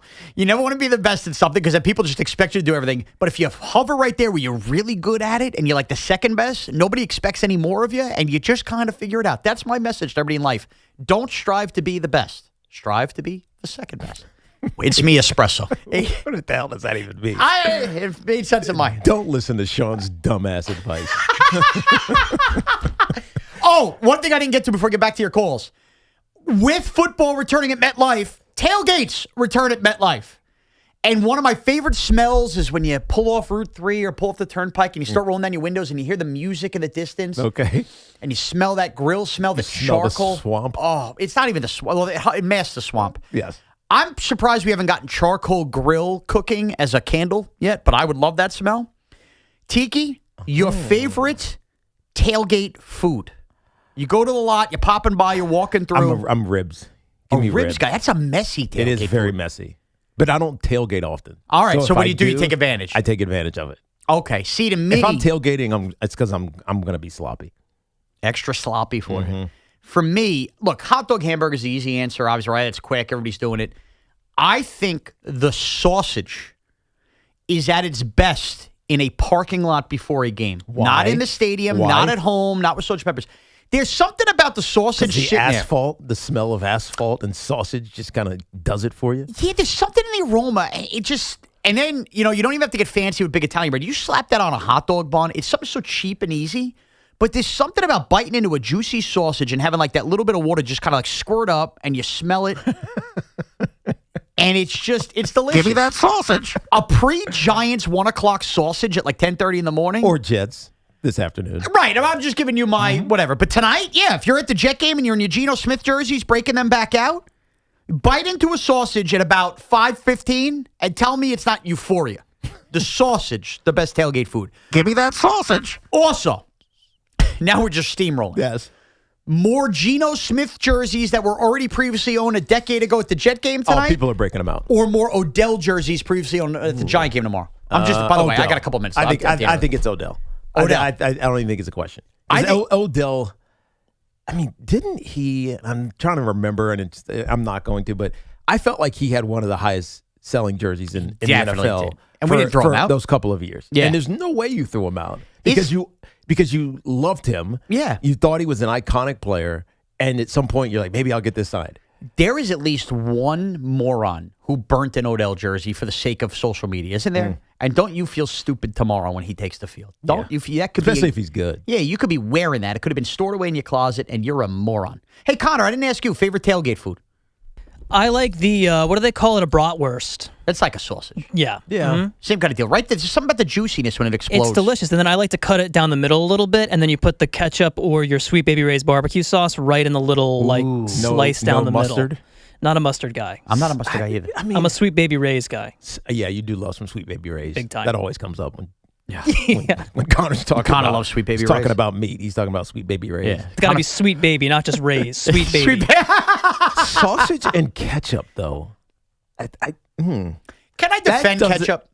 No, I love ketchup. Ketchup actually is good on because everything. it's sweet. You put that bleep on anything. But on sausage, it shouldn't be your go-to, but I would be lying if I haven't done it. And this is why I defend. I'm not going to tell you I do this. But when people get chastised for like having ketchup and dipping steak in it, I always look at people yelling at them and going, ketchup's awesome, right? Like it is awesome. It's sweet, but it's also I know that it overtakes the steak taste, and I'm not defending it, but I am defending it at the same time. Ketchup, you put that bleep on everything. You're exactly right. I love everything. Everything. Except eggs. I don't like ketchup on eggs. All right, 888-808-1019. I've done enough ranting and raving. Bob in Vero Beach. Bob, what's up? Oh, you caught me off guard here. Okay. Well, you placed the call, Bob, so you can give it to me. What's up, Bob? I was I was interested in your sausage stories, but anyway. Wish my wife was. Oh my gosh.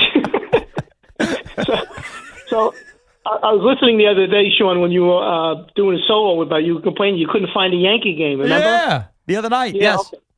So I'm on Facebook the other day, and they sent me these reels, little vignettes of different things, this and that. And one of the things they sent me was a '69 Super Bowl with the Jets. It was the full version, okay? Oh, wow. And yeah, and during the broadcast, Kirk Dowdy was doing it. I'm sure Tiki's familiar with that name. Yep, of course.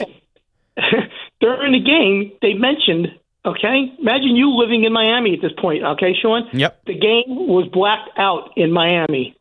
Why?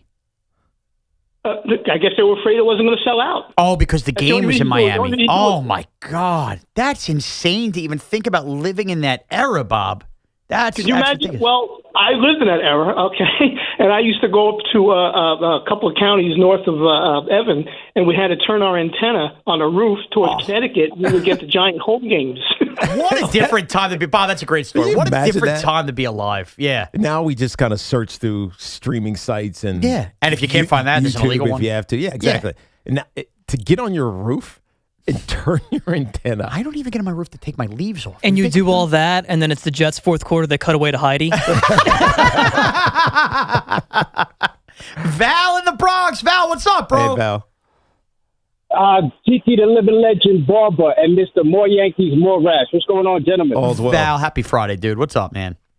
More Yankees, Morash. This is how you got your name, bro.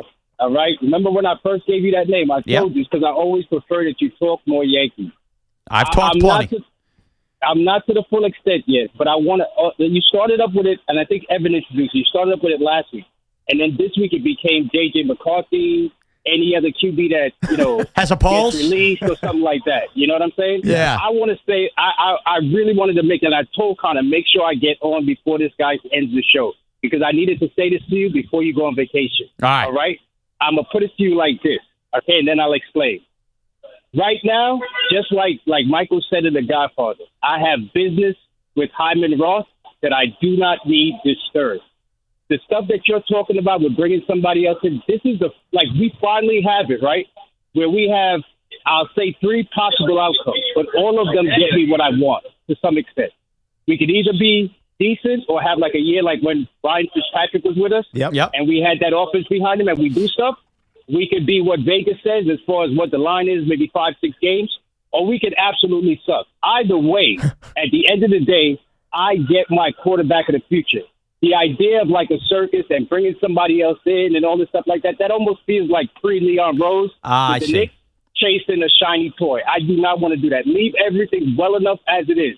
Either way, no matter what happens, let's go through the – because really and truly, the best thing that happens for me, like I've been telling you guys, is that my offensive skill guys get a chance to go through their paces and develop their talents so that when the young kid comes next year, we got something to play with. So I don't want to Val, that's an interesting way to think about it. More Jets, Val. I do like it. If you look at it where I'm either going to be surprised or I'm going to suck, and if I suck, it ends up being better for me next year anyway. Yeah. That's a healthier way than just saying I want them to tank. Because you're being more open-minded to both avenues. So whatever happens, I'm fine with because we have 3 first-round draft picks and we're getting a quarterback next year. Right, so I don't even want to deal with the wonder of J.J. McCarthy. I'd rather just have a clean slate next year. Yeah, he might be right. Because there is I can hear it. Like, there's a serious question mark about J.J. McCarthy. And I'm not just we're talking about with the Minnesota Vikings, obviously, but I think around the league. Yes. I don't think he was – there was one team that loved him 2 years ago. Or the Vikings. 3 drafts ago. That was the Vikings. Yeah.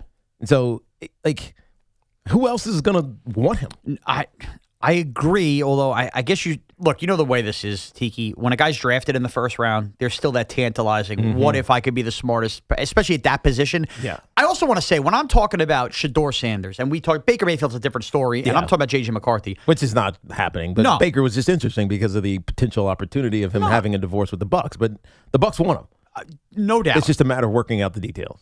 I just think, Tiki, when I'm saying that, I'm also coming at it from a point of this is a coach that needs to try to keep his job. And I am very worried for Aaron Glenn to only really have Geno Smith as your only option like that. And I'm looking to give the team outs. And then if it was successful with a J.J. McCarthy, well, then you have your 3 first-round picks. You can make the team even better around that. Right. But I do understand Val's point, which is, listen, we have set this team up for next year's draft to be the end-all, be-all. Let's just get through it. And if we get through it with a surprise win situation here, we still have 3 first-round picks. Bill in Brooklyn. Bill, what's up? Gentlemen, good afternoon. How are you? All's well. I'm about to tell you something. You're going to thank me later. We were talking about espresso martinis before. Yeah. It'll blow your minds right now. All right.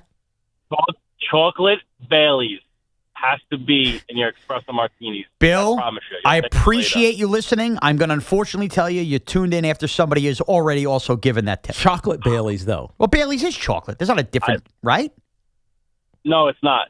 Baileys is Irish cream. There isn't chocolate Baileys entirely. You have to buy the chocolate Baileys specifically for that. Oh, okay. So, Tiki, you're right. There's a different chocolate Baileys. Okay. Yeah. Yes. Well, whoever called in before, we're in sabbatical then because I'm telling you. They just mentioned Baileys. You're mentioning chocolate Baileys. So, chocolate Baileys, espresso martini, a little bit of. I got you. Break it up a little bit, Bill. Listen, good tip. This is shame on me. I know it's Irish cream, but I kind of look at it and just called it chocolate all the time. Yeah. So there's another version of Baileys that's chocolate. Yes. Instead of just Irish cream. Now, the question, what if you, does every bar have it? Chocolate Baileys? Does every restaurant have it? Good point. I guess he's talking about if you want to try to make them at home, but if you go to a bar, right. Bar, probably standard to have regular Baileys. Depends where you are, if they have some of the other kooky flavors, I guess. But, yeah, I mean, you can make an espresso martini at home. By the way, we've talked enough about it. I think I'm having one tonight now. It's me espresso. Now you have to. I'm starting my week off. If you are in the reach of our voice, you have to have and you're of age, obviously. Yeah, of course. You have to have, of course, an espresso martini tonight. Yeah. It's Friday. It's you Friday. got nothing else to do. Yeah. And if you're feeling good about yourself, have to. Have 2 espresso martinis. It might be 2 more runs than the Yankees score versus Shane Bieber tonight. It might be 2 more than touchdowns scored by the Jets. It certainly will be 2 more than interceptions had by the Jets last year, and maybe 2 is the number of touchdowns Odell Beckham Jr. has tomorrow. Doesn't that feel good to enter a Friday going, wait a minute, I got, all right, the Mets are playing the Nats. I got a big significant Yankee series. I got a Jet game tonight. I got a Giant game tomorrow. I know it ain't the regular season. I know Beningo calls it non-alcoholic beer. But we made it. We made it. A football Friday in the books. I am off next week. For those who hate me, guess what? Good news. Next week you get just Evan and Tiki. I'll be back the following week. 2 weeks from today, me and Evan are at Salt Shack, Cedar Beach. Come check out that show. Fun, full activities planned there. Thanks to Connor Green. The Carton Show with bellies full of pizzas they're eating right now is coming your way next. Enjoy the first weekend of preseason. 30 days until the Giants kick off the season against the